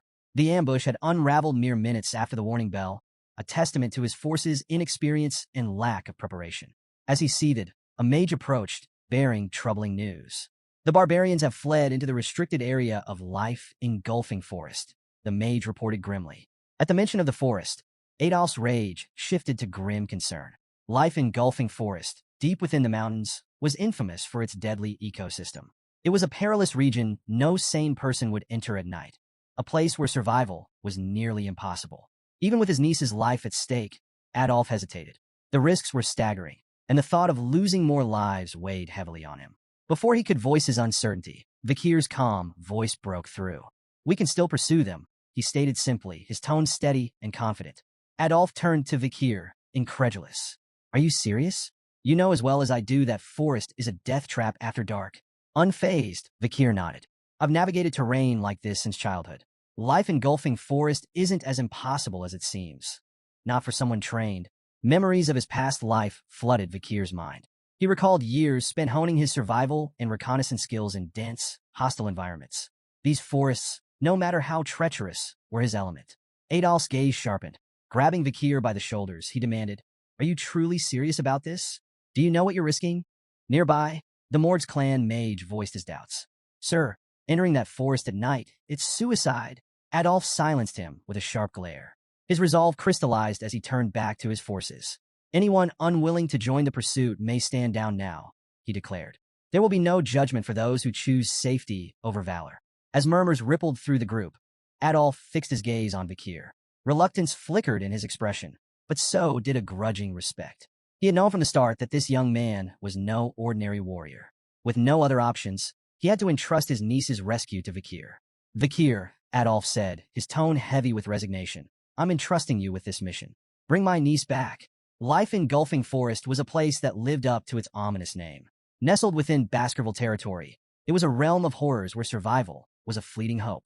Bone-sucking mosquitoes, poisonous thorn-covered vines, silent spiders that hunted soundlessly, and countless other lethal creatures made it a graveyard for the unprepared. Few who entered lasted more than an hour. Despite its dangers, the Morgs and Baskerville troops pressed forward, closely following Vikir as he navigated the treacherous terrain with practiced ease.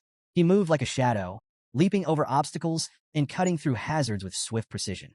Adolf, watching in awe, couldn't contain his curiosity any longer. Are all Baskerville boys like this? He asked, his voice tinged with disbelief. Staffordshire Baskerville chuckled, shaking his head. No, not all of them. But young Master Vikir? He's different. Their conversation was cut short when two enormous, venomous bees emerged, buzzing aggressively as they blocked the group's path. Before anyone could react, Vikir dispatched them in a single fluid motion, his blade slicing through the air with effortless grace. The bees fell, lifeless, before they could even pose a threat. The onlookers froze, stunned by the display. He's so cool, the Baskerville triplets whispered in unison, their admiration practically glowing. Suddenly, Vikir stopped behind a large tree and raised a hand, motioning for the group to halt. He pointed ahead, where faint flickers of light pierced through the dense canopy. They're close, Vikir said, his voice low. The barbarians haven't gone far. He added a warning, his tone grave. Balak hunters scatter dry leaves around their camps to detect pursuers. From here on, every step needs to be taken with extreme caution. Before the group could react, Adolf stepped forward, casting a spell. Silence. He intoned, the magic targeting Vikir. Vikir shot him a questioning look, but Adolf quickly explained. This spell ensures you make no sound as you move. Adolf smiled, a hint of his confidence restored. I'll take it from here. Thank you for your help, nephew-in-law. Vikir's brow furrowed. Nephew-in-law? He thought, puzzled. What is he talking about? Not far ahead, the barbarians had set up camp in a clearing. A fire crackled at its center, casting flickering shadows on the surrounding trees. Camus was tied tightly to a tree, her wrists and ankles bound with thick ropes. Her fiery spirit, however, remained unbroken. You're all going to burn to ash the moment I get out of here, she shouted, her voice filled with fury. I'll make you regret capturing me with my special fireball. Her captors paid her no mind, likely unable to understand her language. Nearby, two barbarian girls chatted casually. One spoke of her interest in the man they had encountered earlier, while the other lamented her lack of success in husband hunting. Camus gritted her teeth, her frustration mounting. They're not even listening to me, she thought bitterly. She caught snippets of their conversation and pieced it together. Husband hunting? Wife hunting? Realization dawned. Is that why they've been ambushing us this whole time? Her thoughts were interrupted as the male barbarian who had captured her approached. Smirking, he addressed Camus in his native tongue. An excellent catch like you. Every male in our tribe will want you. Camus glared at him, her fiery spirit undiminished. You perverted bastard, she shouted. If that's your plan, just kill me now. The barbarian scratched his ear lazily, feigning confusion. I don't understand what you're saying, he said with a mocking grin. Then, with unsettling cruelty, he grabbed her chin, forcing her to meet his gaze. But I can tell you're talking back just by looking into your eyes, he sneered. Camus struggled, her anger boiling over as she spat. Touch me again, and I'll burn you alive. Ignoring her, The barbarian raised an arrowhead in his hand. Slowly, deliberately, he licked its tip, his intentions clear. This arrogant slave needs to be disciplined, he said menacingly, his voice dripping with malice. Before things could escalate further, another barbarian strode into the clearing, a figure Vakir immediately recognized. It was the barbarian girl he had freed during the slave auction. "Stay away from my slave," she commanded sharply, her piercing gaze fixed on the male barbarian, Ahan. Ahan hesitated, his bravado faltering. "Commander Ian," he stammered. Then, regaining a shred of pride, he added, "But I was the one who captured her." Commander Ian shot him a cold glare. "Lower your voice," she ordered, her tone sharp enough to make him flinch. Defensive, Ahan tried to justify himself. "I shot the paralyzing arrow. I set the trap." Ian cut him off without missing a beat. "If I hadn't stepped in, you'd be a corpse. That boy with the sword would have taken your head in seconds." Ahan froze, her words sinking in. After a moment, he muttered weakly, "So, this woman, she's your prize now?" "That's right," Ian replied, her voice brooking no argument. Camus, still bound to the tree, watched the exchange with growing curiosity. An internal power struggle? She thought. While her grasp of the barbarian language was limited, she caught enough to piece things together. The girl's name was Ian, and she was clearly their commander, a position of authority that even the brash Ahan seemed to fear. Ahan, still nursing his wounded pride, jabbed a finger toward Ian. "You may be a commander, but you're still just a woman." The clearing fell silent. Ian's eyes burned with fury as a powerful blue aura erupted around her, the air growing tense with her presence. Fixing Ahan with an icy glare, she retorted, "And what difference does that make? If you got a problem with me, come forward. I'll leave you in a bloody heap." Ahan's bravado evaporated as his body broke out in a cold sweat. Raising his hands in surrender, he stammered, "I'm not angry. Do as you please." He turned and retreated hastily, thoroughly cowed. Camus watched the scene, taking note of the respect or fear that Ian commanded. "She's definitely in charge here." Commander Ian turned her attention to Camus, her gaze appraising. "Good eyes, strong physique, as expected from the future leader of the Mord's bloodline," she said, almost to herself. But her tone darkened as she delivered a sudden, sharp kick to Camus' side. Camus winced, anger flashing in her eyes as Ian continued bitterly. "You Mord's bastards sold me into slavery. If not for a stroke of kindness, I'd still be rotting in chains. But you won't be so lucky." Leaning closer, Ian's voice dropped to a menacing whisper. "I'll tame you. You'll feel it in your very bones and soul.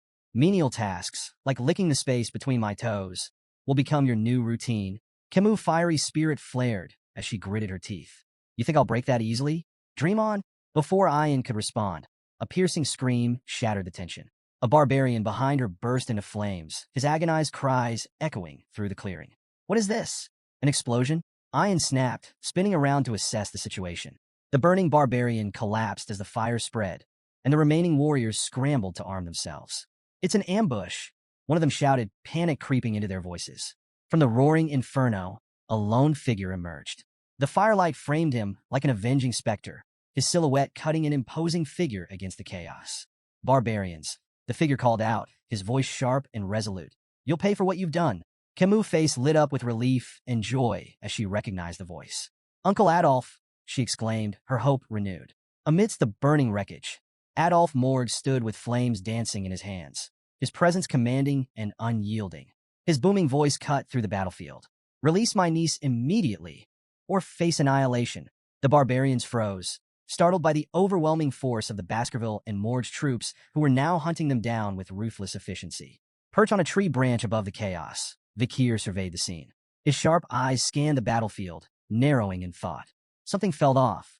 The Balak hunters, renowned for their precision and tactical ambushes, were now scattered and in complete disarray. Below, barbarian girls astride their wolves voiced their frustration, barking orders to one another as they struggled to regroup against the relentless onslaught of the Morgs and Baskerville forces. Adolf's voice thundered once more as he spotted several barbarians attempting to flee. "No one escapes. Eliminate every last one of them." Camus, still tied to a tree, watched the pandemonium unfold with a smug grin. They deserve this, she thought, satisfaction gleaming in her eyes. But her moment of amusement was cut short. A rustling sound behind her caught her attention, and she turned her head sharply, her eyes widening in surprise. "Vakir," she exclaimed, her voice far too loud for the circumstances. Emerging from the shadows behind her, Vakir placed a finger to his lips, signaling for silence. Her loud reaction prompted a sigh of exasperation. With a swift motion, Vakir cut the ropes binding her to the tree and helped her to her feet. You came to save me. Camus beamed, her happiness radiant. Vakir, slightly irritated, replied curtly, do you not understand the meaning of silence? Before they could retreat further, Commander Ian stepped out from the shadows, blocking their path. Her sharp eyes gleamed with anticipation as she regarded Vakir. I expected you to come, Ian said, her voice calm yet brimming with authority. She studied him intently, her words carrying a weight that demanded attention. Your speed, your composure, your determination to save her. Impressive. I won't ask about your past, but you've passed. Vakir frowned at her cryptic remark. Past what? Ian offered no explanation, her attention shifting to Camus. The two locked eyes, their gazes sharp and unyielding. Though no words were exchanged, the intensity of their silent battle spoke volumes. Vakir's grip on Camus tightened, a subtle signal that he was ready for action. Concealing my abilities may no longer be an option, he thought grimly. As he studied Ian more closely, a flicker of recognition stirred in his memory. Could she be related to the one who scarred Hugo's nose? The infamous Balak archer, Night Fox, came to mind. But after observing Ian's movements, Vakir dismissed the thought. No, she's too young and inexperienced. Perhaps she shares the same bloodline. Suddenly, a dart flew through the air, aimed directly at Vakir. Without hesitation, he raised his hand, effortlessly intercepting the projectile. It shattered upon impact, harmlessly falling to the ground. Emerging from the chaos, the barbarian who had kidnapped Camus stepped forward, his eyes wide with disbelief. He had underestimated Vakir, failing to predict his uncanny reflexes. Vakir wasted no time.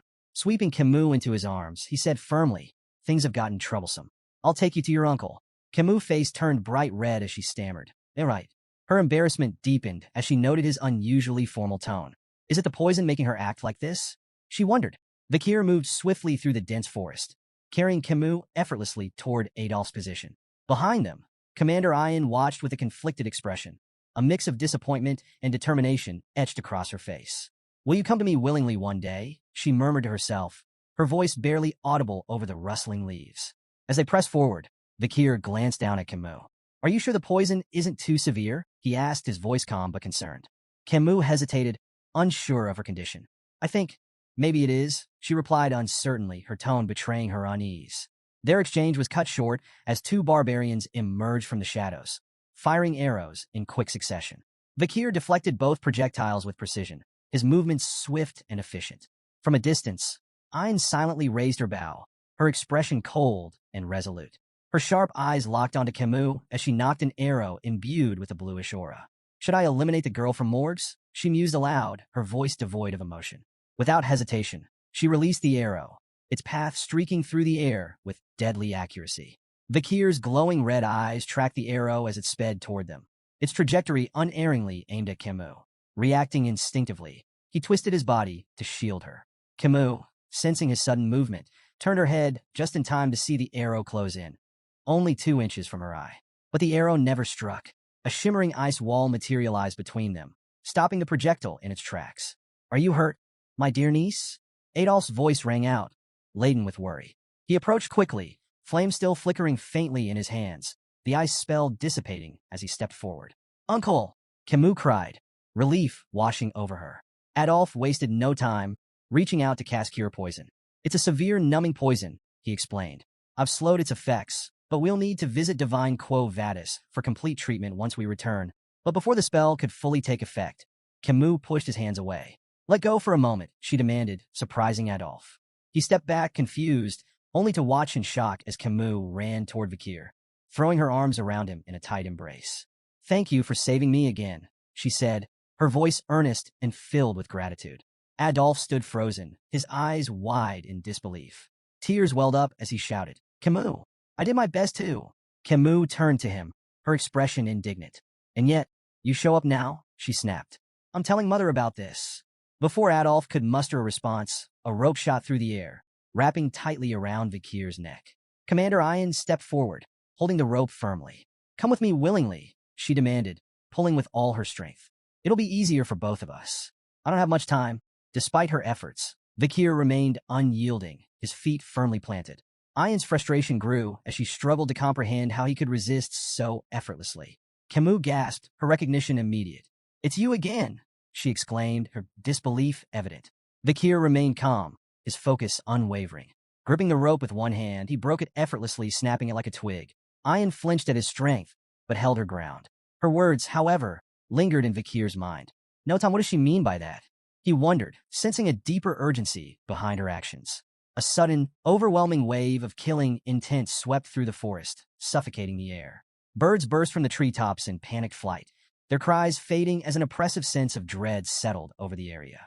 Ayan's face turned deathly pale as her eyes darted upward, horror etched across her features. Her trembling voice cut through the eerie silence. "It's noticed us," she whispered, each word quivering with fear. Vikir frowned, confused, until a sharp, buzzing sensation radiated from his hand. He glanced down to see the red lines etched into his skin glowing ominously. Beelzebub, the hidden blade coursing through his arteries, was issuing an intense and unmistakable warning. "She's coming," Ayan murmured, her voice barely audible, yet heavy with dread. Vikir's expression hardened. "She? Who's she?" he asked, his instincts sharpening. Ayan's cold sweat betrayed her terror as she uttered a single name, her voice barely a whisper. "Madam Eight Legs." From the heart of the forest, a towering pillar-like structure emerged, its form cloaked in darkness and pulsating with an eerie purple aura. The barbarians froze in place, their expressions twisted with fear. "It's the madam! The madam is here!" they screamed, their voices trembling. Camus, still recovering from the earlier events, squinted at the strange structure. "Is that just a pillar?" she asked, her tone uncertain. Vikir's sharp gaze remained fixed on the ominous form. His voice was low and firm. "No, not a pillar." Before their eyes, the pillar began to split apart. 8 long, spindly appendages unfolded with unnatural grace, descending like enormous tree branches. The massive legs anchored themselves into the ground, creating an unholy silhouette that towered over the forest. Adolf, his usual composure shattered, muttered in disbelief. How could something so monstrous have been hidden here all this time? Vikir's face turned grim as the pieces clicked into place. This was Madame Eight Legs, a name that carried weight and terror. A creature ranked as an S-tier threat, capable of leveling entire cities in mere hours. The spider stood on its 8 grotesque legs, its massive frame casting a shadow over the trembling group. It let out a piercing scream, an ear-splitting wail that sent shivers down every spine and rooted the onlookers in place. Camus opened her mouth to speak, but Vikir was faster. Placing a hand firmly over her mouth, he leaned in and whispered urgently, "Stay quiet. Madame Eight Legs has poor sight, but heightened touch and hearing." Vikir's mind raced as fragments of an old native legend surfaced. He had once dismissed it as a terrifying campfire story, a tale of the Madame of Eight Legs, a monstrous entity that haunted the depths of forbidden forests. But now, standing face to face with the legend, it felt all too real. He recalled the Empire's monster dictionary, its several revisions still failing to fully account for this nightmare. Madame Eight Legs, a name that struck fear into even the bravest warriors. The creature screamed again, louder this time, before spewing a stream of greenish liquid from its gaping maw. The acidic substance rained down in a deadly cascade, hissing and crackling as it melted through trees and rocks alike. Vikir moved swiftly, dodging the falling poison with calculated precision. Beside him, Adolf reacted just as quickly, flames flickering at his fingertips. He conjured a shimmering barrier that shielded himself and Camus from the deadly rain. The forest floor sizzled as the acid ate away at everything it touched. Not far away, a Hun screamed in terror as drops of the green poison landed on his hair. Panicking, he grabbed a knife and hacked off the affected strands, collapsing to his knees as he panted in fear. Ayn shot him a cold glare, her voice sharp and cutting. "Stop screaming in front of Madame Eight Legs." Her eyes flicked briefly toward the monstrous spider, her tone growing darker. "If you weren't the shaman's grandchild, I'd kill you myself." Turning back to the other barbarians, Ayn barked her orders with steely resolve. "Retreat, all of you." On the other side of the chaos, Adolf, cradling Camus in his arms, echoed the sentiment in a quieter tone. "Make a run for it," he instructed, his voice brooking no argument. The oppressive presence of Madame Eight Legs seemed to pulse through the forest, suffocating any thoughts of resistance. There was no choice but to flee. Madame Eight Legs emitted strange, mocking noises, as if reveling in the chaos. As the various groups scattered, the Baloch barbarians splintered into smaller clusters, while the Baskerville and Morg's forces retreated in a more organized formation. The creature's twitching appendages seemed to consider its options before abruptly charging after the Baskerville and Morg's forces. Adolf scowled in frustration, muttering under his breath. "Why is it chasing us?" One of the Morg's mages, brimming with misplaced confidence, stepped forward. "Leave it to me. he declared boldly. Fire attacks are a bug's greatest weakness. The mage began chanting, summoning a massive fire spell. Flames erupted in a brilliant explosion, engulfing Madame Eight Legs in a sea of fire. For a fleeting moment, the mage turned to Adolf with a triumphant grin, ready to boast of his success. But his victory was short-lived. Without warning, one of Madame's massive legs shot through the air, impaling the mage beside him. Blood splattered across the confident mage's face as his expression froze in sheer terror. The fire spell hadn't even scratched the monstrous creature. Madame Eight Legs let out another deafening screech, her massive legs slicing through the terrain as she pressed forward. Adolf, Camus, and Vakir continued their retreat, the forest a nightmare of crashing trees and searing acid. Camus, her voice trembling, stammered, "How is something like that even real?" Meanwhile, Vakir's sharp mind raced. He stopped suddenly, his eyes narrowing as a realization struck him. Without warning, he turned to face Madame Eight Legs, his unexpected movement causing the group to halt in alarm. "Vakir, what are you doing?" Staffordshire shouted, his voice filled with panic. Vakir's tone was firm and unyielding. "If no one acts, we'll all be annihilated." His eyes locked on the monstrous spider. "Someone has to tie down her legs to buy time." Staffordshire immediately volunteered, but Vakir cut him off with a blunt question. "Do you really think you have what it takes to restrain those legs?" Turning to Adolf, Vakir's voice carried urgency. "We can't let Madame Eight Legs follow us back to the territory. If she does, everyone there is as good as dead. I'm the best person for this job." He tightened his grip on his sword, his crimson eyes burning with resolve. Facing Adolf, he added, "There's no time left. Make the call." Camus' voice cracked as she called out to Vakir. "You can't do this." Ignoring her plea, Vakir urged the group to flee. "Run," he said firmly. "Leave this to me." Adolf hesitated, clearly torn. Finally, his expression hardened. "We run," he ordered, signaling the retreat. Camus struggled against him, tears streaming down her face. "Vakir, you promised. You have to come back." Adolf held her back, his voice resolute. He made his choice. Don't waste his sacrifice. As the group retreated, Vakir remained rooted in place, the weight of his decision pressing heavily on his shoulders. His grip on his sword tightened, but he paused, letting out a slow, resigned sigh. He didn't have a personal stake in the survival of Baskerville territory, nor did he believe the Allied forces were capable of stopping Madame Eight Legs' growing power. Yet, amidst the chaos, he saw an opportunity. "If I can feign my death here," Vakir thought, "I'll finally slip out from under Hugo's watchful eye." This deception could buy him the time he needed, time to master the elusive 10th technique. The unrefined skill lingered in his mind like an itch he couldn't scratch, a secret weapon waiting to be perfected. With mastery of the 10th technique, Vakir could refine his control over his power, burying it so deeply that even Hugo would fail to sense it. Then, when the moment was right, he would return to the clan, not as a hound, but as something far more dangerous. A crimson aura radiated from Vakir's hand as Beelzebub emerged, the weapon's menacing energy reflecting his steely resolve. He knew this battle might truly be his last. If he failed to wield every ounce of strength, skill, and cunning at his disposal, Madame Eight Legs would crush him. His crimson eyes burned with intensity as he committed to unleashing everything. The vast mana reserves gifted by the River Styx, the ethereal energy reserved for the highest-ranking Baskerville techniques, and the raw, unrelenting power of Beelzebub. The demonic sword pulsed in his grip, its blade cloaked in a violent red aura. With calculated precision, Vakir dashed toward Madame Eight Legs, his movements swift and deliberate. The monstrous spider loomed above him, her massive form radiating malice. Vakir leaped high into the air, the red glow surrounding him intensifying with each passing second. For a brief moment, he hovered above the creature, locking eyes with Madame Eight Legs.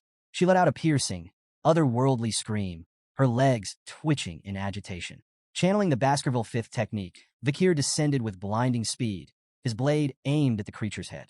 The air around him vibrated with the sheer force of his attack. Madame Eight Legs struggled violently, but her limbs seemed inexplicably rooted to the ground. Vakir's attack slammed into her head with devastating force, driving it deep into the earth. From afar, a radiant red light burst into the sky, illuminating the entire forest like a second dawn. Adolf, clutching Camus tightly, and the Baskerville triplets fled the scene with tears streaming down their faces. The deafening explosion of energy rattled the trees, and Camus, watching the clash unfold, felt a surge of raw emotion. A single tear slipped down her cheek as she screamed, "Vakir!" In the aftermath, silence blanketed the forest. Only the ominous red glow remained, marking the site of the monumental battle. Bakir's vision blurred and shifted. He was no longer in the forest. Instead, he found himself kneeling before a guillotine. The cold steel blade loomed above him as his eyes locked on Hugo La Baskerville. Hugo stood motionless under the moonlight, his face expressionless. Slowly, he raised his hand, signaling the blade to fall. Bakir's cold gaze didn't waver as the blade descended. He watched as his own head rolled to the ground, his final sight the cold, indifferent gazes of the onlookers. Hugo turned and walked away, his back framed by the pale glow of the moon. In the end, Hugo did it, Bakir thought bitterly. But before the thought could take root, his eyes snapped open. Bakir awoke to the sight of an unfamiliar ceiling, his mind clouded with confusion. He lay on a thin mattress, his body wrapped in heavy bandages, and one eye completely covered. Scars crisscrossed his flesh, and a rope was wound tightly around his neck, its rough fibers biting into his skin. Where am I? He wondered, his thoughts sluggish as he tried to make sense of his surroundings. Fragments of the battle against Madame Eight Legs surged to the forefront of his mind. The blinding explosion that had stunned the monstrous creature lingered vividly, possibly the sole reason he was still breathing. Attempting to sit up, a jolt of searing pain shot through his body, forcing him to stop. Every muscle screamed in protest, his veins felt stretched to their limits, and his bones throbbed with fractures. There wasn't a part of him untouched by the brutal encounter. The memory of Madame's final, devastating attack made the rope around his neck feel like a trivial annoyance in comparison. Yet, ironically, it was that very trap, set during the chaos of battle, that had saved his life, anchoring him just out of reach of certain death. Bakir closed his eyes briefly, evaluating his situation. Despite his injuries, everything seemed to be going according to his plan. Adolphe and Camus had witnessed his supposed final stand, providing ample proof to confirm his death. Hugo's watchful gaze was finally off him. Dragging himself out of the room, Bakir surveyed his surroundings. Barbarians moved about the camp with purpose. Children practiced archery while slaves hurried under harsh commands. The chilling realization hit him. Gulak, the Balak camp. He was deep within the territory of the Baskerville clan's sworn enemies. His eyes scanned the area, noticing something unsettling. Among the slaves were captured soldiers bearing the insignias of both the Baskerville and Mord's clans. Why am I still alive? He wondered. In his condition, escape was impossible, yet his execution seemed equally overdue. Before he could dwell further, a familiar face appeared. A Hun, the barbarian who had kidnapped Camus, sauntered over with a smirk plastered on his face. You should be grateful, a Hun sneered, looking down at him. If you weren't the commander's pet dog, you'd already be boiling in a pot. Pet dog. The phrase echoed in Bakir's mind, igniting a deep, simmering rage. Memories of Hugo flashed before him, of chains, humiliation, and subjugation. A surge of killing intent radiated from Bakir, catching a Hun off guard. Startled but defensive, a Hun lashed out, his fist connecting with Bakir's already battered body and knocking him to the ground. Arrogant bastard, a Hun spat, his frustration evident. With a dismissive glare, he added, Follow the rope, dog. Your owner's waiting. Bakir lay still, his body racked with pain from the fall, his rage boiling beneath his calm exterior. He glared after a Hun's retreating figure, silently vowing to repay the humiliation tenfold once his strength returned. Dragging himself up, Bakir began following the rope tied around his neck. Its length stretched endlessly through the camp, each step testing his patience and fortitude. How far does this thing go? He muttered under his breath, his irritation growing with every tug. Finally, the rope grew taut, and Bakir found himself at its end. What lay before him stopped him in his tracks. Ayan, the barbarian girl from before, stood waist-deep in a small pond. She held the other end of the rope with casual ease, her expression relaxed. As she noticed him, a mischievous smile spread across her face. Lie down, she instructed, her voice carrying an air of playful authority. Bakir froze, his mind racing. He stared at her, bewildered and unsure how to respond to the bizarre command. Before Bakir could fully process her words, Ayan yanked the rope with surprising force, sending him stumbling forward. Whiz! An arrow streaked through the air, narrowly missing Bakir's head before embedding itself into a nearby tree trunk. Ayan's sharp glare turned toward a group of children holding bows in the distance. What did I tell you about practicing near the pond? Go somewhere else, she barked, her voice commanding enough to send the children scattering. As Bakir lay on the ground, recovering from the unexpected tumble, Ayan turned her attention back to him, a sly smirk playing on her lips. I never properly thanked you for the auction, she began, her tone light but calculated. Pointing at him, she continued, in Balak culture, kindness is repaid twofold and revenge tenfold. Since you saved me once, I've saved you twice. Bakir's brows furrowed in confusion. Twice. he asked, his tone skeptical. Ayan crossed her arms, clearly enjoying herself. After that explosion, who do you think dragged your sorry self out of the forest? If I hadn't gone back for you, you'd be spider food by now. So yes, twice. Her smug response only deepened Vikir's unease. He sat up slowly, the rope around his neck pulling uncomfortably. If you've repaid the debt, why keep me alive? He asked bluntly, gesturing toward the rope. Ayan's grin widened, her mischief on full display. Because you're valuable. I have no doubt your party will pay a hefty price for you. You're not some ordinary soldier, are you? Vikir froze at the implication, his mind racing. If the Baskerville clan got involved in hostage negotiations, his entire plan to feign his death and escape Hugo's control would unravel. He kept his expression neutral, suppressing the panic bubbling beneath the surface. Ayan leaned in slightly, her voice dropping to a playful whisper. Relax. I've got no intention of returning you to them just yet. She straightened, her tone turning mock serious. You're my slave now. Without warning, she drew a dagger and sliced through the rope binding his neck. For a moment, Vikir felt an internal surge of relief. Maybe my plan is still intact, he thought, but his optimism was short-lived. Ayan pointed the dagger at him, tilting her head mockingly. Let's settle this properly. You'll call me master, and I'll decide what to call you. Vikir remained silent, his face impassive. His lack of reaction only seemed to amuse Ayan further. I like those rebellious eyes, she remarked with a smirk. It'll make taming you all the more satisfying. Before Vikir could respond, Ayan sheathed her dagger and gestured for him to follow. We have a stop to make, she said casually. Where? Vikir asked, his voice low. She shot him a glance over her shoulder, her tone teasing. Don't tell me you don't know. In the Balak way, we always pay respects when stepping onto someone else's land. Her grin widened. We're going to meet the matriarch. The matriarch's tent loomed ahead, its entrance adorned with intricate carvings. Inside, a throne made from the skulls of predators dominated the room. Bears, jaguars, alligators, and other deadly creatures stared down at visitors, their heads mounted with precision. Each skull bore an arrow firmly lodged between its eyes, a testament to the matriarch's unparalleled skill. As they approached, Ayan glanced at Vikir and began explaining the Balak way of life. If you don't have a place to sleep, borrow a friend's hammock. If you're hungry, someone wealthier will share their food. That's how we survive. Her voice softened slightly, a touch of pride in her words. It's why we're strong. Everyone here is bound by the same rules, tight-knit, homely, and united. Vikir noted something intriguing about the Balak camp. Private assets seemed to hold little importance to them. Everything functioned on a communal system, a stark contrast to the rigid hierarchies he was used to. Ayan led the way to the grand tent without hesitation, her pace confident. Stopping outside, she gestured toward the imposing structure and declared, We've arrived. She entered first, her voice ringing out with authority. Mother, she called, addressing the figure seated on the throne inside. The single word sent a jolt through Vikir, startling him. His sharp mind immediately began piecing together the connection between Ayan and the matriarch. The implications were unsettling.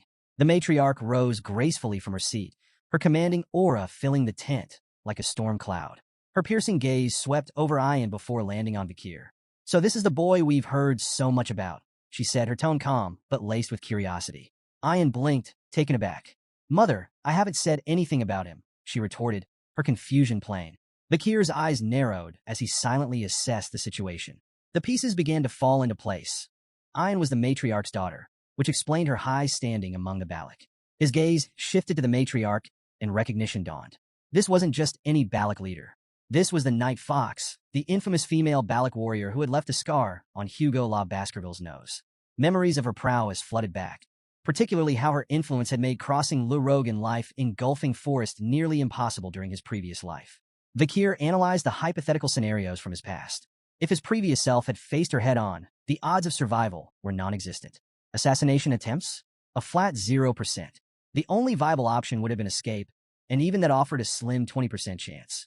The matriarch turned her sharp gaze toward Vikir, her lips curving slightly. You look familiar, she remarked, her tone probing. Vikir's thoughts raced. Does she recognize my connection to Hugo? Before the situation could escalate, Ayan interjected with an airy laugh. Most imperial men look alike, mother, she said dismissively. The matriarch tilted her head, unconvinced but unwilling to press the matter. Her attention lingered on Vikir, and she addressed her daughter with a question that carried an undercurrent of disdain. What are your plans for this stray dog? Ayan straightened, her voice firm.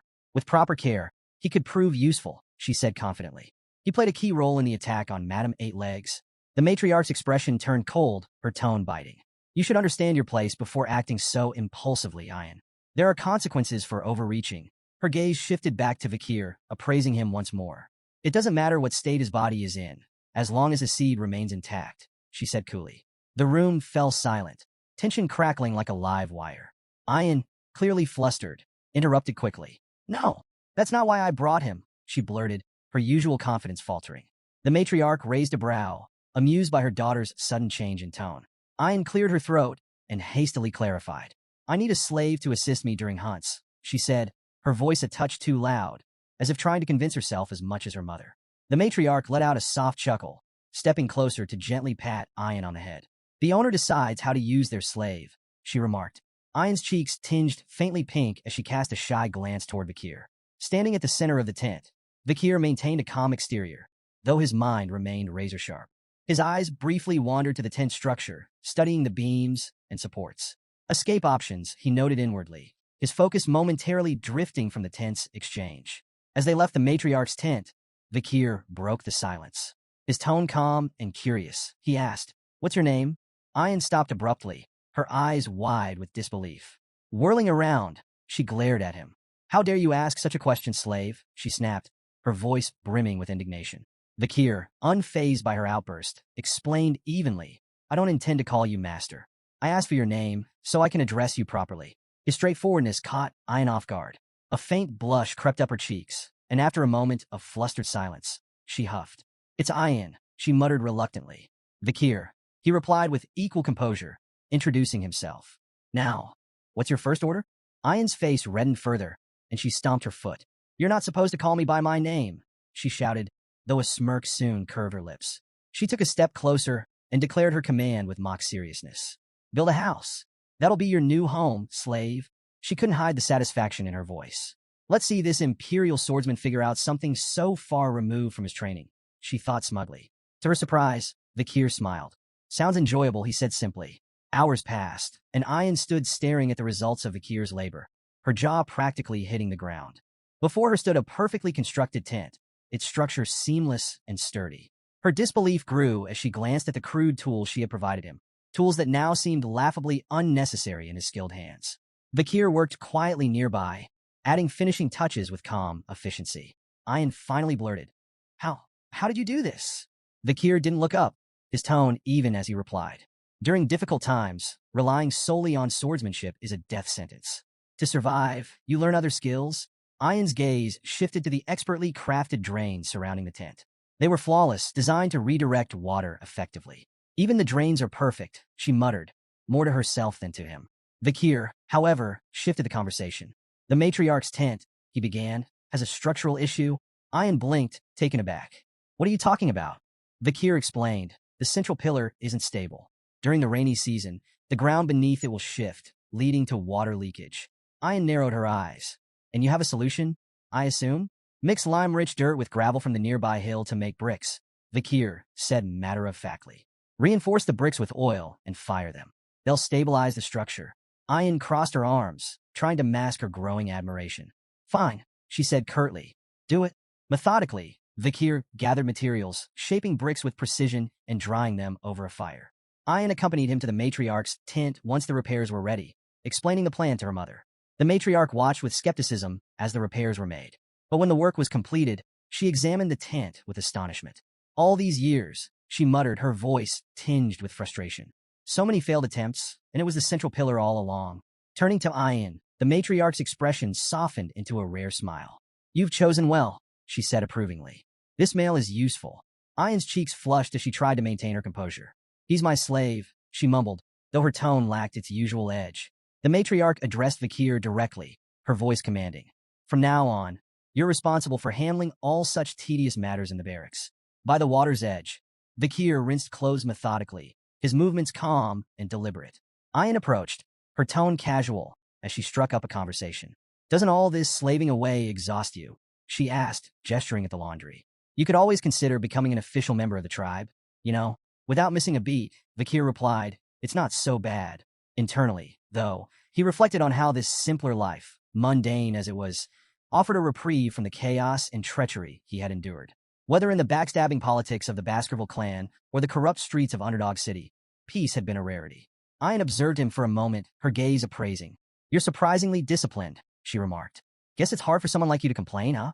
Vakir maintained his calm demeanor. It really isn't that bad. Ayan snorted in disbelief. No way. Tough, tedious work is never easy, no matter how you spin it. As they walked back toward the camp, Ayan nudged him lightly. You should stop with this complacent attitude, she said. Follow my lead. I'll help you figure out how to survive among the Balak people. Who knows? If you do well, maybe I'll even untie that rope around your neck. Vakir glanced at her curiously. What do you want me to do? Ayan smiled slyly, clearly pleased with his directness. Now we're getting somewhere. She paused for dramatic effect. I want you to go on a hunt and bring back some big prey. Intrigued, Vakir pressed her for details. Ayan explained. The warriors haven't brought in anything substantial recently. The kids are growing, and they need meat. If you manage to catch something impressive, it wouldn't be crazy for your title to change from slave to commoner. Playfully slapping him on the back, Ayan added with a grin. You should feel honored to serve as the slave of the Balak's esteemed hunting commander. Vakir winced slightly at the force of her slap, but remained composed. After a brief moment of consideration, he nodded. Fine, I'll do it. Ayan's face lit up with a smile, and for a fleeting moment, a faint blush colored her cheeks. What's with the look? Vakir asked, noticing her expression. Her demeanor shifted immediately. What look? She snapped, quickly turning away. You're imagining things. Unbeknownst to them, a pair of jealous eyes watched from the shadows. Ahan glared at Vakir, his teeth clenched and his fists trembling with rage. Seeing Ayan happily engaging with the outsider stoked a fire of envy and resentment within him. Disgusting bastard, Ahan muttered under his breath, his eyes fixed on Vakir. At the tribe's central gathering, the Balak shaman, a human, began a traditional hazing ceremony. Standing before a pot of glowing charcoal, he withdrew his hand slowly, his face solemn. Gesturing for the hunters to line up, a human's voice carried across the clearing. Step forward to receive the blessing, he intoned, his words heavy with authority. Without it, your hunt will fail. Refuse, and you invite misfortune upon yourself and your kin. One by one, the hunters approached, bowing their heads as the shaman smeared the charcoal across their faces in intricate patterns. Ayan, standing beside Vakir, leaned closer to explain. The markings conceal the hunters from the god of death, she whispered. It's a gesture of guilt, our way of asking forgiveness for taking the lives of our prey. Vakir observed the ritual in silence, noting the presence of a shaman even among the fiercely independent Balak warriors. Nearby, a barbarian girl whispered skeptically to her companion. The shaman's always nagging, she muttered. The boy shrugged, replying, let it go. A human has to make himself seem important somehow. The girl frowned. His blessings don't work anyway, she added. The only time the tribe even bothers with him is for rare hunts or big ceremonies. Vakir absorbed their words quietly. Even in this remote tribe, hierarchies, doubts, and cynicism were no strangers. Just another version of what he had seen across the empire. Later, Ayan approached Vakir, her face adorned with charcoal markings that were noticeably uneven. Vakir raised an eyebrow, fighting the urge to laugh. You look ridiculous, he said flatly, though a hint of amusement crept into his voice. Ayan flushed, furiously wiping her face. I don't get along with the shaman, okay? She snapped, flustered by his teasing. In her embarrassment, she shoved the collar into his hands. Vakir held it up with a deadpan expression. Is this a dog collar? Ignoring his tone, Ayan fastened a similar collar around her own neck. These protect our necks from being bitten during hunts, she explained matter-of-factly. Vakir eyed the collar, muttering. I've fought enough monsters to know they rarely aim for the neck. But as he watched her effortlessly adjust to the collar, he realized it was just another part of adapting to life among the Balak. Ayan and Vakir rode together on a wolf, the large beast moving swiftly through the forest. Ayan glanced back over her shoulder. Hold on to my waist if you don't want to fall off, she instructed. Vakir, stubborn as ever, refused to follow her advice. Moments later, a sharp bump sent him tumbling to the ground. Ayan pulled the wolf to a stop, watching him dust himself off with a smirk. See what happens when you don't listen, she teased. Vakir grimaced, wondering if he had the strength to climb back on the wolf. Before he could decide, an unwelcome voice cut through the air. So this is what you've been up to. They both turned to see Ahan approaching, his expression smug and brimming with disdain. Ayan, you seem awfully free these days, Ahan sneered, his tone dripping with sarcasm. Neglecting your duties to play around, are you? Ayan dismounted and folded her arms. What do you want, Ahan? He stepped closer with dramatic flair. I'm here to tell you that I'll be catching the biggest prey this time. The next hunt? I'll lead the group as captain. My success will bring honor to my family. Ayan raised an eyebrow, unimpressed. You're staking your grandfather's honor on your limited knowledge of shamanism? Bold move. Ignoring her jab, Ahan suddenly lashed out with a kick aimed at Vikir's face. The attack was abrupt, startling Ayan. Ahan, she shouted angrily. What are you doing? Ahan smirked as Vikir sidestepped the blow, his movements subtle yet precise. This guy. Ahan gestured toward Vikir dismissively. He's a burn, injured and slow. How can you rely on him? But before Ahan could continue his tirade, Ayan's expression shifted. A sly smile curled her lips as she pointed at him. You might want to check your waistband before bragging any further. Confused, Ahan glanced down. His expression twisted into shock as he realized his quiver and arrows were missing. Still seated on the ground, Vikir wiped the blood from his lip and held up Ahan's quiver, a smug smile tugging at the corners of his mouth. You should hold onto your weapons as you would your lover, he remarked dryly. Ahan's expression twisted in rage as he realized he'd been outmaneuvered. Before he could fully process the humiliation, Ayan doubled over in laughter, clearly enjoying the spectacle. Seething, Ahan lunged at Vikir. Arrogant slave bastard, he roared, throwing a punch with all his strength. But before the blow could land, Ayan intervened. With a single, swift motion, she used her bow to block the attack. Her voice turned icy as she stared him down. Whose slave do you think you're punishing without permission? She demanded. Ahan, his face flushed with anger and embarrassment, shouted back. He insulted a Balak warrior. That demands punishment. Ayan's expression didn't waver. Pathetic, she muttered, her tone dripping with disdain. Desperate to salvage his pride, Ahan's voice took on a mocking edge. What's this, Ayan? Have you fallen for the slave? Ayan placed a hand on her head, sighing in exasperation. Her irritation was palpable. Vikir is my slave, she admitted coolly. If he's done something wrong, I'll punish him. But you? You have no right to lay a hand on him. The tension in the air was palpable as Ayan turned toward Vikir, who watched the exchange silently, his expression unreadable. Without warning, Ayan's fist shot out, connecting with Vikir's face. The impact sent him sprawling, blood spraying onto the green grass. Ahan stumbled back in shock, his jaw slack as he watched the scene unfold. Ayan turned to Ahan, fixing him with a cold stare. Are you satisfied now? She asked sharply. Ahan opened his mouth to speak, but Ayan cut him off. I get it, you're frustrated. You haven't managed to capture a maiden, and it's eating you up. But touch my slave again, her voice dropped, and I'll make sure you regret it. Ahan, cowed by her words and her sheer presence, nodded reluctantly. His bravado extinguished, he turned and retreated, muttering under his breath. Later, as Ayan and Vikir rode the wolf back toward the camp, Ayan kept sneaking glances at him. Her expression was conflicted, an uncharacteristic mix of guilt and concern. After several minutes of silence, she broke the ice. Does it hurt? She asked cautiously. Vikir didn't reply. She tried again. Are you angry? Still nothing. Frustrated by his silence, Ayan finally spoke up. Look, it was necessary, she began defensively. Ahan stubborn and petty. If I didn't deal with him like that, he'd keep looking for excuses to retaliate. When Vikir remained unresponsive, Ayan sighed heavily. Why aren't you saying anything? Finally, Vikir spoke, his voice calm, but tinged with a hint of dry humor. It hurts? Ayan froze. Then, with surprising agility, she twisted in midair, landing backward on the wolf to face him. Her hands cupped his face as her eyes filled with worry. Does it hurt a lot? Is it bad? Are you in danger? She asked anxiously, her words tumbling out in rapid succession. Vikir remained stoic. It hurts to talk, he replied plainly. But it's not the first time. Before he could finish, Ayan leaned forward, her lips suddenly meeting his. Time seemed to freeze as Ayan pulled away, her face flushed a deep crimson. She pressed her fingers to her lips, as if only now realizing what she had done. Turning forward hastily to avoid his gaze, she muttered, I knew I was right. You show promise. Even for an imperial bastard. Vikir blinked, wiping his face as he tried to process the moment. His mind wandered briefly. Do barbarians usually lick each other's injuries? He wondered. The thought of spreading infection crossed his mind, though it seemed a trivial concern compared to his confusion. Ayan glanced back, her tone suddenly more composed. So, is there anything you want from me? If it's within my ability, I'll make it happen, she offered. Vikir raised an eyebrow, intrigued. Anything? Her body tensed at his question, and she stiffened visibly.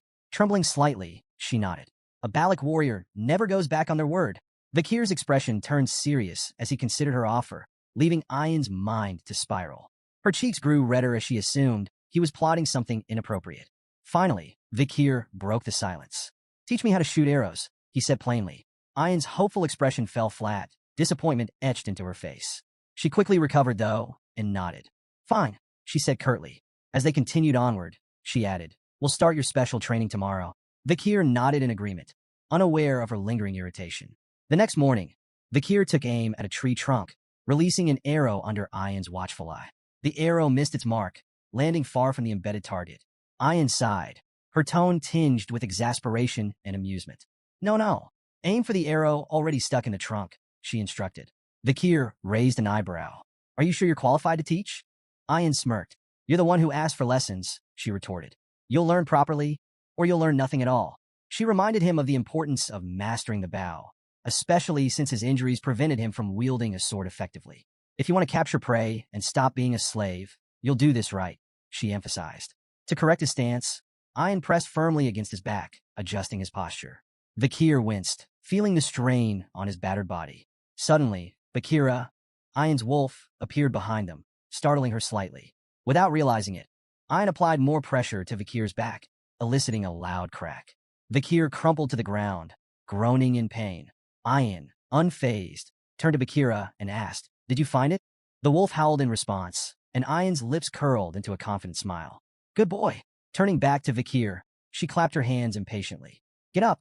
We're moving now. They arrived at a serene stream where the river met the ocean, a tranquil location teeming with life. Ayan gestured at the unique surroundings. This place is special, she explained.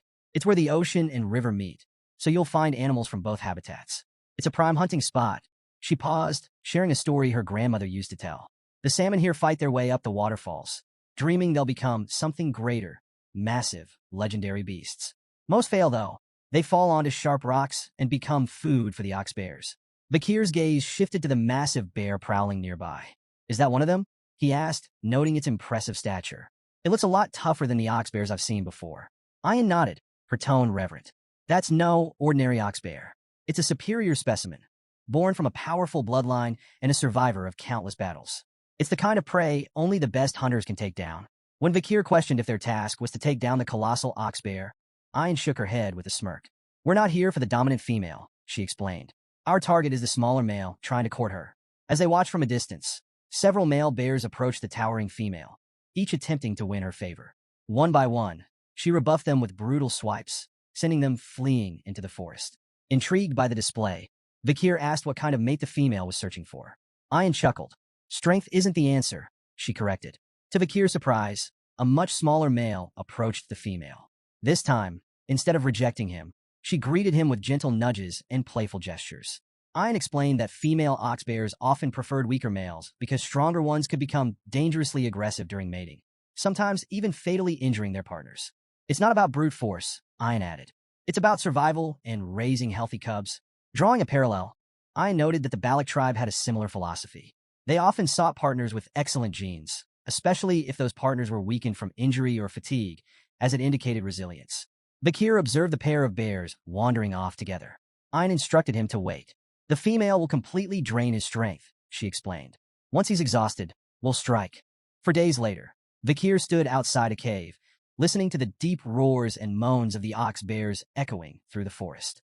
He reflected on their strategy, leaving food for the bears to facilitate their courtship and encourage their mating ritual. Ayan approached, holding a small fruit in her hand. This fruit boosts strength temporarily, she explained, but it shortens lifespan. The clever female will avoid it. The male? He'll eat it without a second thought to keep up with her. The strategy clicked in Vakir's mind. The male's desperate attempt to impress his mate would leave him depleted, making him the perfect target. Ayan handed Vakir a bowl of soup, urging him to eat and regain his strength. As he sipped, he couldn't help but comment on the bear's remarkable stamina during their mating ritual. Ayan smirked, leaning closer. That's just typical for Balak males, she teased. Imperials like you wouldn't know anything about it. Too reserved. Vakir raised an eyebrow, unimpressed by her jab. Before he could respond, Ayan leaned in playfully. What about you? Can you match their vigor? His unamused expression deepened, but their exchange was interrupted by a deafening roar from the cave.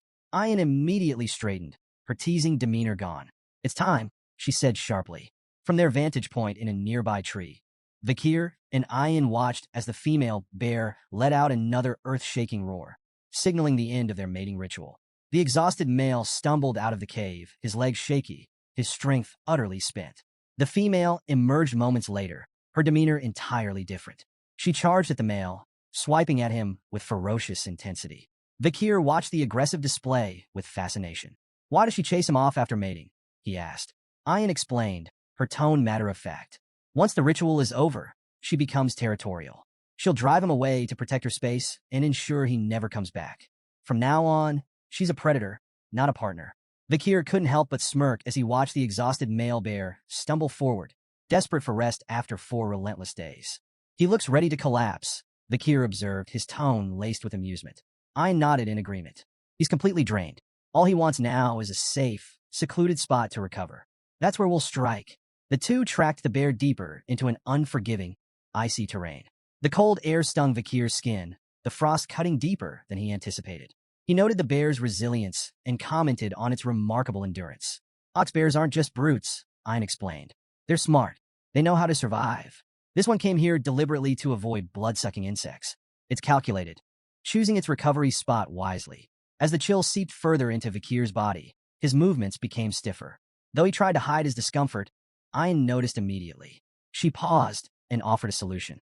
We need to share body warmth, she said, matter-of-factly. If your muscles stiffen, you'll slow us down. Vakir hesitated, reluctant to agree, but the biting cold left him little choice. With a resigned sigh, he relented and hugged Ian from behind. Caught off guard, Ian's face turned crimson. She stammered, quickly rationalizing the situation. This is just a practical decision. I have to keep you healthy. As your master, it's my responsibility. Vakir remained quiet, unsure whether to tease her or let it slide. Their awkward moment was interrupted when Bakira, Ian's wolf, stopped abruptly, his growl low and menacing. The pair froze, their focus sharpening.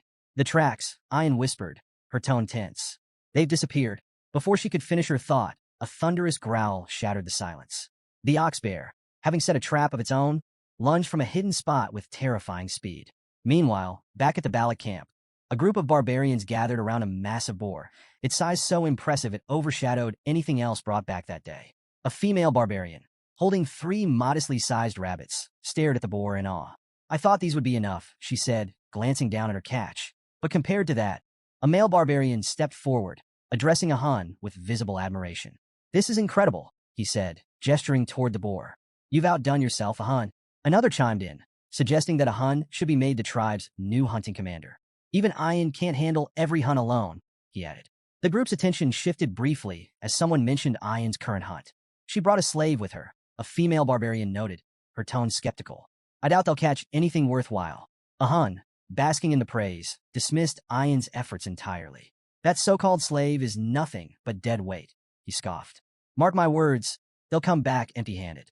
I bet they won't even catch a rabbit. On the other side of the forest, the ferocious male ox bear launched a sudden attack, its massive paw swinging toward Ian with devastating force. Before the blow could land, Vakir reacted swiftly, pulling her out of harm's way just in time. The bear's crushing strike missed her by mere inches, the sheer force blowing strands of her hair into the air. Both Vakir and Ian tumbled off their wolf, landing hard on the frosty ground. Vakira, the wolf, growled fiercely, leaping into action to shield its companions. Vakir quickly turned to Ian. Are you okay? He asked, his tone calm but urgent. Ian nodded, still catching her breath. Thanks to you, she admitted reluctantly. Vakir's sharp eyes assessed the situation. It's almost like it set this up, he speculated, his voice low. Did the ox bear lure us here deliberately? Ian frowned, her pride bruised but unable to deny the truth. It's too smart for a monster, she muttered. Her gaze flicked toward the bear, now snarling at them from a distance. No wonder the female picked it. Realizing there was no avoiding a direct confrontation, Ian felt a pang of inner conflict. Being rescued by her own slave, a status she had so thoroughly emphasized, pricked at her pride. But she quickly steeled herself, standing tall. Stay behind me, she commanded, her voice firm. I'll handle this. You've done enough. With a defiant glare, Ian mounted Bakira and charged at the ox bear, her bow drawn and ready. Her first arrow whistled through the air, aimed directly at the beast. You think you can act like this in front of my slave? She shouted angrily. You're going to pay for this indecency. The ox bear, sensing the danger, retreated behind an icy boulder for cover. Ian pulled another arrow from her quiver, her tone sharp with confidence. There's nowhere you can hide from me, she declared. She loosed the arrow, which embedded itself harmlessly in the boulder. The ox bear growled in defiance, thinking itself safe. But the moment the bear let its guard down, a surge of blue energy erupted from the embedded arrow. The aura-infused blast pierced through the boulder, striking the bear in the stomach with pinpoint precision. The ox bear roared in agony as blood spewed from its wound, its massive frame staggering forward. Vakir, watching from the sidelines, was momentarily awestruck. Ayan's archery was a masterful display of skill and precision. The way she infused aura into her arrows with such finesse left him impressed. In that moment, he thought that purely in terms of archery, Ayan might even surpass Camus Morgues. The wounded ox bear emerged from behind the shattered boulder, its bloodshot eyes blazing with rage. It charged directly at Ayan, undeterred by the injury. Ayan's hand moved with practiced speed, another arrow nocked and ready. She fired at the bear's eye, but the beast's fury drove it onward, ignoring the projectile entirely. Undeterred, Ayan prepared a final shot. Her voice rang out confidently. An arrow filled with sincerity can pierce even a castle wall, she declared, releasing the arrow with perfect form. But to her shock, the ox bear dodged with uncanny agility, evading the attack entirely. Ayan's confidence wavered, her composure briefly shaken. Before she could recover, the ox bear lunged at Bakira. Its massive paw struck the wolf with brutal force, sending both Bakira and Ayan flying. Ayan tumbled across the ground, her body skidding to a stop as Bakir sprinted toward her, his expression grim. As Ayan lay dazed, fragments of her mother's teachings surfaced in her mind. Her mother had once told her that beasts on the brink of death could sense the killing intent of a predator, often becoming most dangerous in their final moments. Ayan now realized, too late, that she had gravely underestimated the ox bear. Confidence, bolstered by her righteous intentions, had blinded her to the peril. The ox bear, now a towering menace, advanced with drool dripping from its massive jaws. Its mouth open wide, ready to deliver a fatal bite. Paralyzed by fear, Ayan closed her eyes and braced for the inevitable. Instead of the crushing jaws of death, however, a familiar voice cut through the chaos. "Are you done demonstrating a master's dignity?" Her eyes flew open, and she saw Vikir standing before her, positioned squarely between her and the ox bear. His calm yet commanding presence sent a shiver down her spine. With a deliberate step forward, Vikir spoke with quiet confidence. "It's my turn now." Thrusting his glowing red hand toward the beast, Vikir summoned Beelzebub, the demonic blade igniting in a blaze of fiery energy. Flames infused with the power of Cerberus roared forth, engulfing the ox bear's head in a hellish inferno. The beast reared back, letting out an agonized roar as the searing heat overwhelmed it. Ayan, frozen in place, could only watch in awe. The sheer ferocity of Vikir's attack left her speechless, her heart racing at the raw display of power. The ox bear staggered, its charred form collapsing lifelessly to the ground. The battle was over. The flames subsided, revealing Vikir's frame. The intense heat had burned away the bandages covering his injuries, exposing his fully healed body, including his once bandaged eye. Ayan's cheeks flushed a deep crimson as she marveled at his strength, her gratitude and amazement impossible to hide. "You saved me again," she murmured softly, her voice barely audible over the crackling of the fire. But her joy quickly turned to concern as Vikir's expression twisted with pain. She rushed forward as he admitted, "I might have overdone it." His legs gave out, and he collapsed to the ground. "Vikir!" Ayan cried, her earlier awe replaced by panic. She knelt by his side, frantically calling his name and trying to rouse him. The memory of his unwavering determination lingered in her mind as she desperately sought a way to help him. Later that night, the Balak tribe gathered around a roaring bonfire, celebrating the success of the hunt. The tantalizing aroma of roasted meat filled the air, and a massive pot of stew bubbled cheerfully over the flames. The villagers danced and sang, their jubilant cries echoing into the night. Off to the side, Ayan and Vikir sat together, each wearing traditional Balak hats. Ayan's voice carried a mix of pride and excitement as she explained the significance of their victory. "The ox bear wasn't just any prey," she said, her chest puffed with pride. "It was both strong and intelligent, a worthy opponent. Catching it has made us the stars of this pillaging ceremony." Vikir, stoic as ever, didn't seem particularly moved by the festivities. His indifferent expression earned him a sharp glare from Ayan. "You could at least pretend to care," she huffed, crossing her arms. Her gaze shifted to the other side of the gathering, where a Hun sat glumly next to the small, sluggish boar he'd caught. The sight filled Ayan with satisfaction, and a faint smirk tugged at her lips. "That boar," she said, tilting her chin toward it. "Compared to our ox bear, it's nothing. You'd think he would have caught something more impressive, given how much he brags." Despite her playful scolding, Vikir caught the unmistakable glimmer of pride in her eyes. For the first time that evening, a faint smile flickered across his lips. Ayan turned to a Hun, her eyes practically begging for backup. "Say something, a Hun?" A Hun, clearly irritated, shoved a bowl toward Vikir, sneering. "Here, slave. Eat." Vikir glanced at the bowl's measly portion of meat and raised an eyebrow. "This is it? Why so little?" A Hun rolled his eyes, Tradition. The more honor you earn, the less you eat. You should be grateful for your honor. Ian stepped in with a smirk. In our tribe, the greatest contributor to the hunt gets the smallest share. It's a symbol of respect and selflessness. Vakir's expression remained blank. Selflessness? Sounds like a bad trait. Meat's a lot tastier than some imaginary points on the honor board. Ian laughed, clearly entertained by a Hun's growing frustration. Vakir, however, stared at his hands, deep in thought. The 600-kilogram hammer from Beelzebub lingered in his mind. Could he actually increase his weight by 600 kilograms while holding his breath? It seemed absurd. Then again, so did most of his life lately. Taking a casual sip of his soup, Vakir reflected on his recovery. Beelzebub's absorption of the ox bear hadn't just granted him new powers. It had patched him up like magic glue. Noticing Vakir's nearly empty bowl, Ian grabbed another, heaping with meat, and thrust it toward him. Here, eat. Vakir shook his head. I already had my share. A bit of meat, some blood, intestines, standard barbarian meal. I'm good. Ian pushed the bowl closer. You should eat more. Every part of the animal has a purpose. Weak eyes? Eat the eyes. Bad heart? Eat the heart. Weak limbs? The legs. That's how we grow stronger. Vakir squinted at the bowl, particularly at the coiled piece of meat bobbing in the broth. So, you're saying my insides need work? His tone dripped with sarcasm. Before Ian could answer, 3 barbarian girls approached, their presence as subtle as a thunderstorm. Commander, the first one huffed, glaring at Ian. Why are you bothering with him? The second chimed in. It's so obvious what you're doing. And the third? Why waste food on a slave? Vakir ignored the peanut gallery and took a bite. The meat was tougher than he expected, but he chewed through it. Ian's eyes lit up with excitement. Good. Now you'll be ready to fulfill your duty. Vakir stopped mid-bite. Duty? What now? I already played my part in the hunt. At dawn, Vakir found himself near a massive tree trunk, its top sliced clean off. He noticed faint scorch marks at the edges and recalled something Ian had mentioned last night.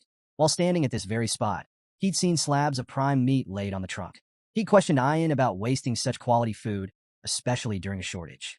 It's an offering, she had explained, her tone reverent. To Madam Eight Legs. It's how we asked for permission to live here. Ah yes, the village's 8-legged landlord.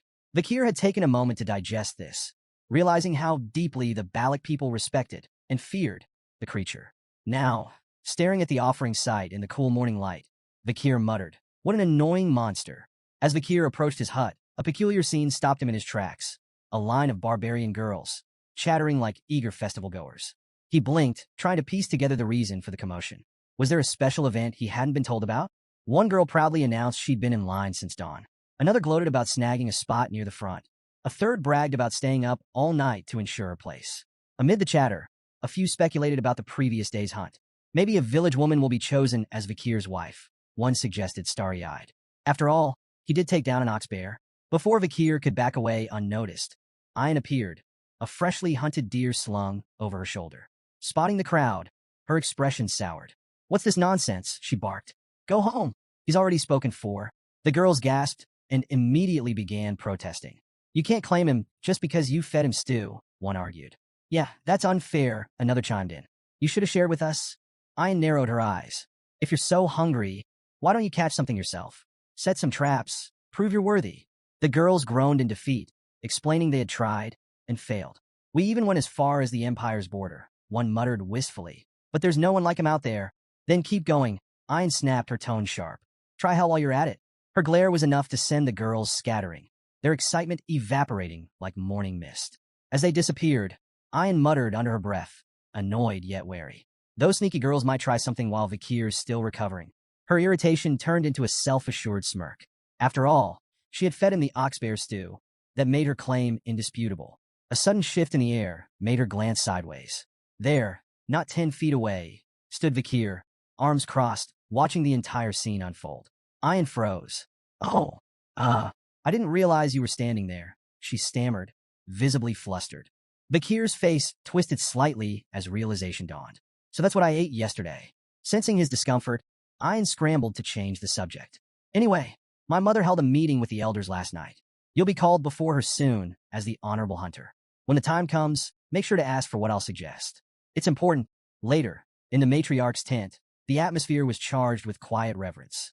On one side, the elders sat stoically. Opposite them, the younger prodigies gathered in silent awe. Vakir knelt, bowing his head respectfully. The matriarch, the famed night fox of Aquila, greeted him with a warm yet commanding nod. "You've brought great honor to our village by hunting the ox bear," she said. "Because of you, we feasted well." Vakir replied humbly, "I only did my duty." The matriarch smiled, her gaze sharp yet kind. "You've healed quickly. Proof of both your resilience and the tribe's care," she noted. As Vakir observed her, he felt a flicker of respect. Despite her reputation as a fearsome archer who had once terrorized even the Empire, she carried herself with an almost maternal warmth. He couldn't help but compare her to Hugo, both commanding figures, but her demeanor was far more approachable. The matriarch rose gracefully, her voice commanding as she addressed the gathering. "Vakir's deeds have proven his worth. From this day forward, he is no longer a slave, but a member of the Balak family." The room buzzed with a mix of murmurs and hushed whispers.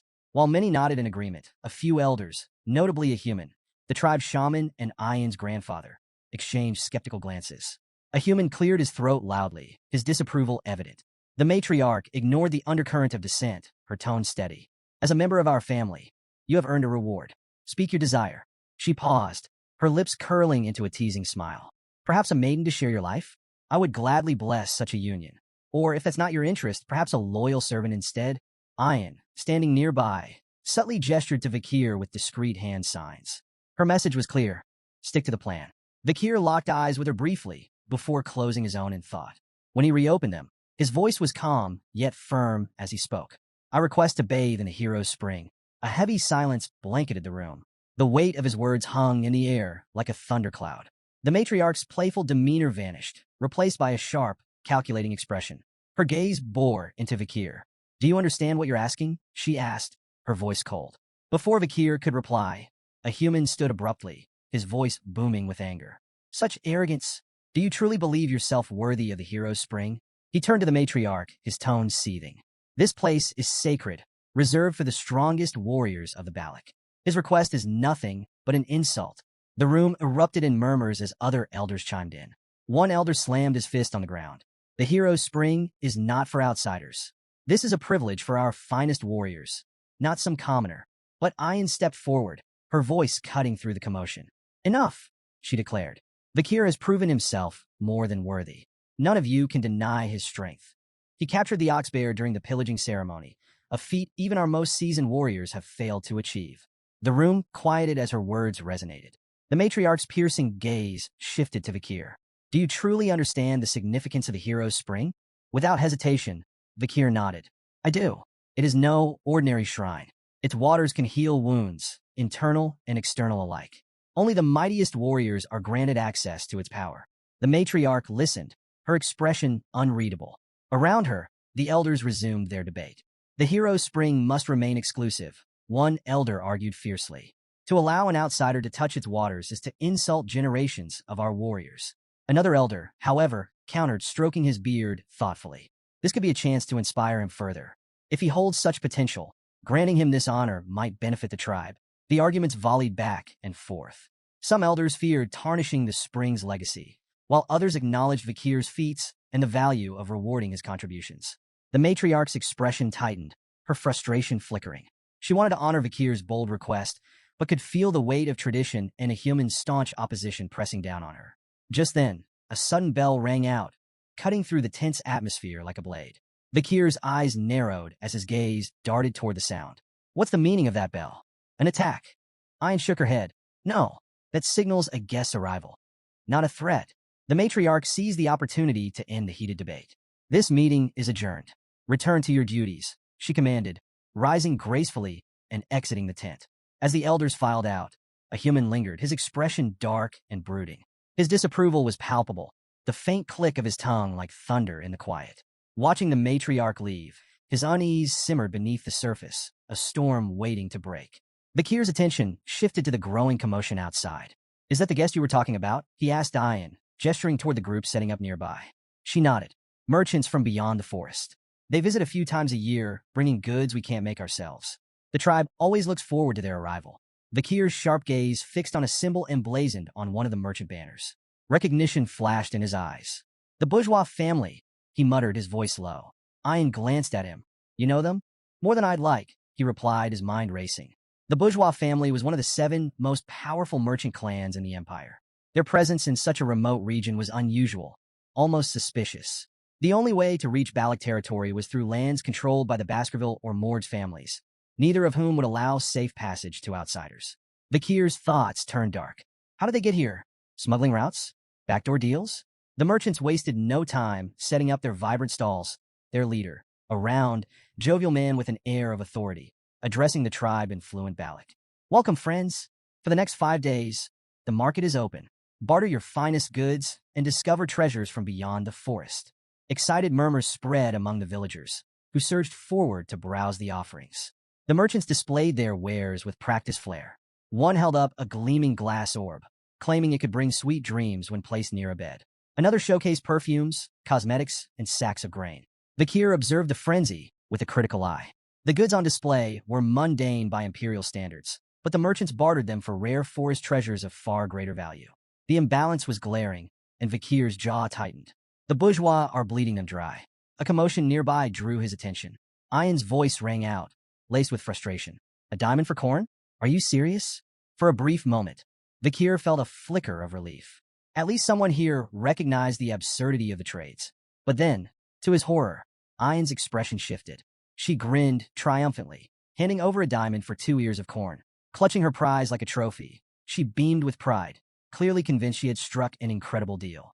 Vakir pinched the bridge of his nose, exhaling sharply. Hopeless, he muttered, watching her celebrate her victory. Elsewhere in the market, 3 Balak warriors were locked in intense negotiations with the merchant leader. I'll trade this pearl clam for 2 radishes, one of them demanded, his tone suggesting he genuinely believed it was a steal. Another inspected a cabbage with a critical eye, scrutinizing its quality before eventually bartering a prized deer antler for it. Their persistence wore down the merchant leader, who, with exaggerated reluctance, tossed in extra items to seal the deals. The warriors left with wide grins, proudly celebrating their victories. The merchant leader, meanwhile, smirked as he watched them walk away, amused by how easily they'd given up treasures worth far more than the goods they'd received. In a quieter corner of the market, a young Balak girl timidly approached the merchant leader. Her wide eyes sparkled with hope as she pointed at one of the glowing glass orbs on display. "Excuse me, sir," she said softly. "May I trade for that orb?" The merchant leader crouched down, his smile dripping with condescension. "Well now, little one, what do you have to offer?" Beaming with pride, she reached in her pouch and pulled out a small, wriggling sun larva. It's very rare, and it's nutritious too." The merchant leader's face twisted with disgust. "Ugh, disgusting," he barked, slapping the larva from her hand. The tiny creature hit the ground with a wet thud, and the girl froze, her face crumpling as tears welled up in her eyes. Sneering, the merchant leader turned to leave, muttering under his breath, "For a primitive barbarian, she's quite pretty. She'd fetch a decent price as a slave." The girl knelt, clutching the rejected larva in trembling hands, tears streaming silently down her cheeks. Suddenly, a shadow loomed over her, and a gentle hand rested on her head. She looked up to see Vakir standing beside her. His expression was calm, but the fire in his eyes burned with quiet fury. "This trade is invalid," Vakir declared, his voice steady but sharp enough to cut through the market's noise. The merchant leader stopped mid-stride and turned back, his feigned confidence masking unease. "And what do you know about valid trades?" he asked mockingly. "Surely a savage like you wouldn't understand the intricacies of imperial customs." "Perhaps there's been a misunderstanding." Vakir's gaze locked onto the merchant with chilling precision. "A misunderstanding?" he asked, his tone colder than ice. "Do you mean your intention to sell a Balak child as a slave?" The merchant leader flinched but quickly recovered, waving his hand dismissively. Now, no need to be dramatic.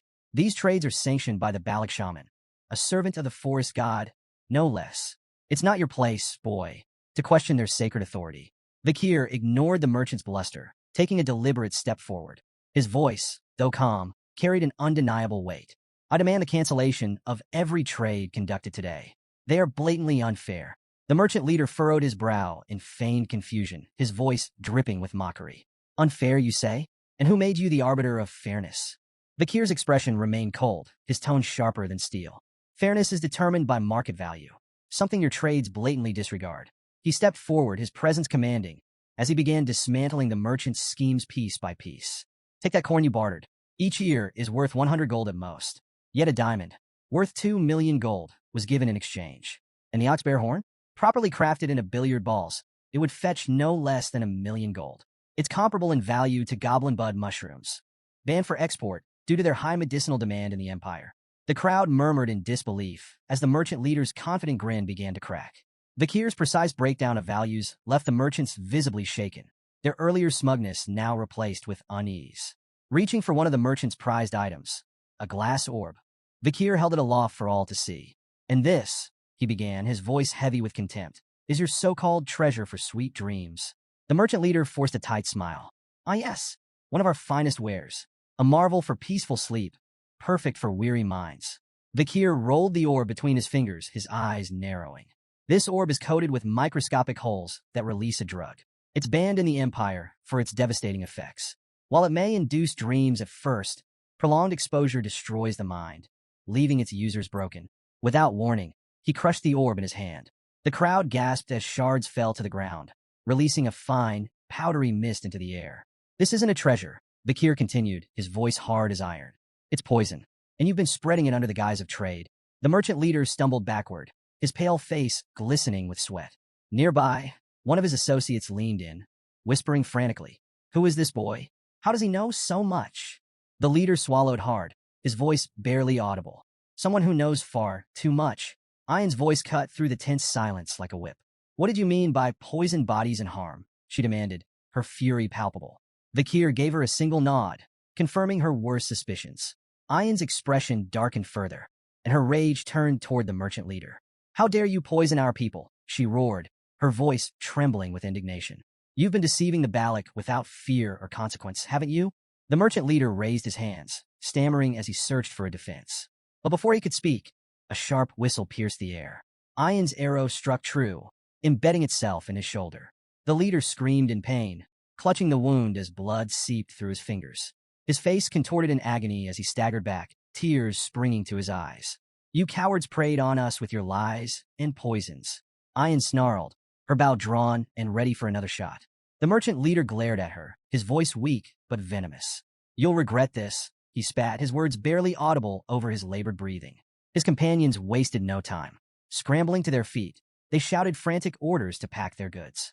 The merchants hastily mounted their horses, clutching whatever they could as they fled into the night, leaving behind shattered wares and stunned villagers. Vakir watched the merchants flee into the shadows of the forest. He turned to Ayan, his expression calm but questioning. "You're letting them escape?" he asked. "You know they'll regroup to recover their losses. Why not end it now?" Ayan lowered her bow, a cold glint in her eyes.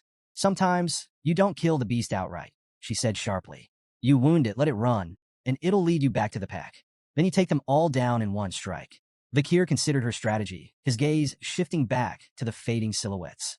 The merchant leader, still clutching his bleeding shoulder, cursed and spat promises of revenge as he stumbled deeper into the forest with his group. The merchants eventually reached a hidden mercenary camp nestled in the woods.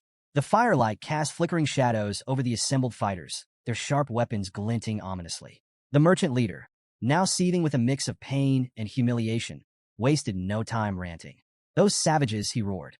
"They humiliated us. They stole everything." The mercenary leader leaned lazily against a tree, his piercing eyes shining in the light of the campfire. Lighting a cigarette, he smirked.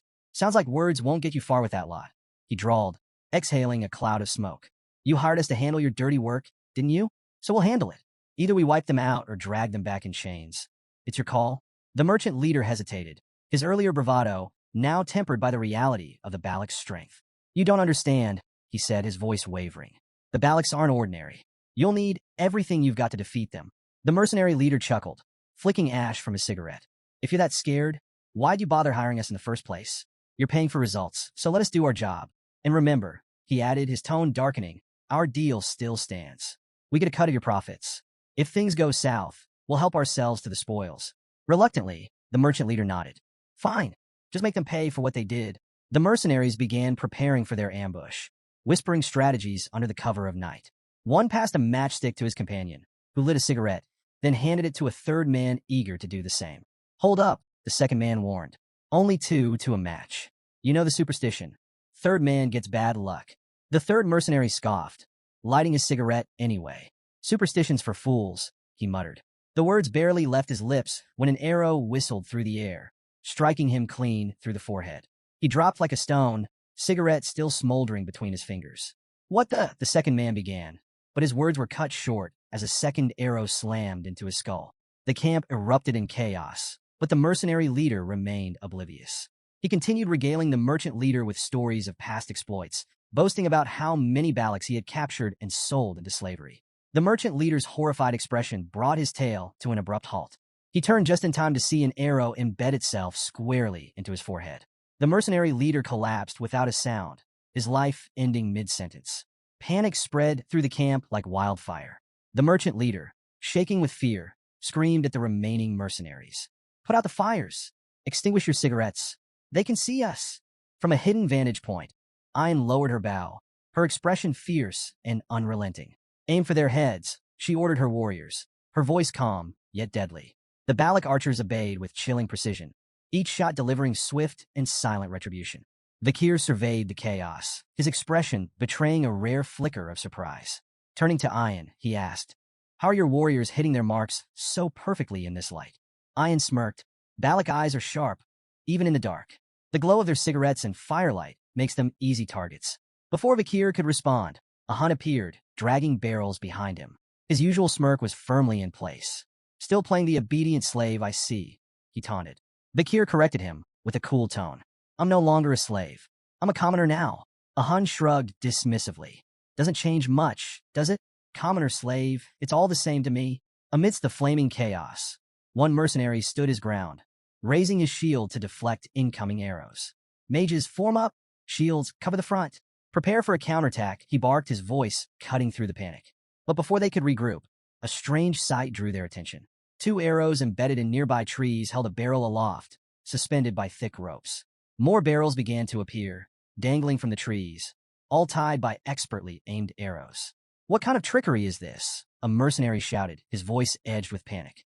One soldier sniffed the air and muttered, "It's alcohol." His realization was cut short as a volley of flaming arrows rained down. The suspended barrels exploded in a fiery inferno, engulfing the camp in a massive blaze. The fire spread rapidly, consuming everything in its path. The screams of burning mercenaries filled the night air, mingling with the crackle of flames. Hidden behind a tree, the merchant leader's face twisted in horror. "They're using oil barrels as weapons," he muttered, his voice trembling. "Launching them with arrows? How?" A rustling noise behind him made him freeze. Turning slowly, he saw a shadowy figure emerging from the darkness. His heart raced as he recognized the crimson glow of Balak eyes. "Wait, don't kill me," he pleaded desperately. Fumbling, the merchant leader pulled a document from his bag, the official seal gleaming faintly in the firelight. "This is an exploration permit," he stammered, "stamped by the deputy consul of Underdog City. If you kill me, the Baskerville family will have their revenge." Vakir stepped into the light, his red eyes gleaming coldly. "This deputy consul," he said softly, "was his name Vakir by chance?" The merchant leader nodded eagerly, sensing a lifeline. "Yes, Vakir, the infamous Vakir." A faint smirk tugged at Vakir's lips. "Strange," he replied icily. "I don't recall granting any such permit." The merchant leader's face paled as recognition dawned.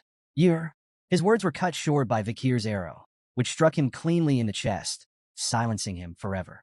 "Those who forged the Baskerville seal," Vakir stated, his voice steady and unforgiving, "are executed without exception."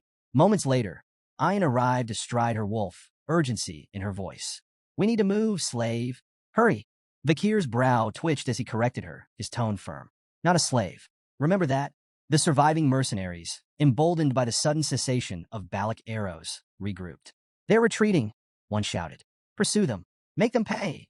Before they could advance, the forest seemed to shift. A monstrous presence descended upon their position, a suffocating aura that struck terror into even the bravest. Screams of fear echoed through the night, as the mercenaries faced something far worse than the Balak warriors. Standing beside Vakir, Ayn watched the distant carnage. "The fire tactic was clever," she remarked, her tone tinged with admiration. "You're becoming a real Balak warrior." Vakir smirked faintly. "I could say the same whenever I see you." Their attention shifted to the looming shadow of Madame Eight Legs, her monstrous aura palpable even from afar. Vakir's expression hardened, his voice carrying a note of resignation. "This night just keeps getting better." Back in the village, the matriarch addressed the gathered Balak warriors with a warm smile. Placing a hand on Vakir's shoulder, she declared, "For your many achievements, resolving our food shortage, minimizing casualties with clever tactics, uncovering the truth behind the warriors' ailments, and exposing the merchant's deceit, I grant you permission to enter the hero's spring." The crowd murmured in approval as she added, Tonight's full moon marks a sacred time. Ayan, guide Vakir to the spring. Ayan stood with a cheerful, yes, mother, and led Vakir toward the sacred site. As they walked, she looped her arm around his casually, her tone light, but pointed. Did you notice a human stayed quiet back there?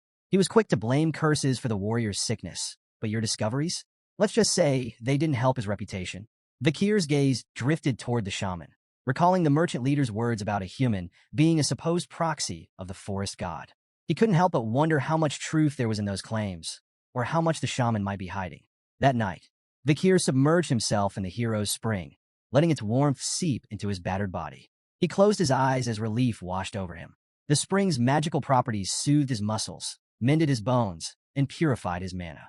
It was leagues beyond the river Styx back in Baskerville, free of its limiting conditions. He was so absorbed in the spring's restorative effects that he almost missed Ayan slipping into the water beside him. Opening one eye, he raised a brow. The matriarch said I should bathe alone. If you're here, the spring's effect might diminish. Ayan waved off his concerns with a grin. Details.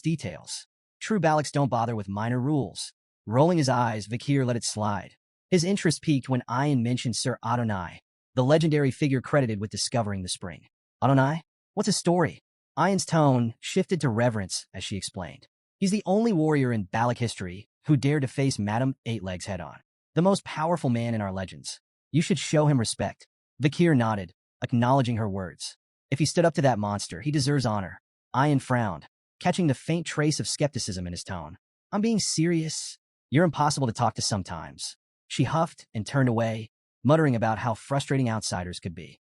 Her irritation softened as she thought back to her mother's earlier words. The matriarch had spoken of Vakir's transformation, from a slave to a respected commoner with a growing reputation. With the hero's spring aiding his recovery, her mother had said, he might become the man he's destined to be. He wouldn't make a bad husband. Ayan's face flushed as she stole a glance at Vakir, her resolve strengthening.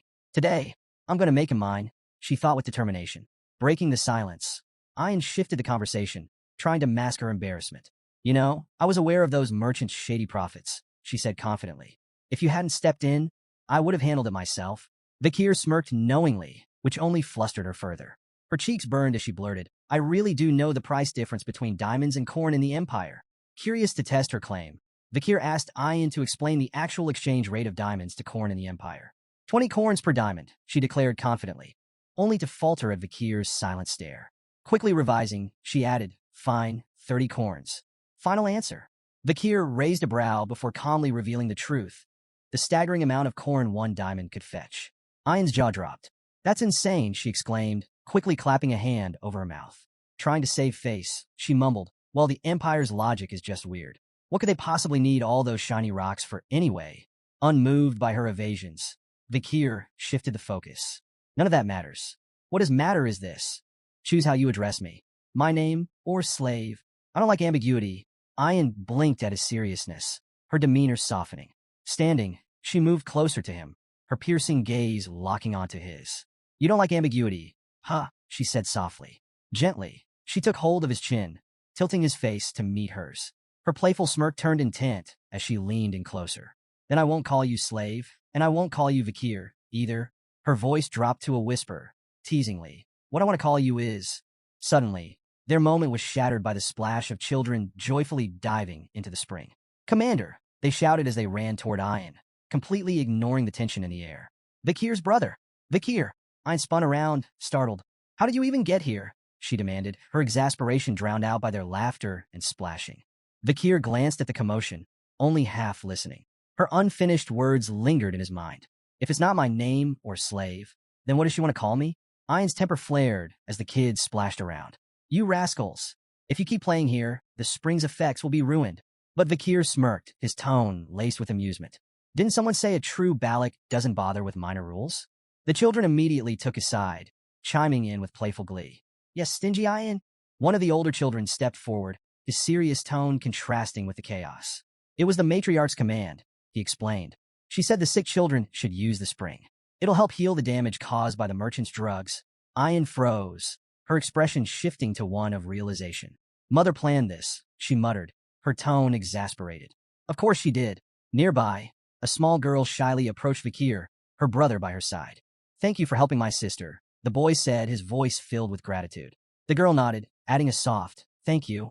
Ahan, who had been observing the scene in silence, stepped forward hesitantly. His face was tight with frustration, but his voice was sincere. I misunderstood you, Vikir. I'm sorry. Vikir's response was simple and unimpressed. Yeah, Ayan threw her hands up in disbelief. We're apologizing here. Is all you have to say?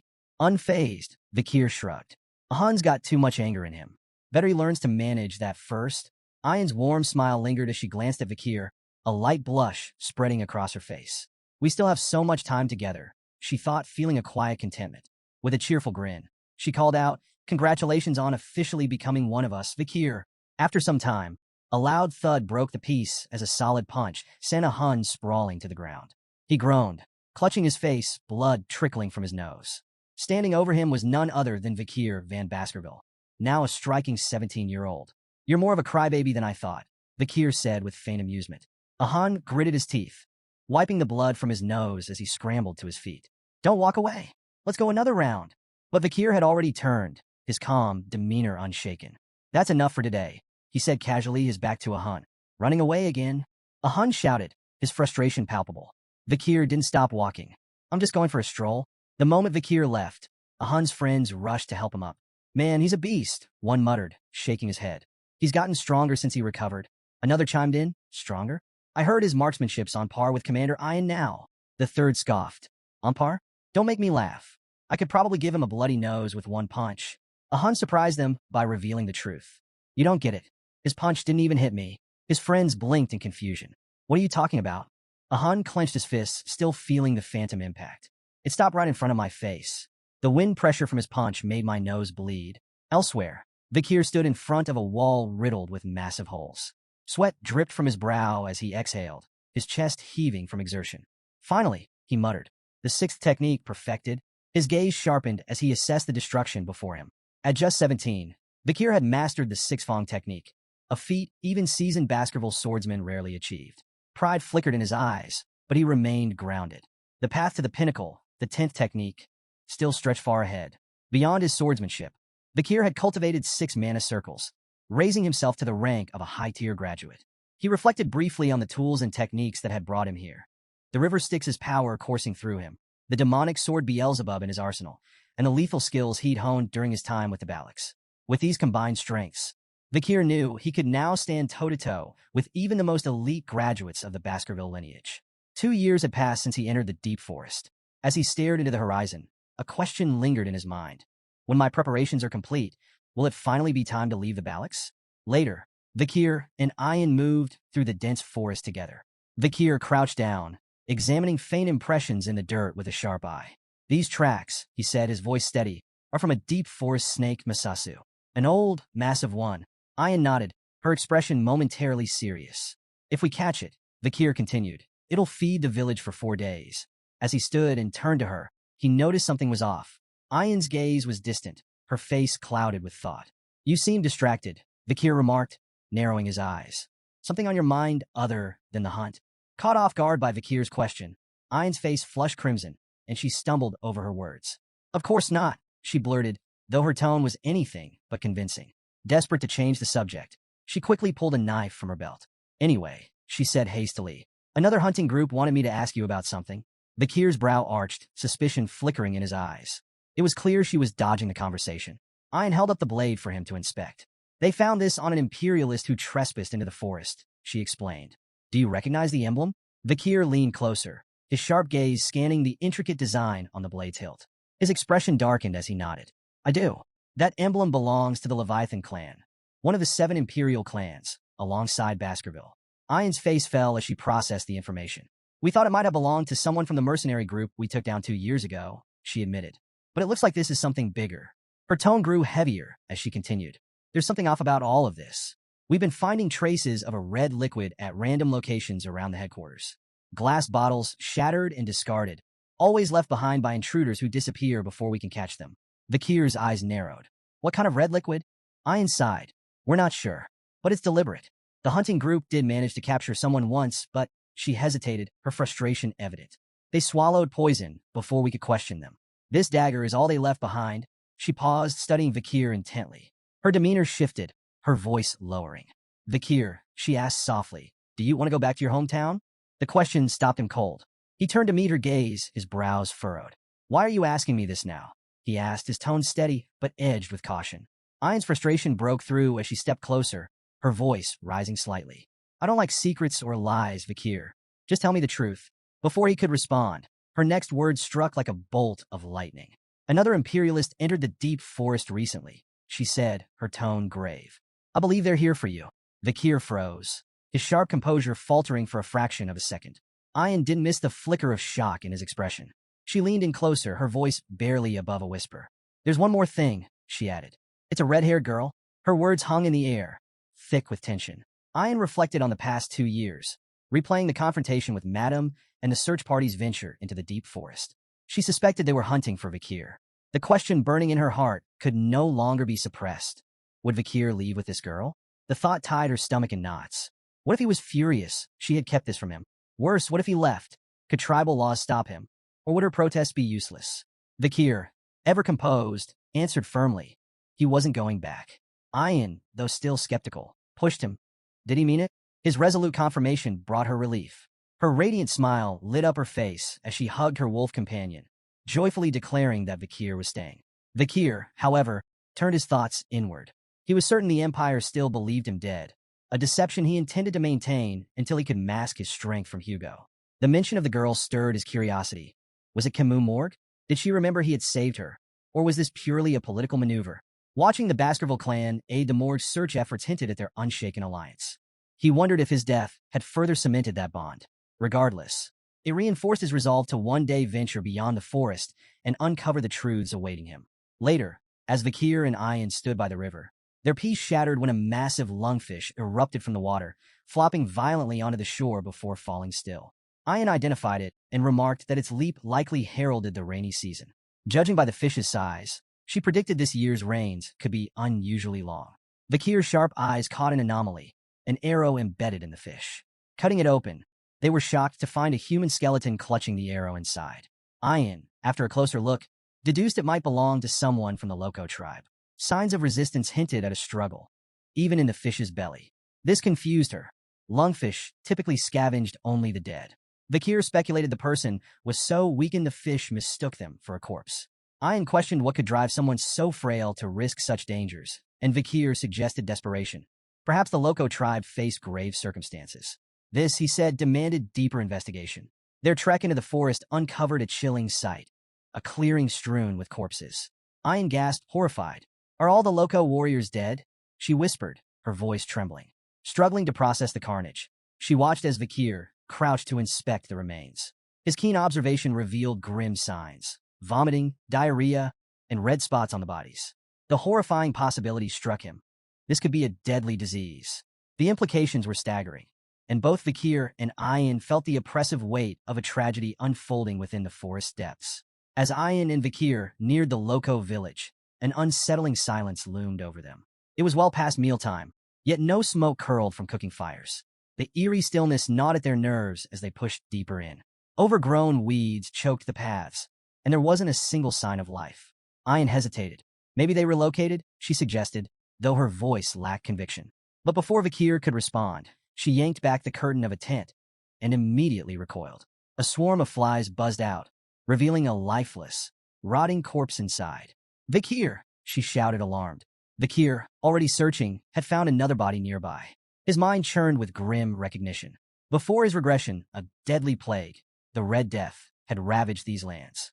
Victims suffered red blotches, violent vomiting, and agonizing pain before succumbing to a slow, excruciating demise. The disease had spread so viciously it even reached the Empire, leaving devastation in its wake. Ayan's face paled. "We need to leave. This village is cursed." Vikir, unfazed, corrected her. "It's not a curse. It's an infectious disease." "That's even worse," she snapped. He reassured her that it wasn't highly contagious, though she didn't look convinced. Hesitantly, she asked, "Are you sure it's not a curse?" "If you're scared, leave," he replied, his tone indifferent. Ayan's expression darkened. "What if you die?" Vikir shrugged. "Then I die." She gaped at him. "How can you say that so casually?" Vikir ignored her outrage, analyzing the scene instead. Not all the Loco people were dead. The village looked abandoned rather than exterminated. It seemed the survivors had fled, leaving behind the sick and dying. He decided to check the barracks for supplies. Find a safer spot and wait, he advised. Fuming at his cold attitude, Ayan turned to leave, only to freeze mid-step. Her eyes widened in horror, her face drained of color. Then she screamed. Vikir spun around, alarmed, and saw her on the ground, shaking violently. Ayan, she pointed ahead, her voice breaking. TT the curse. Run, Vikir. Now. A small figure stood in the distance.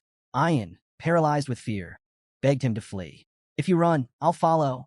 I swear. Just don't go near it.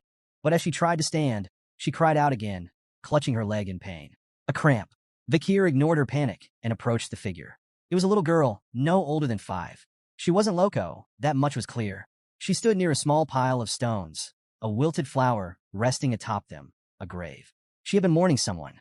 Kneeling, Vikir met her eyes. Who are you? The child hesitated before responding with 3 chilling words. Loco slave. Kitchen maid? Ayan gasped audibly, but Vikir remained calm, studying her. She had been a servant, enslaved by the Loco tribe. What's your name, he asked. The girl hesitated again before softly replying. Pomerian. Vikir's eyes narrowed. The name sounded imperial. Was she a kidnapped noble? Then she completed her introduction, words that sent a shock through his entire body. Pomerian Le Baskerville. Vikir froze. Within the Baskerville clan, middle names carried immense weight. The extended family bore Van, but Lum was exclusive to those of direct lineage, reserved for male heirs. In the rare case of female descendants, they too carried the name Le.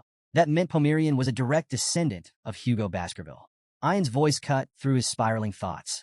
She pointed at the pendant hanging from Pomerian's neck, its etching unmistakable, the Baskerville crest. Vikir seized the pendant, startling the girl, who clutched it protectively. Ignoring her reaction, he flipped it open. His blood boiled. Inside was a portrait of Hugo. A storm of emotions surged through him. Rage, confusion, disbelief. His grip on the pendant tightened as he turned to the trembling child. Where did you get this? His voice was sharp, demanding.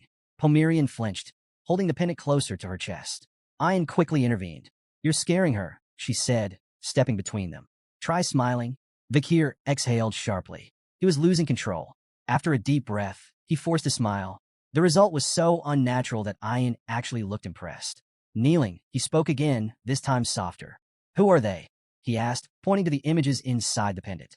Pomerian hesitated before responding. My mother, grandmother, and grandfather. Vikir's mind raced. He recalled something Butler Barrymore, the longtime Baskerville butler, had once said about Hugo's past.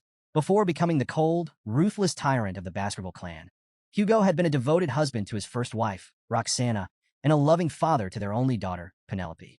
But tragedy struck when barbarians kidnapped Penelope. Desperate, Hugo moved the entire Baskerville clan to the remote Lenore Mountains, near barbarian lands, and sent out countless hounds in search of her.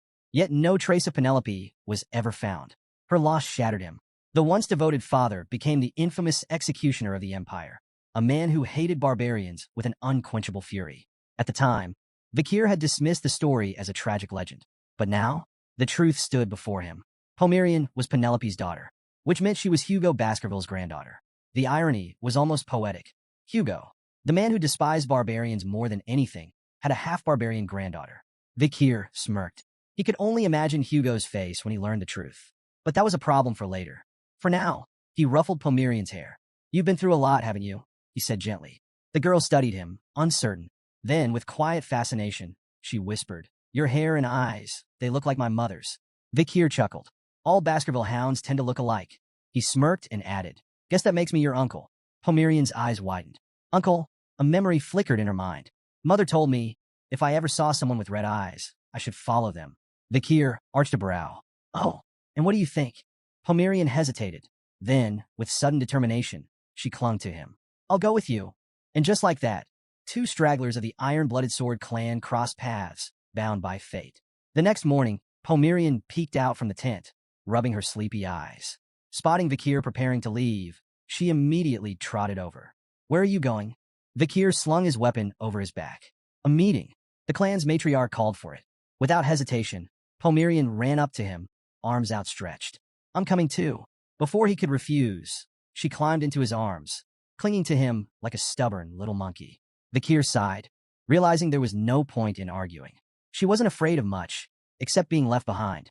As he carried her on his back, his thoughts drifted to the road ahead. The Balak village wasn't a place for a child. She needed safety, civilization, A home far from Hugo's grasp. This wasn't just his fight anymore. He had someone to protect. His resolve hardened. He needed help. First, he'd see the matriarch. Then, he'd find Chihuahua and make arrangements to leave the forest for good. Inside the matriarch's tent, the atmosphere was tense. The matriarch's weary eyes scanned the gathered elders and shamans as she addressed the growing crisis. The disease is spreading, she said gravely. If the rainy season begins while it persists, the consequences will be catastrophic. The shaman scoffed. This is no disease. It's a curse. He declared that the spirits of their ancestors were furious, and the only solution was a grand ritual to appease them. Ian immediately objected. This isn't a curse. If we don't act fast, more will die. We need to move the village. The elders pushed back. Their ancestors' ashes were buried here. The land was sacred. Leaving was unthinkable. Ian's group refused to back down. The children are dying, one of them argued. What's the point of honoring the dead if we let the living perish? The shaman supporters held firm. The ancestors are punishing us. If we abandon them, we'll be cursed forever. Meanwhile, Ian's group speculated about the true cause. Tainted mushrooms, parasites, or a contagious infection. Voices rose in frustration. The debate became a battlefield of faith versus logic. Eventually, all eyes turned to the matriarch. The room fell silent, awaiting her verdict. She hesitated. This wasn't just about survival. It was about their identity. Did I in the back? Vakir observed quietly, piecing together the truth. He had seen this before, the Red Death. It was as ruthless as the Black Death that had once devastated the Empire. Two figures had once played key roles in stopping its spread. Camus Morgue, who created a massive firewall to contain the infection. Dolores, the saintess of Quo Vadis, who purified the afflicted with divine power.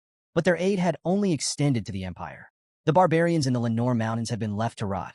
Most perished, and the Baskerville clan had benefited greatly from their extinction. With fewer barbarians, low-tier monsters overran the region, wreaking havoc on civilians. The Empire funneled more resources into Baskerville hands to manage the threat, allowing Hugo to consolidate his power. Vakir clenched his fists. This wouldn't become another stepping stone for Hugo's rise. Suddenly, he raised his hand. The matriarch's gaze snapped to him. The entire tent fell silent. Then, with quiet confidence, Vakir made his declaration. I know how to stop the Red Death. Vakir's method was put to the test. A goblin, bound and suspended upside down, was submerged in water drawn from an infected source. Seconds passed. When they pulled it out, horror rippled through the crowd. Red spots bloomed across its skin, the telltale mark of the Red Death.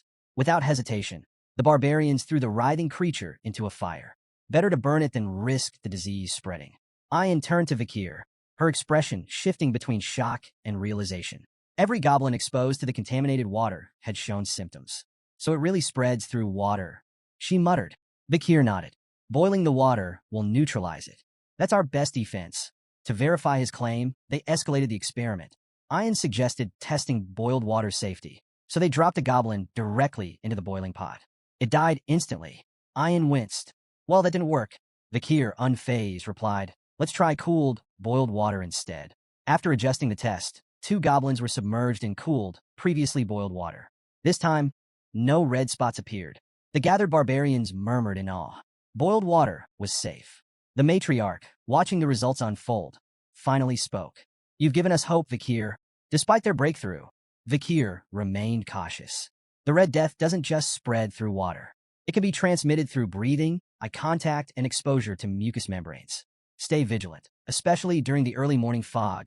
Ian smirked, casting a smug glance at the shaman. Funny, I remember someone insisting it was a curse. The shaman scowled but quickly fired back. And how do you plan to avoid rain? The river will flood. The humidity will rise. You can't fight water forever. Vakir didn't argue. The shaman was right. The rainy season would spread the infection faster than ever. The Lenore River would overflow, drowning the forest in contaminated water. So he made a bold decision. We need to relocate. The elders stiffened in outrage. You already know the answer to that. One snapped. We cannot abandon the graves of our ancestors. Vakir remained unfazed. Then we won't abandon them. We'll adapt. As the rainy season arrived, the Lenore River swelled, turning the deep forest into a treacherous swamp. Normally, the Balak village would have been washed away. But this time was different. Under Vakir's direction, the barbarians worked tirelessly, constructing elevated platforms, rope bridges, and reinforced barriers. 2 warriors pulled massive support beams into place, securing them high in the towering trees. Others wove thick rope walkways to link their new homes above the floodwaters. When the work was done, the village no longer stood on the ground. it thrived above it. As the storm raged and rivers overflowed, the Balak remained untouched. A barbarian, staring down at the flooded forest below, whistled in admiration. Even with these rains, we haven't lost a single home. Another, beaming, clapped Vakir on the back. We owe this to you. Vakir didn't respond, just gazed up at the towering trees. If the Balak territory hadn't been so naturally blessed, none of this would have worked. Pomerian, crawling out of the hut, rubbed her sleepy eyes. I want to stay with you, she murmured, clinging to Vakir's leg. Before he could respond, urgent shouts cut through the air. Two barbarians were waving frantically from a nearby platform. Something fell off. Vakir's instincts screamed, danger. A massive catfish erupted from the murky waters, its gaping maw aimed at the unsuspecting warriors. Their fearful screams rang out as they scrambled to react. Too late. Just as the catfish lunged, an arrow whizzed through the air, striking it cleanly in the side. The impact sent the beast flailing back into the water. The sharpshooter? Ian. Lowering her bow, she glared at the catfish. You ugly bastard. Try that again, and I'll turn you in a stew. Vakir exhaled, momentarily impressed. Fast, precise, sufficient. Ian had saved them in seconds. He turned to her. That thing, is it the infamous Mishisu? Ian shook her head. No, this one's Ka. It's ruled these waters for decades. Before she could say more, Ka slammed into a platform. The impact sent two barbarians tumbling toward the water. Vakir moved instantly. His hand glowed red as he summoned Beelzebub. His blade blurred as he unleashed the sixth Baskerville technique, 6 lurking ambushes. A flurry of precise, deadly slashes struck Ka, forcing it back. The beast screeched in agony before retreating into the depths. The fallen barbarians caught onto a nearby tree trunk and managed to climb back up, shaken but safe. The gathered warriors, still processing what had happened, suddenly erupted into cheers. Vakir, the hero of Balak Village. You save us again. As chants of praise filled the air, Vakir noticed a bitter glare from the crowd. The shaman, watching from a distance, clicked his tongue in irritation. Meanwhile, Ian smirked, giving Vakir a thumbs up. You pass, she teased, though her eyes hinted at mischief. That evening, the atmosphere inside Vakir's hut was surprisingly warm. Pomerian sat at the table, happily eating the meal Vakir had prepared. Beside her, Ian also dug in, her face blissful as she chewed. Pomerian beamed. This is delicious. Ian, mouth still full, nodded in agreement. You're a surprisingly good cook. Vakir arched a brow. I don't remember inviting you. Ian, flashing a mischievous grin, pointed to her empty plate. The smell led me here. Can't just ignore fate. Vakir sighed. I didn't make enough for you. Ian shrugged. What belongs to the slave belongs to the master. Vakir scowled.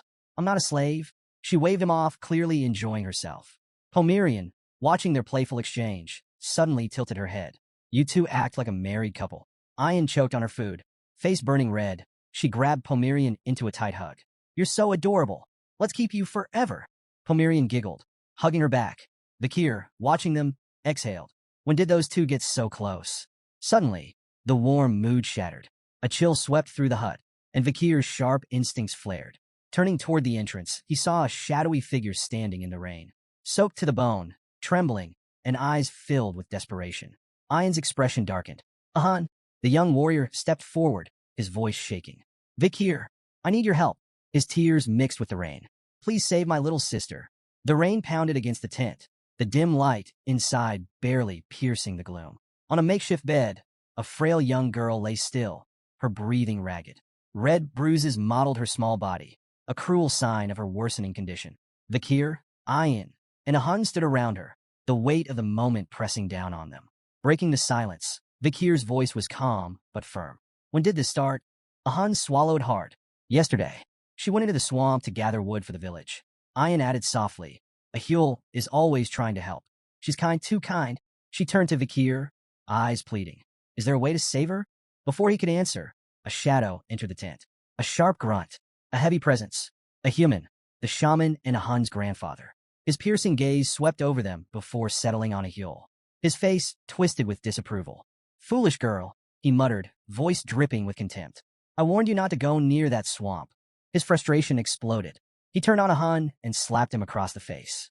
The crack echoed in the tent. Useless boy, he spat. You and your imperial spy bastard friend have disgraced this tribe. His glare bore into Vakir. Ian bristled at the insult, but Ahun didn't fight back.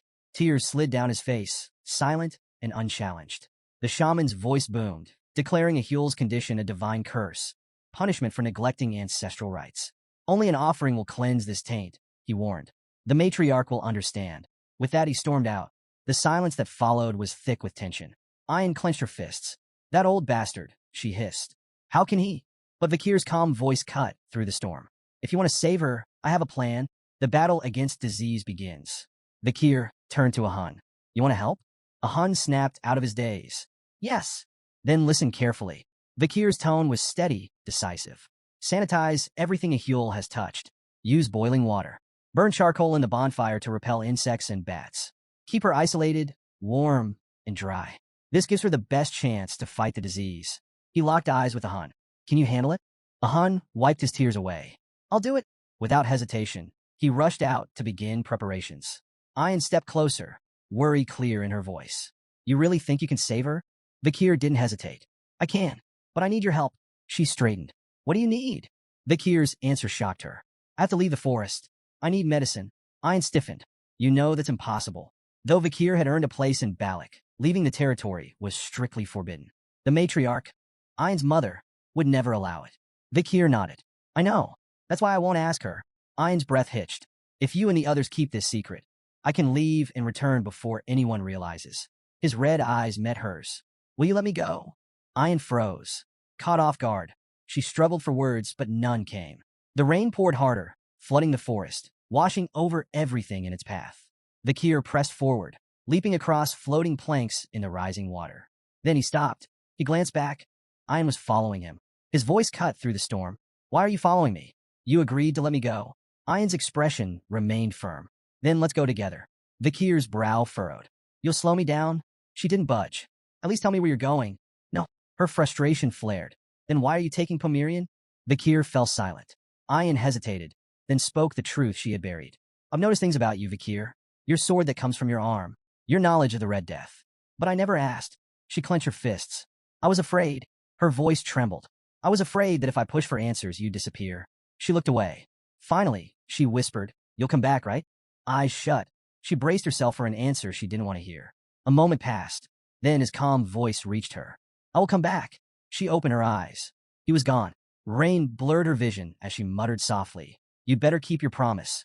The deputy consul's office was a disaster zone of paperwork. General Secretary Chihuahua sat at his desk, drowning in documents. No matter how much he worked, the pile never shrank. He sighed, rubbing his temples. Back when the deputy consul was alive, things were just as exhausting, but at least they felt meaningful. Nostalgia settled over him. His late superior's memory weighed heavily on his heart. I miss him. Then, a face appeared outside the window. Upside down. Deadpan. Did you call for me? Chihuahua's soul nearly left his body.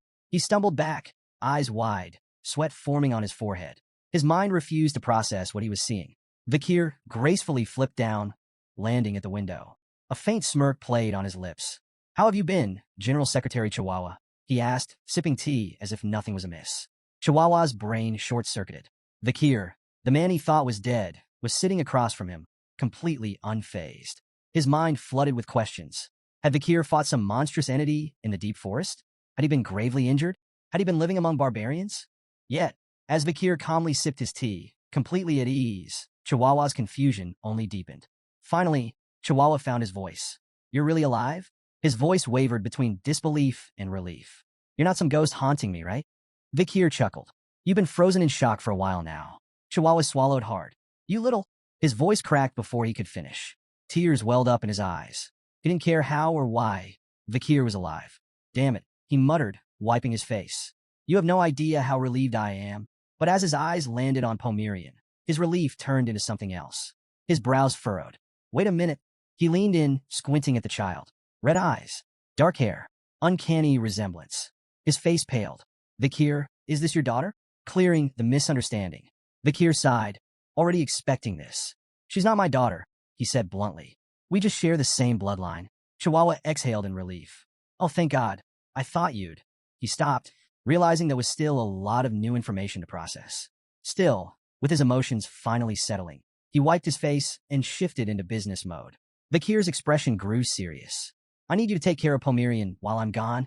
Chihuahua's eyes widened. She's a Baskerville. I need her to receive a proper education, Vakir continued.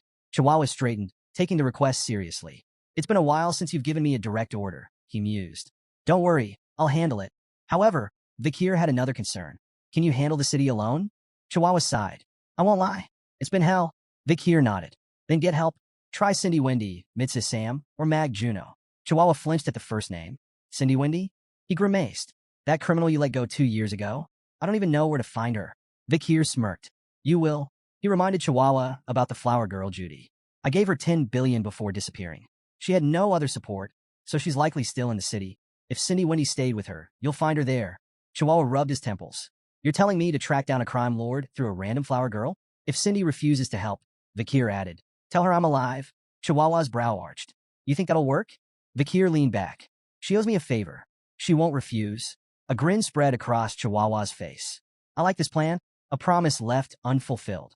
As the conversation wrapped up, Chihuahua hesitated. When will you be back? Vikir gave a faint smile. When my mission is done. He turned to the rainy city skyline, deep in thought. There was still a promise he needed to keep. And if his hunch was correct, the cure for the Red Death could be found with just a single drop of holy water from a certain clan. Pomerian stirred awake, blinking groggily. Then, spotting Chihuahua's beard, she reached out and tugged. Ow! Ow! Hey! Chihuahua yelped, flailing in surprise. Pomerian giggled, unfazed. Vikir, standing near the window, barely glanced back. His mind was already elsewhere. His next destination was set, the holy city of Quo Vadis. At the gates of St. Mecca, 2 guards stood watch, their spears crossed in vigilance. From the distance, a carriage rumbled forward. The driver, Sir Joseph, was a familiar face, the manager of the first-floor oil shop. State your cargo, one guard ordered. Joseph sighed dramatically, waving a document. Oil, as usual. The guards weren't convinced. One stepped forward. We need to inspect the barrels. Joseph's jaw clenched. You see me every week. Do we really need to? Orders from higher up. A bead of sweat slid down Joseph's temple. As the guards moved to open a barrel, he silently prayed. Please, not that one. Fate was cruel. The guard picked the worst possible barrel. Joseph held his breath as the lid creaked open. Oil. Nothing but thick black oil. The guard, satisfied, closed the barrel. You're clear. Joseph exhaled, barely suppressing his relief. Welcome to St. Mecca. Move along.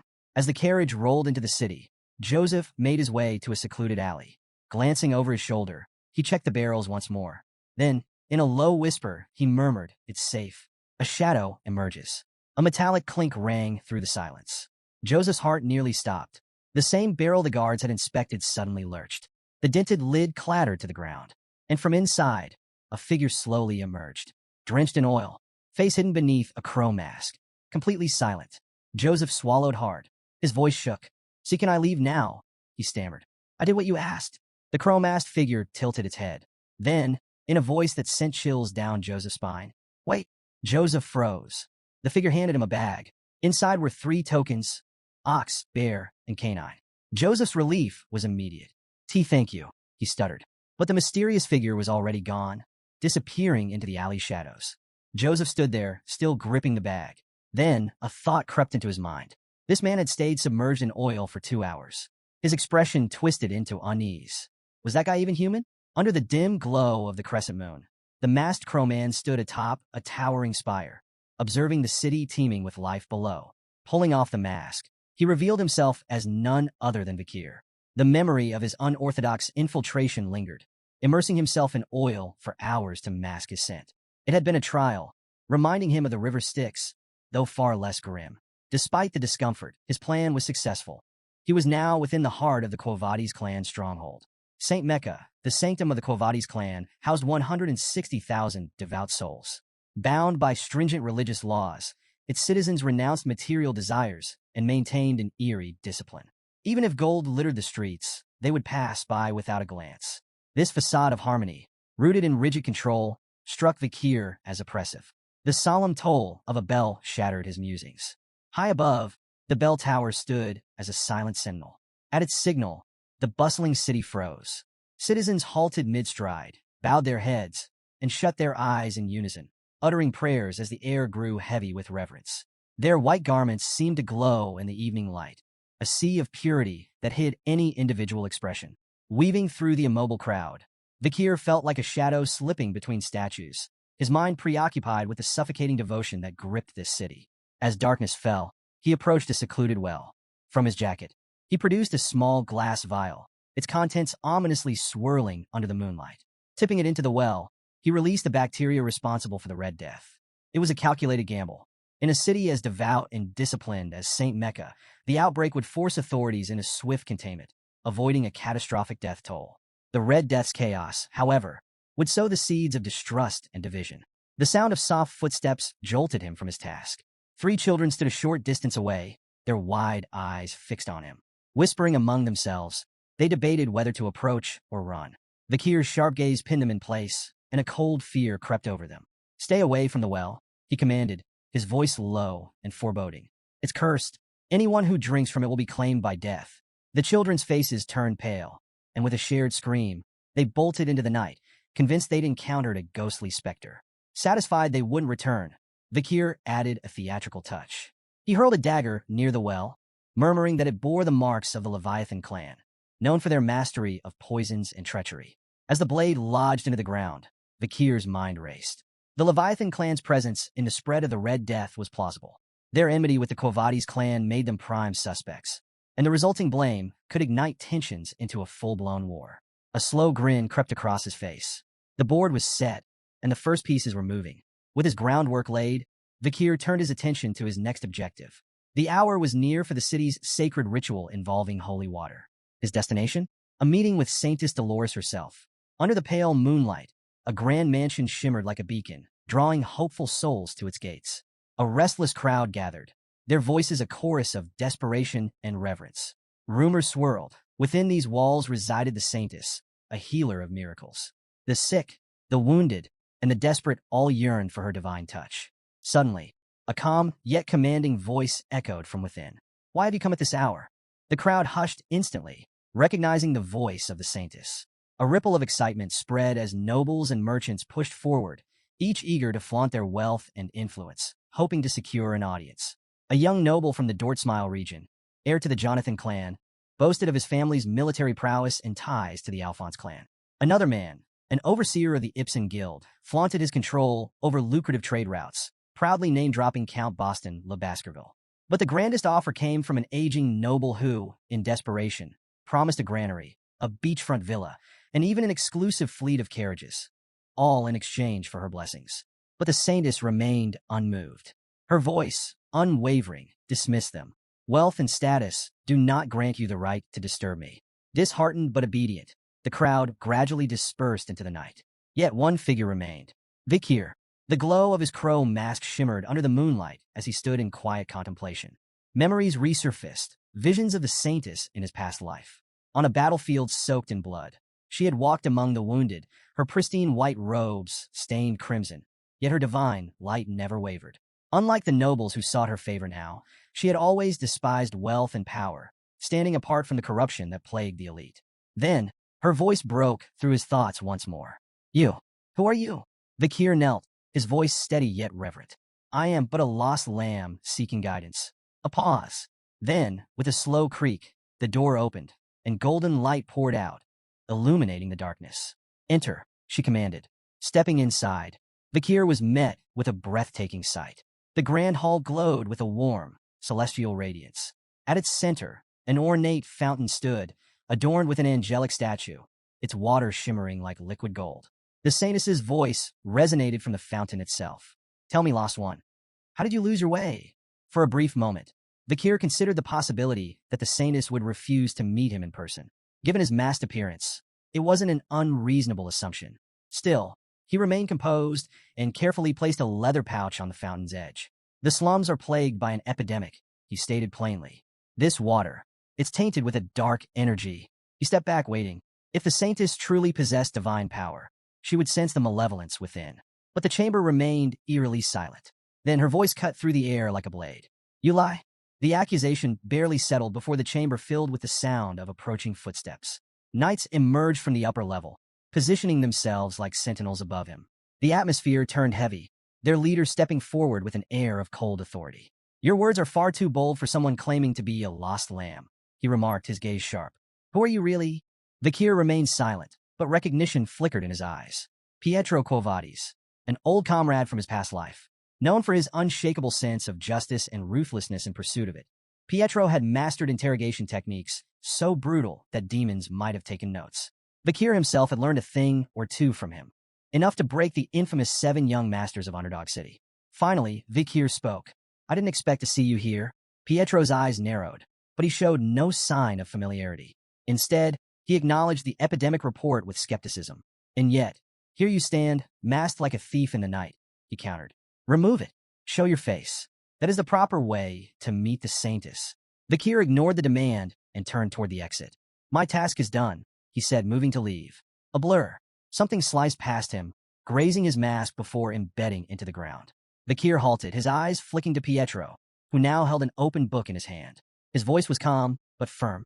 I can't let someone so suspicious walk away. Vakir's mind raced. The attack, it wasn't just paper. Pietro had infused the scripture itself with divine energy, turning sacred verses into weapons. The ingenuity of it intrigued him. Holy pages as projectiles? Now that's creative. Before he could dwell on it further, Pietro moved. In one fluid motion, he leapt from the upper floor, landing directly in Vakir's path. These pouches of tainted water, Pietro said, eyes locked onto him. You could be the one spreading the disease. Vakir let out a low chuckle. If that were true, why would I report it? Pietro remained unfazed. A smokescreen, a way to lure the sanus out. Vakir kept his face unreadable, but inwardly, he had to admit, Pietro wasn't wrong. Without warning, another flurry of scripture-infused pages shot toward him. Vakir moved instantly, twisting through the assault with precise, calculated steps. Pages cut through the air, glowing with divine radiance, yet not a single one touched him. He landed lightly on the opposite side of the chamber, his eyes assessing Pietro. Fast, tactical, as sharp as ever. He considered activating his aura to shift the battle in his favor. But the moment he did, the truth would be undeniable. He was a Baskerville. And that wasn't a secret he was willing to reveal. Not yet. Vakir saw an opening and took it. Launching off the wall, he propelled himself forward, his foot swinging in a powerful kick aimed straight at Pietro.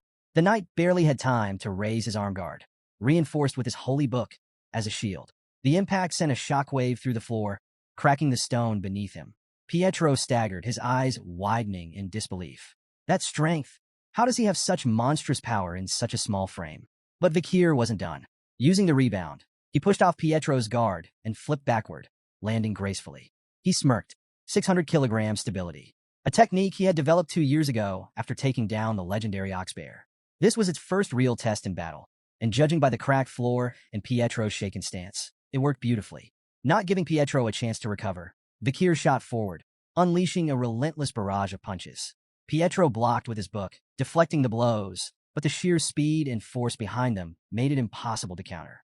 Pietro clenched his jaw. This lost lamb isn't weak at all. Then, Vakir raised a hand, and with a flick of his wrist, Cerberus flame ignited. A surge of fire erupted toward Pietro, consuming his book in an instant.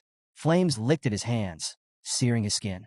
With a pained grunt, Pietro flung the burning tome aside and plunged his hands into the fountain, desperately trying to cool the blistering heat. Vakir remained composed. Do you want to keep going? Pietro, despite his obvious pain, wasn't ready to back down. Gritting his teeth, he lunged forward. You use sorcery. You stand against the divine. Vakir sighed. Then, without hesitation, he kicked the burning book straight at Pietro's face. The knight recoiled, momentarily blinded. That was the opening. Vakir moved like a shadow, closing the distance instantly. His fist slammed into Pietro's chest with devastating force. A sickening crack echoed through the room as Pietro's armor shattered. The sheer impact sent him hurtling backward, crashing into the grand fountain. The angelic statue collapsed in a spray of water and stone before Pietro slammed into the far wall, blood spilling from his mouth. Silence. The knights above stared in frozen disbelief. One whispered, "Is this a dream?"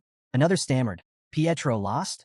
The fallen knight lay crumpled amidst the rubble, his breath ragged. Slowly, his comrades moved, forming a defensive formation with shields raised and swords drawn, ready to face Vakir. Vakir exhaled, adjusting his stance. "If you want to continue, A voice cut through the tension like a blade. "Enough!" The air in the room shifted. The knights immediately stepped aside, bowing as she entered. Vakir turned his gaze to her. Saintess Dolores. She took in the scene, the shattered fountain, the wounded Pietro, the knights bristling with tension. Then, her sharp eyes settled on Vakir. "So," she mused, her voice laced with amusement. "You're the lost young lamb?" Vakir met her gaze. "That's what I said. A small smile played on her lips. You look more like a puppy than a lamb. A small, stubborn puppy, covered in bruises. One night flared with anger. He's no puppy. He's a bloodthirsty wolf. The saintess waved off the remark with a chuckle. Be a dear and fetch some tea. What? Tea. The knight hesitated, but ultimately obeyed, clearly confused. Meanwhile, Dolores turned and began walking away. She glanced back at Vikir, her expression unreadable. Come, she said. We need to talk. Vikir sat across from the saintess at an ornately set tea table, his posture relaxed, but his senses alert. Behind her, Pietro stood like a sentinel, his sharp gaze locked onto Vikir, ever watchful. Vikir studied Saintess Dolores Quo Vadis. Despite appearing no older than 16, her name carried immense weight. During the war against demons, she had worked tirelessly on the front lines, healing the wounded when all seemed lost. To soldiers and marshals alike, she was a beacon of hope, a symbol of compassion in an age of despair. Even Vikir, hardened by battle, had once regarded her with a degree of reverence. Then, unexpectedly, she sighed. I've been really stressed lately. Vikir blinked. That was not what he expected. The saintess continued, seemingly unfazed by his silence.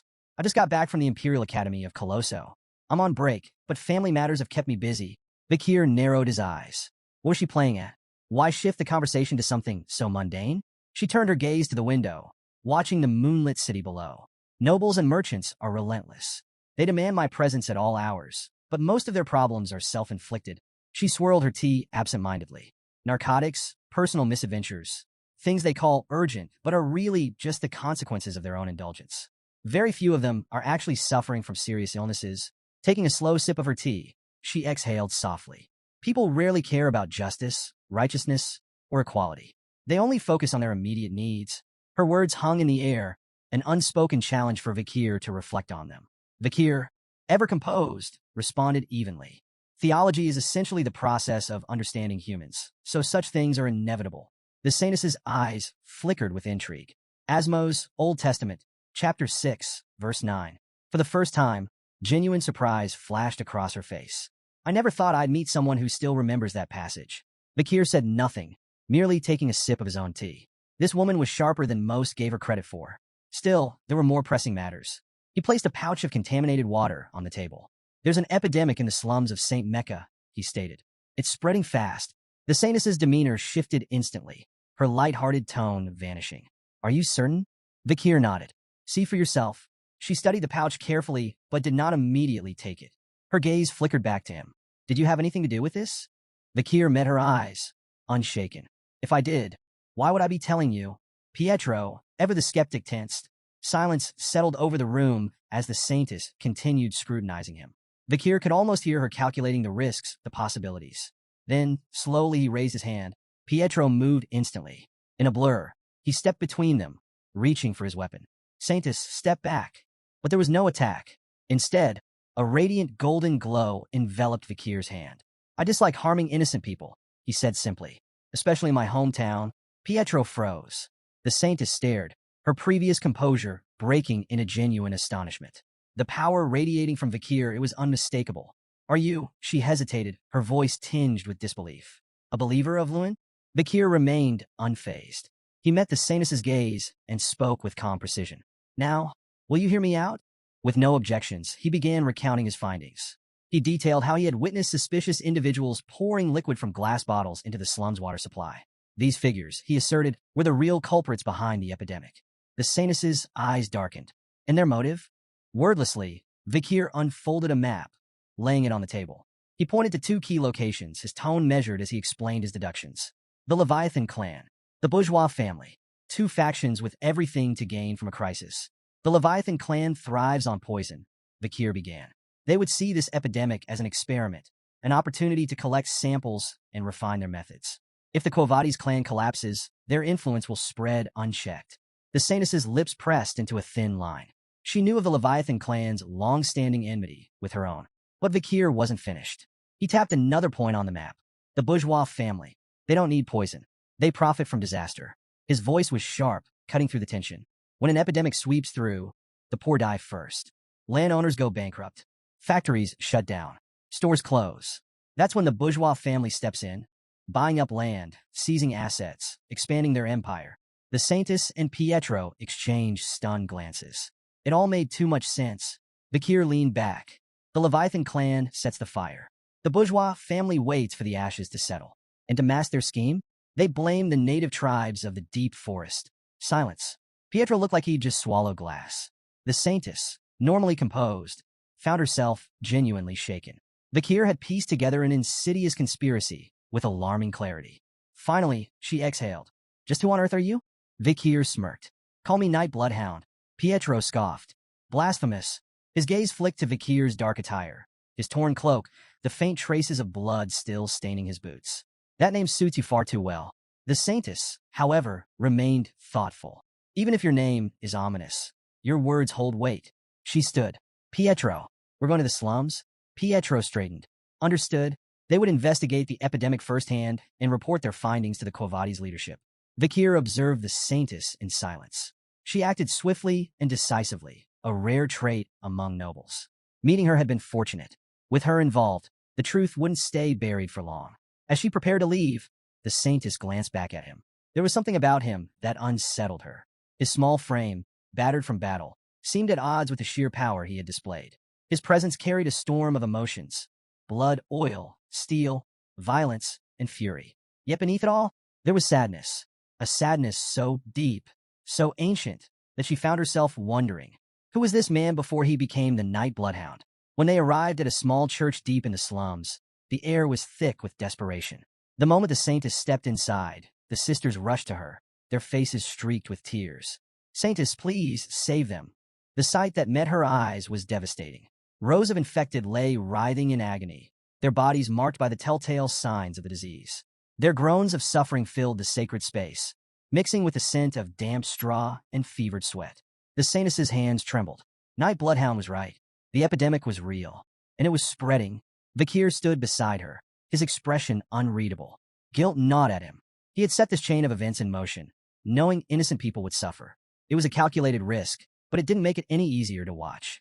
Still, one thing brought him relief. There were no children among the afflicted. His earlier deception, the cursed well, had worked. The children had stayed away. At least some lives had been spared. But this was no longer his battle. Now, it was her turn. The saintess stepped forward, her presence radiating warmth and sorrow. My people, she whispered, her voice heavy with emotion. God's love is boundless. His light will heal you. She knelt, clasping her hands together, and began to pray. Her voice wavered, raw with emotion, calling upon the divine. Her life, her fire, her soul. She pleaded for the suffering to end. A single tear slipped from her cheek, striking the cold stone floor. And then, light, a golden radiance erupted from the tear, spreading like wildfire. It poured through the room, seeping through every crack, flooding the church with an ethereal glow. The windows shimmered. The wooden pews hummed with divine energy. Then, the miracle unfolded. An elderly man, once gasping for breath, suddenly stilled. His ragged breathing steadied. The red lesions on his skin faded, disappearing like a bad dream. Around the room, the same transformation took place. Fevered bodies cooled. Pain-ridden groans turned to gasps of awe. The disease was lifting. The sisters wept with joy, falling to their knees. Their prayers of desperation became prayers of gratitude. Bakir watched in silence. Even after all he had seen, the wars, the bloodshed, the horrors, this was something different. The saintess truly was a miracle incarnate. And if her power could do this, it could change the fate of the deep forest. Late into the night, Saintess Dolores sat alone in her study, her face illuminated by the flickering candlelight. Before her, a map lay open, marked with precise notations. Her thoughts were razor-sharp. Her divine power had stabilized the afflicted, but it wasn't a cure. More cases would surface unless the true source of the epidemic was eradicated. Her gaze shifted to a glass tube filled with an infected patient's bodily fluids. A nightmare in liquid form. Short incubation. Slow, agonizing death. A disease designed not just to kill, but to prolong suffering. Her grip tightened. This wasn't natural. After careful deliberation, she reached a conclusion. Purifying the deepest well in the slums was the key. If she concentrated her divine power into a single, potent drop, it could neutralize the contamination at its source and put an end to the outbreak. A deep breath, a sense of renewed purpose washed over her. There were still people to save, but as she stood, a sudden pain lanced through her skull. She staggered, gripping the edge of her table. A headache, sharp, unrelenting. Was it anemia? Exhaustion? The strain of overusing her divine power? She clenched her teeth, pushing the pain aside. There was no time for weakness. Moments later, she emerged from her chambers, her expression unreadable. Waiting outside was a trio of noblemen. One of them, overly enthusiastic, lit up at her arrival. Saintess, what perfect timing. Dolores raised an eyebrow. Why were they here? Another noble, practically beaming with self-importance, stepped forward. We couldn't possibly allow someone as noble as yourself to venture into the filth of the slums alone, he declared. So we took the liberty of gathering some relief supplies. With a flourish of his hand, he gestured to 3 wagons stacked high with goods. Food, medicine, blankets, the works. The poor souls in the slums have truly hit the jackpot today, he chuckled, nudging his companion. Dolores studied them. Their smiles were too wide. Their voices dripped with self-satisfaction. This wasn't charity. It was theater. They weren't here for the sick. They were here for themselves. With a serene smile, Saintess Dolores walked past the noblemen, their exaggerated pledges of loyalty trailing behind her. It is a gentleman's duty to protect a lady, one declared dramatically. We swear to assist you in every way possible, another added, his eyes practically sparkling as if expecting praise. Her presence clearly captivated them, their hearts racing as if they were knights in a chivalric ballad rather than men about to enter a disease-ridden slum. Ever composed, Dolores offered them a gentle nod. I trust you will handle everything with great care, she said, her tone light yet distant. Their enthusiasm lasted all of 5 minutes. As they stepped deeper into the relief zone, the air grew thick with decay. The stench of sickness, filth, and human suffering assailed them like a physical blow. The first noble gagged, clutching his silk handkerchief over his nose. By the heavens, this stench. My limited edition shoes are going to be ruined. The second noble froze in place, eyes darting around in panic. Wait, what if we catch it? Shouldn't we be keeping a safe distance?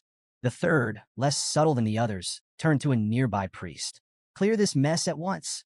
And while you're at it, treat me first. Dolores watched them without surprise. Their discomfort was inevitable. Men who acted for image would always falter when faced with true suffering. True empathy wasn't about performance. It was about grace, kindness, and sacrifice, a lesson these men had yet to learn. Her thoughts were interrupted as she turned her gaze toward a nearby tent. A heavy, ominous aura lingered around it. Inside lay the most critical patients, those fighting not just the disease but despair itself. The suffering within that tent was unimaginable. Without hesitation, Dolores approached. Forgive me for not coming sooner. She pulled back the curtain and stepped inside. I am here now, she declared softly. Let me help. Inside the critical care tent, the moment she entered, she was met with urgency. A commanding voice rang out. More saline now. Dolores turned her head, expecting to see a priest or healer. But instead, her eyes landed on something shocking.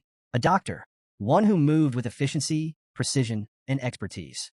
A priest nearby stared in disbelief. His mouth opened as if to speak, but no words came out, because he recognized something impossible. The doctor wasn't just any doctor. It was Night Bloodhound. Dolores's breath caught. Vikir. For hours, he had been working tirelessly to treat patients. But what truly stunned everyone was his method. Using a small clinical knife, he made a careful incision at the infection site. Then, with just 2 fingers, he pressed against the wound, channeling divine power directly into it. The infection vanished on the spot. The priest, watching this unfold, felt his worldview shatter. Unlike the usual surface-level blessings used by the clergy, Vikir's technique forced divine power directly into the source of the illness. A technique no priest had ever considered. Dolores stood frozen, watching in silent awe. Vikir, this man with the aura of steel, blood, and fire, was healing people. After curing the infection, he administered medicine, ensuring the patient's recovery. His movements were efficient, measured, and above all, purposeful. This wasn't just skill. This was a man determined to save lives. Vikir placed both hands on the patient's chest, channeling divine power into their body. He understood the mechanics behind divine power well. It was typically granted through prayers to a god. The stronger the faith, the greater the return. 1 unit of devotion equaled 1 miracle. 10 units equaled 10. But Vikir knew better. There existed a loophole, a method that allowed 10 miracles with just 1 unit, and 100 miracles with 10. His mind drifted back to the Great Fall, a time of war and chaos, when hordes of monsters flooded the battlefield, and the wounded piled higher than prayers could reach. The clerics, their power reserves rapidly depleting, faced a grim realization. They didn't have enough divine energy to save everyone. So, the rules were rewritten. A divine decree altered the system. Miracles first, consequences later. Instead of strict calculations, clerics could now draw divine power without an immediate limit. The catch: the excess power came with an invisible cost, an interest to be paid later. This phenomenon became known as advanced divine power, and it wasn't limited to clerics. Anyone, even non-believers, could harness it, provided they had purged enough evil. Vakir, with a soul steeped in karmic energy from his past, could tap into this power naturally within the sacred grounds of Saint Mecca. It was this ability that made his miracles so efficient, allowing him to perform feats others deemed impossible. Just then, a child's sobs broke through the silence. A young girl knelt beside her unconscious mother, shaking her weak form. "Mama, wake up, please." Vakir, having finished his previous treatment, approached her with calm assurance. "She'll wake up soon," he said softly. He reached into his pocket, pulling out a gold coin.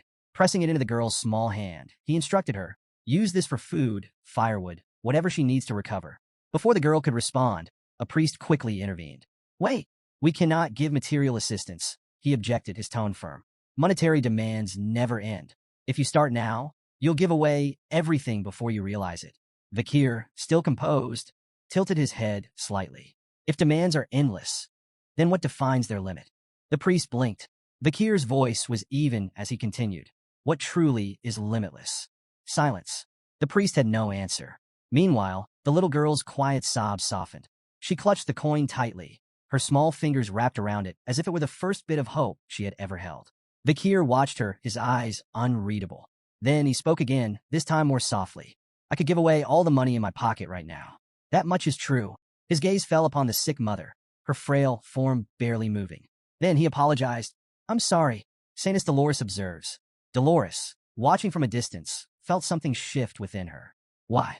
Why would someone as calculating as Vakir, as strong, as composed, apologize? She turned his earlier words over in her mind.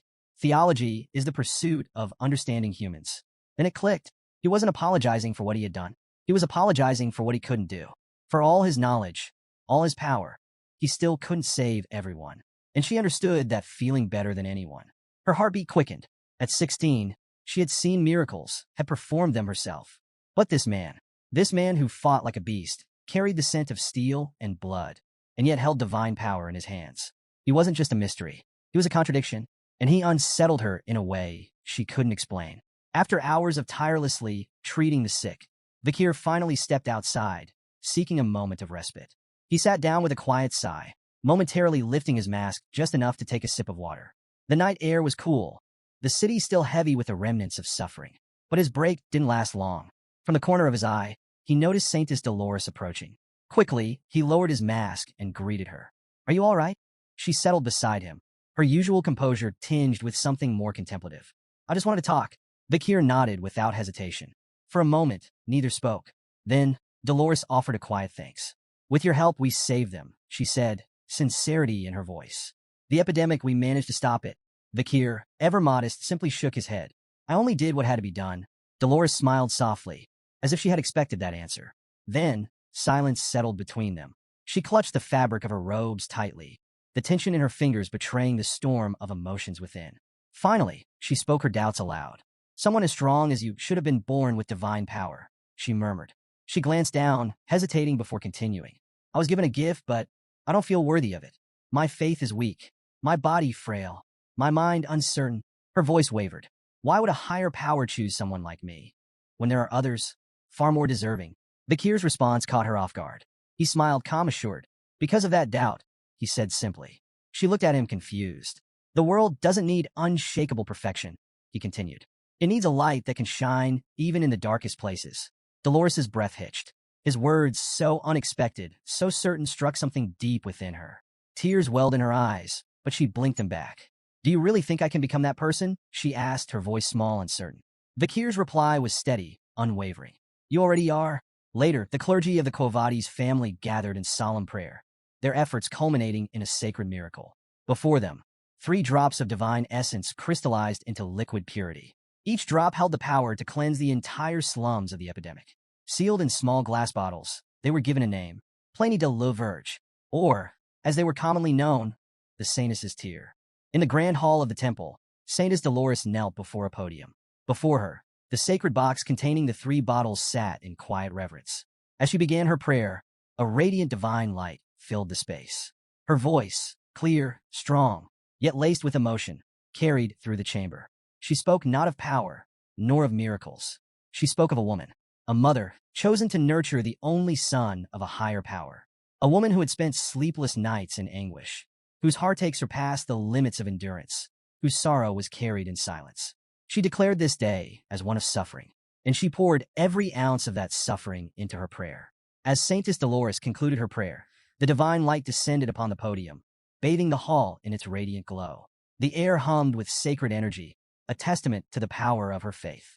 Moments later, holy knights entered the chamber, their movements reverent as they approached the podium. At the center of their formation, a sealed box rested in their hands, containing the three saintesses' tears. The lead knight carefully secured the box, bowing deeply before Dolores. Saintess, your offering is a blessing upon this land. The tears shall be stored safely in the basement vault. Dolores nodded, entrusting them with this solemn duty. She watched in silence as they departed, their figures fading beyond the heavy doors. Finally alone, she allowed herself a brief moment of contemplation.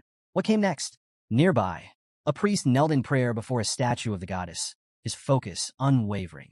Dolores approached quietly. Father. The priest lifted his head. Cardinal Humbert Lon Quo Vadis, a towering figure within the Loon Church. His presence was both commanding and warm. His eyes softened as he looked at Dolores, greeting her with affection. My fairy, my daughter, he murmured, placing a firm but gentle hand on her shoulder. Come closer, child. She obeyed, bowing her head slightly. With a smile, the cardinal praised her efforts. The offering you have made this time is remarkable, fitting of your station. Dolores humbly accepted his praise, her tone measured. Your generosity knows no bounds, Father. The cardinal gestured for her to continue. Tell me, what have you learned of this plague? Dolores began outlining their plan. We will use the saintess's tear to purify the contaminated waters beneath St. Mecca. At this, the cardinal leaned forward, interest sharp. Have you identified the source? We have, Dolores confirmed. She explained, an unregistered well in the slums. Rumors had spread among the children, a spirit's curse. But upon investigation, they had found more than superstition. From beneath her robes, Dolores unwrapped a cloth bundle, revealing several objects placed before the cardinal. A dagger, a glass bottle, and an emblem. The cardinal's expression darkened. He picked up the emblem, his fingers tightening around it. Leviathan, bourgeois, two insignias etched into cold steel. The atmosphere shifted instantly. A surge of holy aura erupted from the cardinal, crackling with righteous fury. His voice boomed through the chamber. Blasphemy, a defilement of the sacred. These vermin dare insult divinity itself. His rage was uncontainable. With burning resolve, he declared holy war. The poison addicts and misers will answer for their sins. The cardinal's verdict. Dolores remained calm and composed, unfazed by the cardinal's outburst. Until his voice sharpened. The night hound. Dolores's breath hitched, her eyes flickering with surprise. He is a prime suspect, the cardinal continued, his tone commanding. Find him. Capture him. We will extract everything he knows. Dolores clenched her fists beneath her robes. Vakir, Night Bloodhound, was now a target. The cardinal's eyes widened in shock as Saintess Dolores abruptly raised her voice, her usual composure breaking for the first time. The Night Hound is innocent, she declared. The room fell into a stunned silence. She pressed on, her voice unwavering. He worked tirelessly to treat the sick. Without him, countless more would have died. A man who saves lives is not a man of evil. The cardinal's expression darkened. For a moment, he said nothing, studying her. Then he smiled. Not warmly, not kindly. It was the smile of a man who believed he understood something no one else did. I see what's truly happening. Dolores stiffened. His cryptic words unsettled her. Then he raised his hand toward the heavens. No matter your protests, the truth remains. His voice rang with divine authority. The Night Hound is to blame. Dolores clenched her fists. This was the first time she had ever openly opposed him. And to the cardinal, that defiance was proof enough. With a final gleam in his eye, he declared his verdict. I will personally interrogate the Night Hound, and I will uncover everything. Then, a wave of overwhelming pressure burst forth from Cardinal Humbert, rippling through the cathedral. A radiant beam of divine light shot skyward, piercing the night like a holy decree. The entire city of St. Mecca was bathed in its glow. Dolores gasped, staggering back. The intensity of his power was suffocating. The cardinal turned to her, his tone final. Your opposition is meaningless. Then came the words that made her blood run cold. The paladins have already been dispatched. At a modest inn where Vakir had been staying, a group of holy knights surrounded his room. Their movements were precise, calculated. Using a series of silent hand signals, they coordinated their approach. One knight exhaled sharply, then raised his foot. Bang! The door splintered open. Knight Hound, you are accused of orchestrating the Red Death. Their declaration rang through the room, but there was no response. No shadow moved. No figure stirred. The knights exchanged looks. The room was empty. The Bakir was gone. The stolen Sainus's tear. Back at the cathedral, a priest rushed in, breathless. The cardinal turned, unshaken. Speak. The priest hesitated, then delivered the news. One of the Sainus's tears is missing. Dolores felt a bead of sweat trickle down her temple. Had this been the real reason for the Night Hound's presence in St. Mecca? Had he been after the tear all along? Far above the city, atop a watchtower overlooking St. Mecca, a lone figure stood beneath the moonlight. Vikir, in his gloved hand, the missing Saintus's tears shimmered under the pale glow. A faint smirk crossed his lips. Tucking the bottle securely into his pouch, he murmured a quiet, amused thanks. A generous gift. Then he vanished into the shadows. Ayan stood perched on the edge of a jagged cliff, her bow drawn tight as she faced off against a monstrous Cerberus. The beast, its hide already bristling with embedded arrows, snarled menacingly. Each of its 3 heads locked onto her with unnerving precision. Nearby, a barbarian attempted to draw its attention with a thunderous shout, but the Cerberus remained fixated on Ayan, forcing her into a desperate retreat. Step by step, she edged backward, the rocky ground beneath her feet crumbling precariously. Then, in an instant, the cliff betrayed her footing. She plunged downward, smashing through tree branches during her chaotic descent. The brittle limbs offered no salvation, snapping one by one as she hurtled toward the forest floor. With a bone-jarring crash, she landed, her body racked with pain. Moments later, she stirred, her consciousness returning in a haze. Faint voices reached her ears, muffled and unintelligible, as her vision slowly adjusted. 2 figures stood nearby, men who appeared to be traveling merchants. One of them regarded her injured form with indifference, while the other bore a predatory smile, his eyes betraying a dangerous curiosity. Time passed, and Ayan awoke to find herself in a far grimmer scenario. Her trembling hands clutched a sword, the rough wood of a barricade pressing against her back. There was no way out. Encircling her was an unruly crowd of masked spectators, their jeering voices merging into a thunderous chorus. Their energy fed the suffocating tension in the air as her opponent stepped into the fray, a towering figure, his body marked by scars that told of countless battles. His sinister grin promised a fight that would end badly for her. With a chilling crack of his knuckles, he signaled the beginning of their brutal confrontation. The man charged at Ayan with a roar, his movements fueled by overconfidence. Though fear gripped her, Ayan's instincts kicked in. She dodged his initial assault with a nimble leap and struck back, the edge of her blade slicing into his shoulder. Her brief success, however, was met with indifference. Barely registering the wound, her opponent retaliated with raw, overwhelming strength. He seized her by the leg midair and hurled her like a rag doll against the unforgiving wooden wall. The impact left her gasping as a spray of blood escaped her lips, pain radiating through her battered frame. The crowd roared with delight, their masked faces lit with cruel amusement.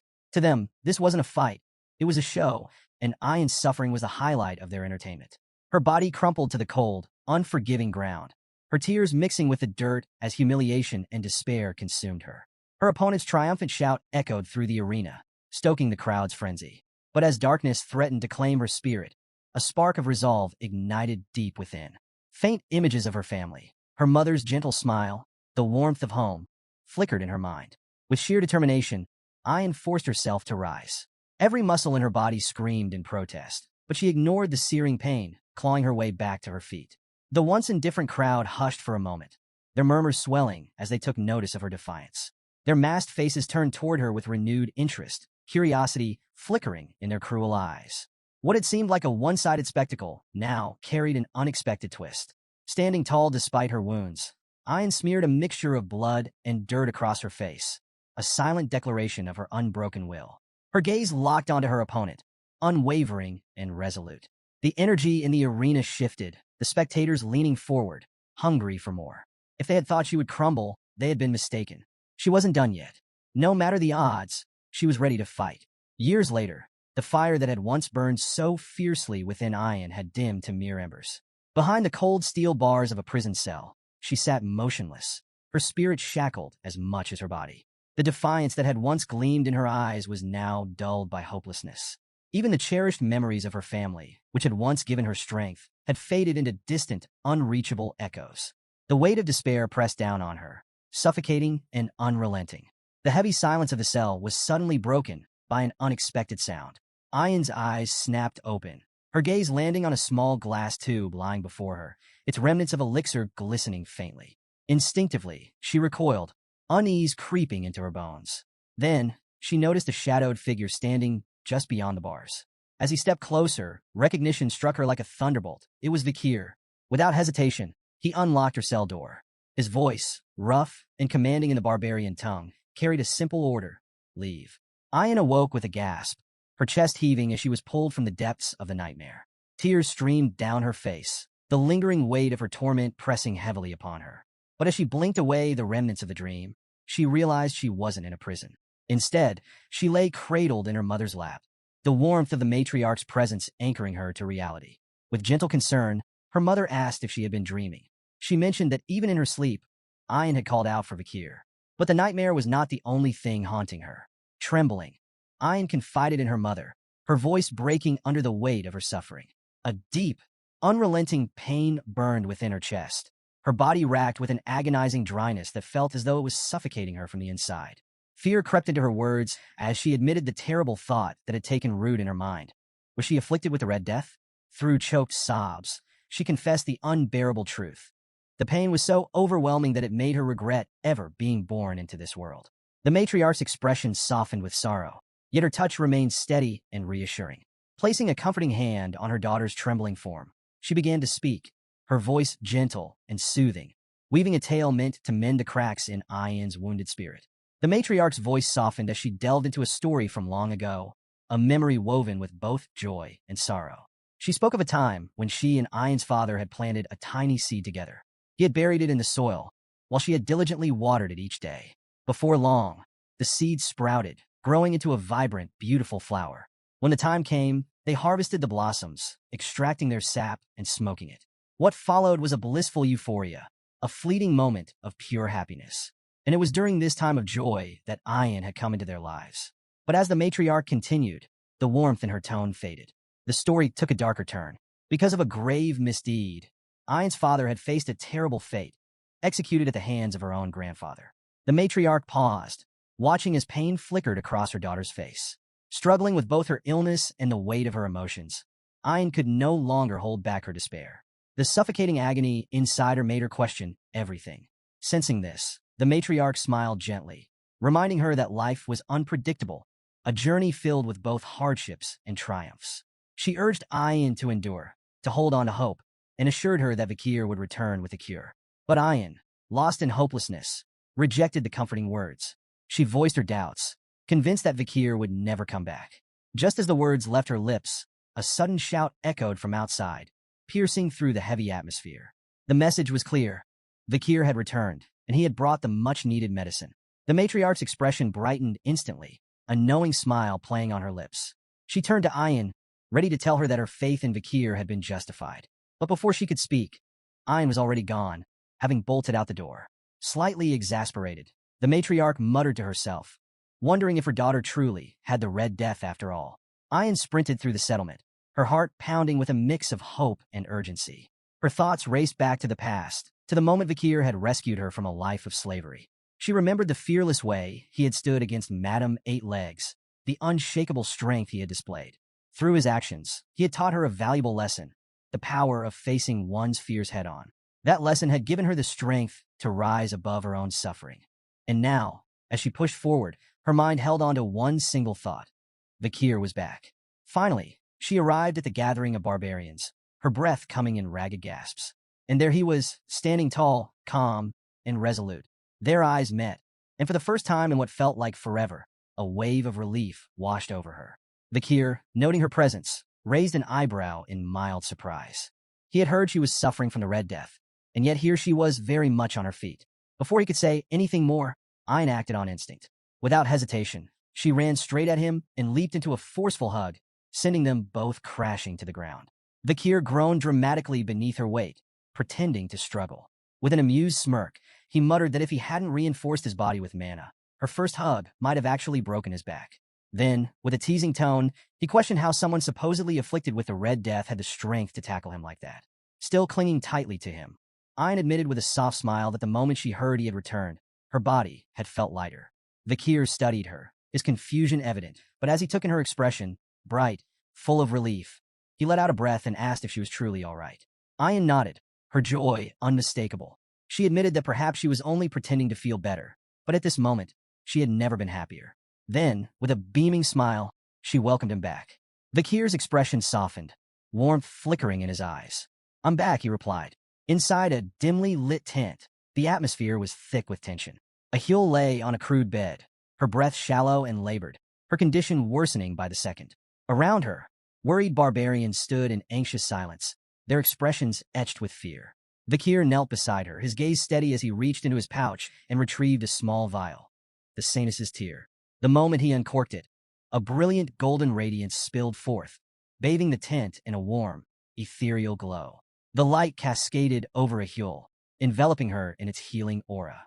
All eyes were locked onto her frail body as, miraculously, the red spots marring her skin began to vanish. Gasps of disbelief filled the space, followed by murmurs of awe. The once hopeless barbarians watched as Yahello's ragged breathing steadied, her complexion regaining its natural color. The Red Death, which had plagued her so mercilessly, was gone. A wave of gratitude surged through the group, their voices rising in praise. To them, Vakir was no longer just a warrior. He was the bringer of salvation. But Vakir had no time for accolades. His focus remained sharp. Turning to Ayn, he asked how many among their tribe had been infected. She responded grimly, Yahello had been one of 30. His expression darkened as he pressed further, inquiring about the state of other tribes. Ayn's answer was even more troubling. Many clans were teetering on the brink of devastation. Vakir quickly did the math. If the disease had spread as widely as suspected, there could be as many as 10,000 infected individuals across the land. Wasting no time, he instructed Ayn to send word to every tribe, telling them to gather their sick. The battle against the Red Death was far from over. Concern flickered in Ayn's eyes. With hesitation, she asked the pressing question, was there truly enough of the cure for all? Vakir's response was calm, unwavering. More than enough, he assured her. But beyond survival, he saw an opportunity. This was their chance to showcase their tribe's strength and capabilities to the rest of the land. His words carried weight, filling the barbarians with awe. Whispers of admiration spread like wildfire. Vakir was proving himself to be nothing short of extraordinary. However, he wasn't done yet. Shifting gears, he brought up another pressing matter, a formidable swamp monster known as Ka. Without much fanfare, he revealed that he had slain the beast during his journey. With his usual practicality, he instructed the barbarians to retrieve its carcass for food. More stunned murmurs rippled through the crowd. One by one, they realized just how far beyond their own abilities Vakir truly was. But there was no time for idolization. Keeping the group focused, Vakir issued the next directive. The tribes were to gather near the river catchment area for the next phase of the plan. Before long, the various barbarian tribes assembled by the riverbank, their leaders and warriors standing in anticipation. All eyes were on Vakir, who stood at the forefront, the Saintess's tear in his grasp. With measured precision, he poured the sacred liquid into the flowing waters. The moment it touched the river, a radiant golden light burst forth, illuminating the water as it surged downstream. The glow spread rapidly, casting a brilliant shimmer across the forest, its reflection dancing like liquid gold. Vakir turned to the gathered leaders, his voice steady as he addressed them. The water had been purified. Now, all the infected had to do was drink. One by one, the afflicted stepped forward, aided by their kin. As they took hesitant sips of the gleaming water, a hush fell over the crowd. Then suddenly laughter, cries of disbelief. "The sickness is gone," someone exclaimed. More voices followed, each filled with astonishment. One after another, the sick found themselves free of the Red Death, their bodies cleansed, their suffering lifted. The weight of despair that had loomed over the tribes evaporated, replaced by a wave of joyous celebration. Cheers erupted across the riverbank, the sound of victory echoing through the forest. Vakir turned to the matriarch, his voice calm and assured as he explained the extent of the purification process. The river's catchment area was now carrying the cure far and wide, ensuring that the bacteria responsible for the Red Death would soon be eradicated entirely. The matriarch listened intently, her expression shifting from admiration to deep respect.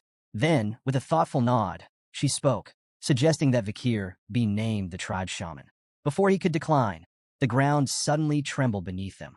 A thunderous thud shook the earth as one of the tribal leaders stomped his foot with overwhelming force, causing a visible crack to form in the dirt. Silence fell. All eyes turned to the source of the commotion. With a booming voice, the leader addressed the gathered tribes, his words carrying the weight of history itself. People of the deep forest, what is the name of the hero who purified our land? A beat of silence. Then, as one, the barbarians pounded their feet in rhythm and roared. Vikir!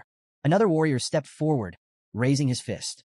Who saved our families from the Red Death? Again, the answer came like a rolling thunderclap. Vikir! A third leader spoke, voice rich with emotion. Who has brought hope and a bright tomorrow to the deep forest? The response was deafening. Vikir! The name echoed through the trees, vibrating through the very heart of the land. The people of the deep forest had spoken, their chants a declaration of gratitude and unwavering loyalty. Yet, amid the roaring celebration, Vikir remained composed. His mind was already working ahead, calculating his next move. The destruction caused by the Poison Clan had been devastating, but in the chaos, a unique advantage had emerged. Winning over the Deep Forest tribes was not just a victory, it was a strategic strike against the Baskerville clan. As a former member of Baskerville himself, Vikir recognized the opportunity before him. The loyalty of the mountain natives could be a powerful tool, one that might turn the tides in his favor against Hugo Baskerville, a man who had long stood as both a rival and an obstacle. A knowing smirk tugged at Vikir's lips. This was more than just gratitude from the tribes. This was leverage. The matriarch, basking in the moment of triumph, raised her arms joyfully, declaring that a grand festival would be held to celebrate their victory over the Red Death. But before the cheers could swell, Vikir raised a hand, his voice steady but commanding. There's still one last matter to resolve. The matriarch and Ayin turned toward him, their joyous expressions fading into curiosity. Vikir's eyes darkened. We need to find the one responsible for poisoning the forest. Far from the revelry, deep within a shadowy cave, a man named a human sat, reveling in his own wicked brilliance. A slow, satisfied chuckle rumbled from his throat as he imagined his scheme playing out exactly as planned. By now, he believed, the people of the deep forest should have been on the verge of collapse, their bodies succumbing to the poison he had so carefully spread. His lips curled into a sneer, all because of that imperial brat. The thought of the imperial smugglers forced his expression into something twisted, a mixture of resentment and amusement. He had been forced into dealings with them, but he would turn the situation to his advantage. A human had crafted the perfect deception. He had planned to emerge at just the right moment, presenting himself as the savior of his people by conveniently providing the antidote. He had even poisoned his own granddaughter, Yahello, to sell the illusion completely. The irony was delicious. To him, this was a masterstroke. But as he stepped out of the cave, returning to the village, his confidence was met with a sight that made his stomach lurch. The village was alive. Instead of finding his people writhing in agony, their bodies weakened by the disease, he saw them moving about cheerfully, bustling with energy. His confusion deepened as his eyes darted from person to person. Just days ago, they had been gasping for air, some barely clinging to life. And then, his gaze landed on Yahello. His supposed victim, the proof of his scheme, stood by a fire, humming as she cooked food. A human stood frozen, his mind struggling to make sense of the impossible. How could this be? Just days ago, the villagers had been at death's door, and now they moved about as if the Red Death had never touched them. Desperate for answers, he stumbled toward the riverbank, his breath quickening as he reached the water's edge. What he saw made his blood run cold. The river, once contaminated and deadly, now gleamed with crystal-clear purity. The reflection of his own bewildered face stared back at him, eyes wide with disbelief. The fish, which should have perished in the poisoned waters, swam freely beneath the surface. A human's jaw clenched, despair creeping into his features as the weight of reality pressed down on him. His carefully laid plan ruined. Before he could process his spiraling thoughts, a voice shattered his daze. Clear water, isn't it? The casual remark came from behind him. A human spun around, his heart hammering in his chest. Standing there, watching him with a knowing smirk, was Vikir. A sharp hiss of frustration escaped a human's lips. You imperial bastard, he spat, masking his unease with venomous words. His mind raced. When had Vikir arrived? And more importantly, how much did he know? His unease only grew when he realized Vikir wasn't alone. Behind him stood a group of barbarians, their expressions grim and unreadable. Their silence carried weight, their stances unwavering. Then he saw it in Vikir's eyes, absolute certainty. The truth crashed down on a human like an avalanche. He knows. Memories from his past life surged through Vikir's mind. In his previous existence, there had been whispered tales of an old man from the deep forest who had orchestrated a horrifying tragedy. a man who had poisoned his own people under the guise of heroism, offering them salvation with a cure he never truly had. His plan had backfired spectacularly, leading to the deaths of nearly everyone in his tribe. Now, standing face to face with a human, Vikir realized the old legend was no myth. The villain of that story was right here, right now. A human, still clinging to his unraveling confidence, let out a hollow chuckle. Ah, has everyone come to greet the old shaman? His voice dripped with forced amusement, a desperate attempt to maintain control. But the barbarians weren't fooled. Their silence was deafening. Their eyes, once filled with respect for their elder, now held something far more dangerous, doubt. The weight of their scrutiny pressed down on a human, and for the first time, his mask began to crack. Vikir remained calm, his presence exuding quiet menace. He didn't need to say a word. His mere existence was enough to tighten the noose around a human's neck.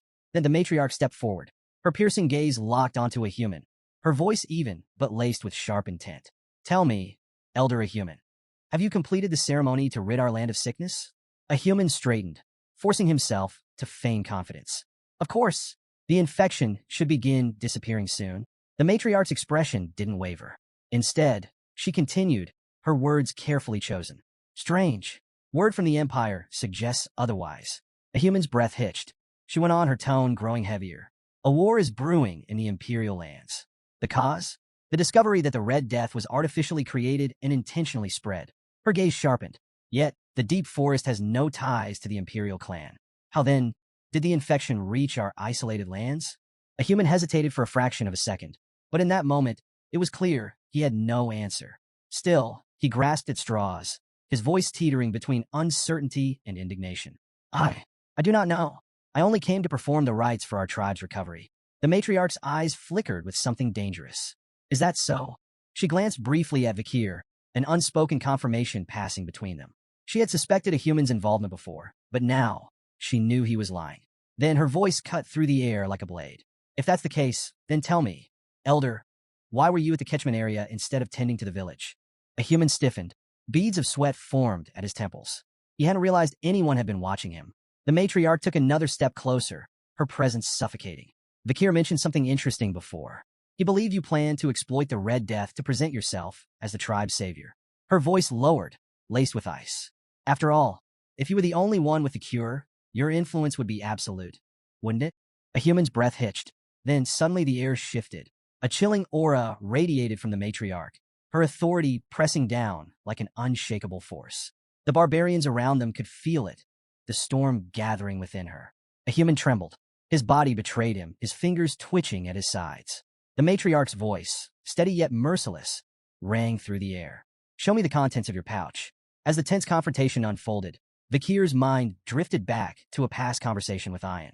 She had once shared fragments of a human's mysterious origins, secrets that painted the old shaman in a far darker light.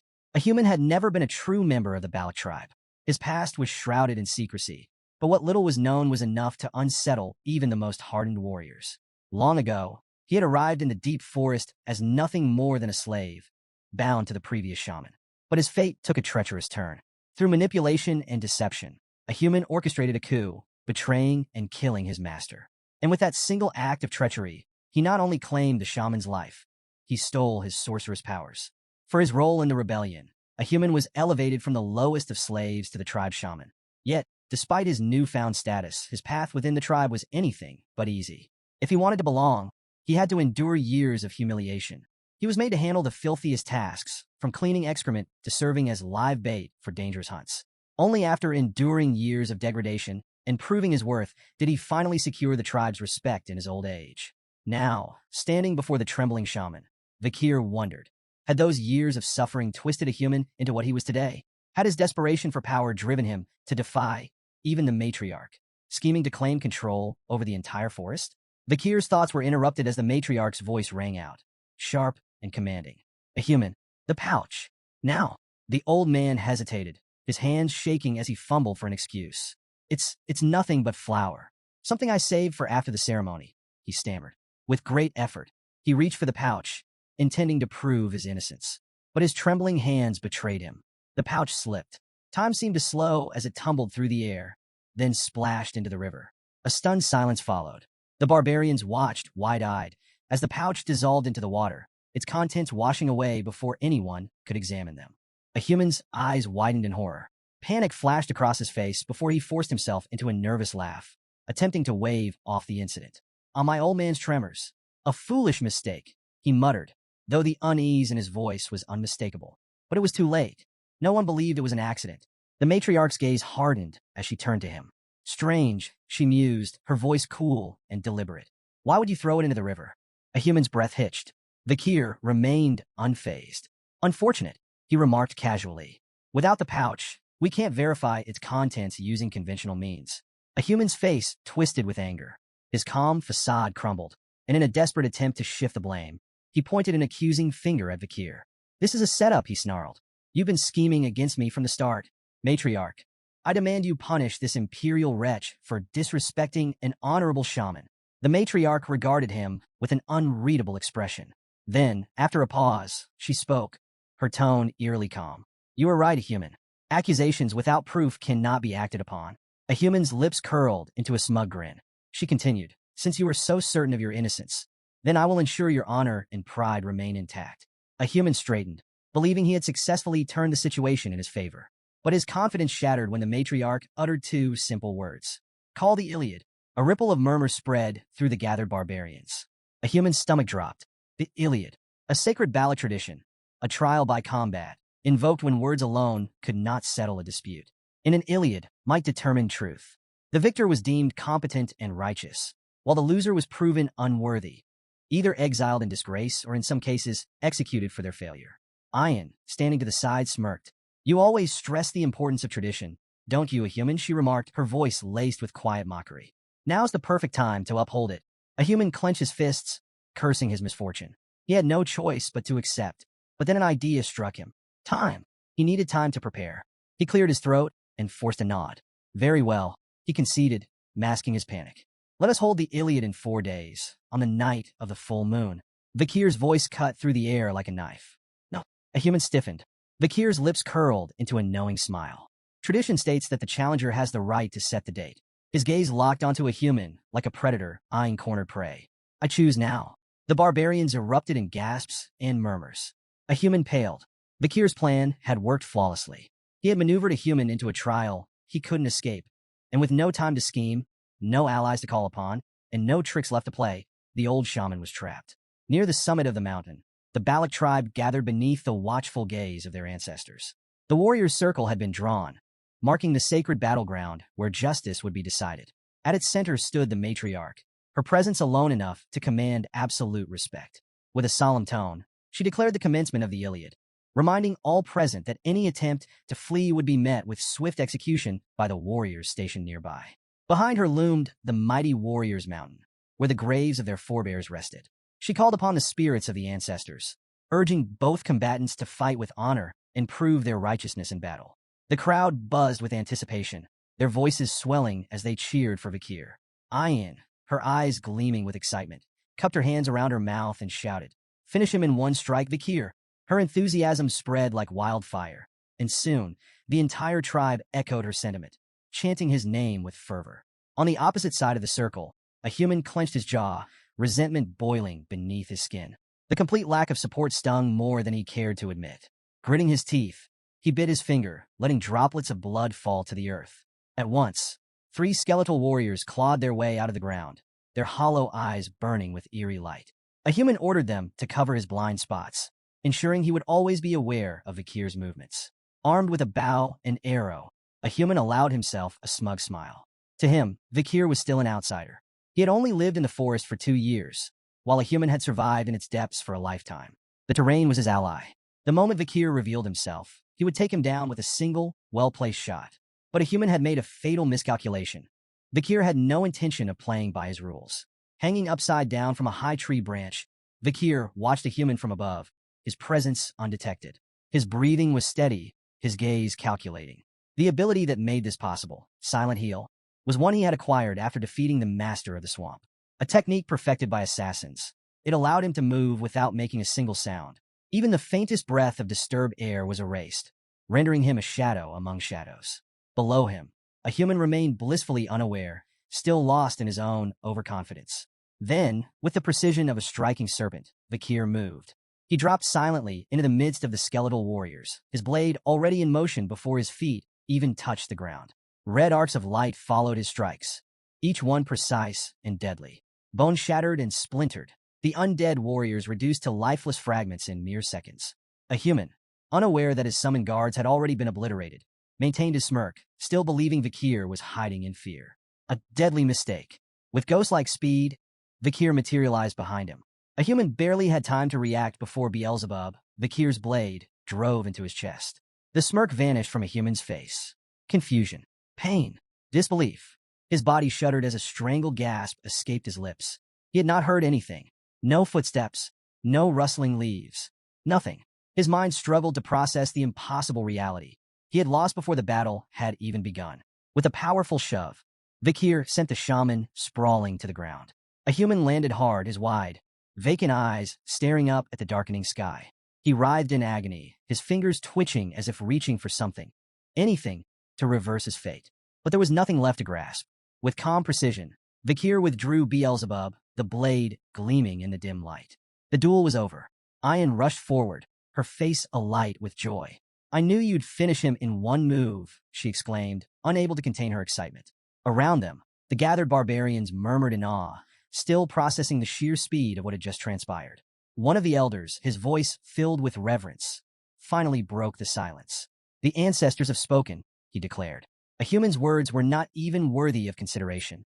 A human lay sprawled on the ground, his body racked with pain, the searing agony of his wound consuming every fiber of his being. His breaths came in ragged gasps as fear coiled around his heart, tightening its grip with every passing second. Was this how it would end? Desperation clawed at his mind, dragging him deep into the bitter memories of his past. The humiliation he had endured, the years spent groveling for acceptance in the Balak tribe, the injustice of it all. It crashed over him like a tidal wave. In his twisted perspective, the blame for his downfall lay with everyone but himself. Vikir, the Balak tribe, Loco, all of them. They had mocked him, scorned him, forced him into this wretched existence. Now, in his final moments, resentment was all he had left. They would all pay. Vikir, watching the old shaman suffering with a detached gaze, turned to Ayan. "We should end his pain," he suggested, his voice devoid of emotion. "It would be more merciful." But Ayan's expression darkened. His jaw clenched as he shook his head. "No," he declared coldly. "He doesn't deserve mercy." The weight of Ahul's near death still lingered in Ayan's heart, the thought of losing her to the Red Death fueling his anger. Even though a human was his grandfather, the man had crossed every line. A coward like him deserved to feel every ounce of his suffering. Yet, in the midst of his agony, a human wasn't done. Unnoticed by the others, he dragged his trembling fingers through his own blood, scrawling something onto the ground. The symbols took shape, an intricate pattern forming beneath him. As the final strokes were completed, an unnatural purple aura pulsed outward, thick and oppressive. Then, a deep, guttural groan echoed from the ancestral graves. The matriarch's sharp eyes snapped toward the burial grounds just as the heavy stone coffins creaked open. The sky darkened. The very air seemed to shudder. The ground beneath their feet trembled with an eerie, malevolent energy, spreading like an infection. A hushed silence fell over the gathered barbarians, their earlier triumph dissolving into sheer terror. Ayan's face drained of color, his breath quickening as realization set in. "What is he doing?" he shouted, his voice laced with panic.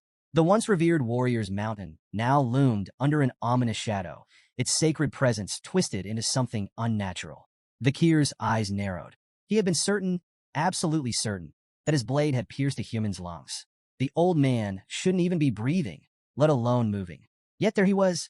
The barbarians erupted in fury, their voices filled with outrage. "He's desecrating the graves," one roared. "He's bringing ruin upon us all." But a human, now surrounded by a pulsating, violet aura, only laughed.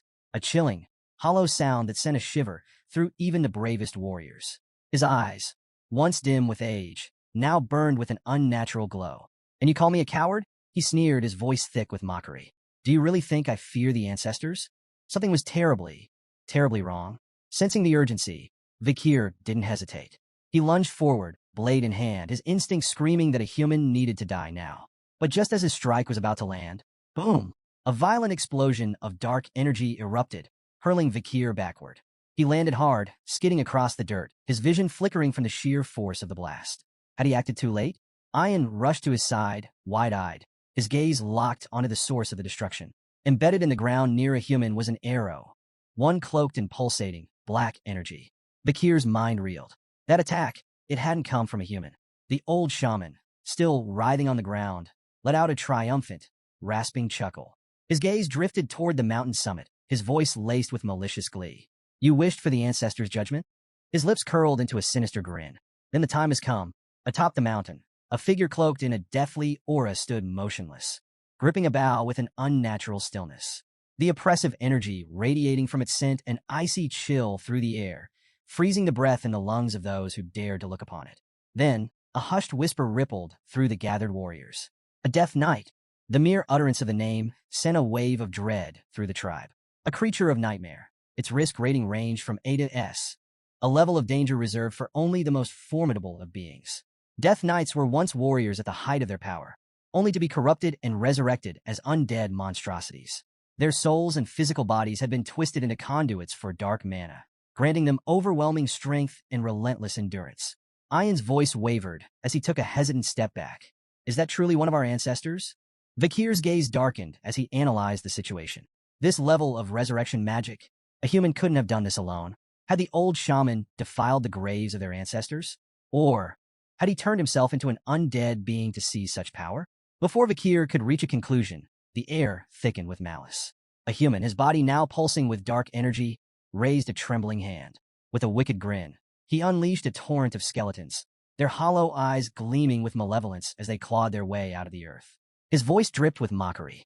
Did you really think I lived among you fools without preparing countermeasures? The warriors gritted their teeth, weapons at the ready, but a human wasn't finished. His smirk widened as he gestured toward the graves littering Warriors Mountain. You're all so shocked. Yet this is only the beginning, he sneered. Did you forget? There is not just one grave here. A horrifying rumble rolled through the earth. Then, one by one, more Death Knights emerged. The air grew heavier with each resurrection, the sheer malice emanating from the corrupted ancestors enough to sap the will of even the bravest warriors. What had once been a sacred burial ground was now a battlefield of the undead. As chaos erupted, a human climbed into a grotesque skeletal carriage, the construct pulsing with dark mana as it formed around him. With a deranged laugh, he urged the skeletal beast, pulling it to move. Try your best to survive, he called mockingly. I'll enjoy hearing how you all beg for mercy soon enough. He cracked the reins, and the carriage lurched forward, carrying him away from the carnage. But Ian wouldn't let him escape so easily. How low can you sink? He roared, drawing his bow. With furious precision, he loosed an arrow, its trajectory honed for a direct hit. But just before it could reach a human, shatter, another arrow intercepted it mid-flight, splintering it into useless fragments. Ian's breath caught in his throat as he turned toward the source. Standing unmoving, bow still raised, was the Death Knight. It had protected a human. Before Ian could react, another arrow streaked through the air, this time from the depths of the forest. Crack! The Death Knight's head exploded on impact. Its lifeless body crumpled, collapsing into a pile of unmoving armor. A stunned silence fell over the battlefield. Who had fired that shot? The barbarians, still locked in their fight for survival, snapped their heads toward the forest's edge.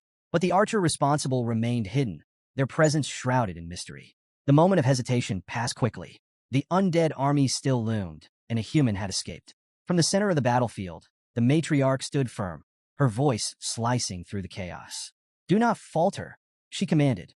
These creatures are not our ancestors. They are a human's puppets. Her sharp gaze swept across the warriors. Destroy them. Prioritize your survival.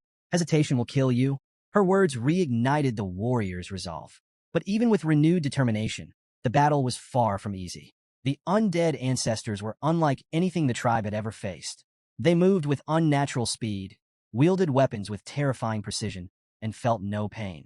Every attack that should have felled a man only served to slow them down.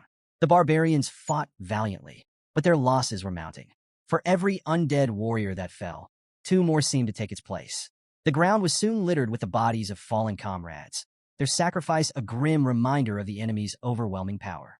Amid the chaos of battle, an undead warrior let out a defiant scream, only to have its head obliterated by a perfectly placed arrow. A heartbeat later, two more suffered the same fate, their skulls pierced with lethal precision. Vakir's sharp gaze followed the trajectory of the shots, his mind piecing together the source of such flawless marksmanship.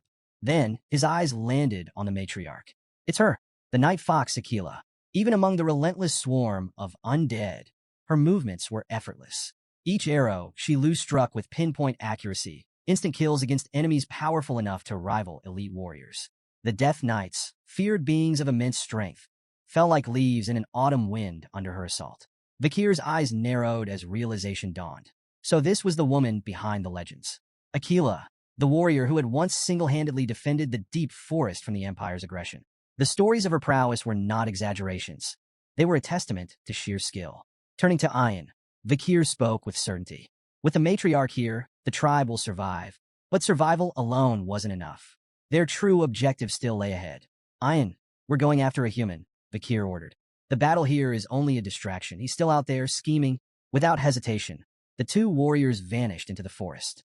Meanwhile, a human moved deeper into the wilderness, his laughter ringing through the trees as he fled. His thoughts churned with bitterness. Fools. All of them. The Balak tribe would rue the day they cast him aside. Along the way, he turned to a skeletal minion trailing behind him. Go, he commanded, voice low and urgent. The creature nodded and disappeared into the shadows, carrying out a mysterious task. A human sneered. The tribe might have Aquila, but even she wouldn't be able to stop what he had planned. She's a genius, he admitted under his breath, his tone laced with both admiration and resentment. The strongest leader in our history. But no matter how brilliant she was, no matter how skilled, she wouldn't be able to handle this trap. Vikir and Ian moved swiftly, tracking a human through the dense forest.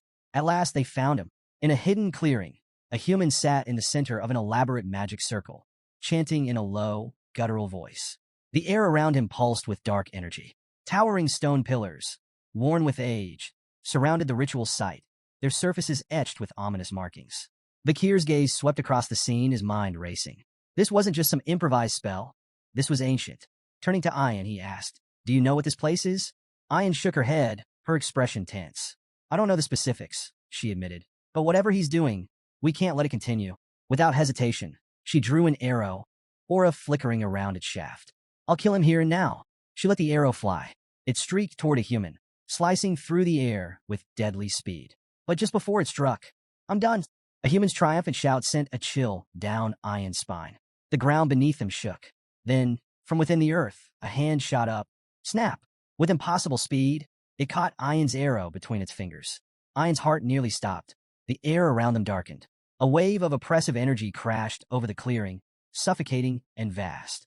A human staggered to his feet, his face alight with glee. "It worked," he whispered, before turning toward Vikir and Ian with a wide, deranged grin. "You're too late." Vikir's grip on his sword tightened as a human stepped aside, revealing what had risen from the ritual circle. A lone figure stood amidst the swirling dark mana. Tall, imposing, wrapped in an aura of unfathomable power. A human spread his arms in a grand gesture, his voice dripping with triumph. "Behold!" A heavy silence filled the clearing as he spoke the name. The divine archer, Adonai. Ian's blood ran cold. She knew that name. It wasn't just a legend, it was history. Adonai, the mythical archer of unparalleled skill. The warrior revered by generations. The protector of the deep forest, whose arrows had once rained death upon the enemies of their people.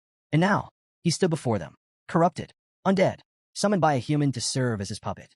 Vikir stood frozen, his mind racing as he processed the horrifying reality before him. Adonai, the legendary archer of the Balak, now nothing more than an undead puppet, twisted by a human sorcery. Before he could react further, Adonai moved. Within human speed, the Death Knight notched an arrow and let it fly. The projectile sliced through the air with terrifying precision, its sheer force warping the very space around it. Too fast. Instinct took over. Vikir whipped Beelzebub into position, meeting the arrow in midair. Steel clashed against enchanted wood, and the impact sent a violent tremor through his entire arm. The deflected arrow veered off course. Then, boom! The moment it struck a nearby tree, the entire trunk exploded. Shrapnel and splintered bark rained down like deadly shrapnel. The very earth beneath them shook, the blast carving a smoldering crater into the battlefield. Vikir staggered, his mind reeling. Aura-infused arrows. And not just any aura. This is something else entirely. Then, a sharp cry of pain. Vikir's head snapped toward the sound. Ian clutched her thigh, her fingers slick with blood. Her face contorted in agony as she gritted her teeth. "It burns," she gasped, her voice laced with panic. Vikir's eyes narrowed as he inspected the wound. The bleeding wasn't normal.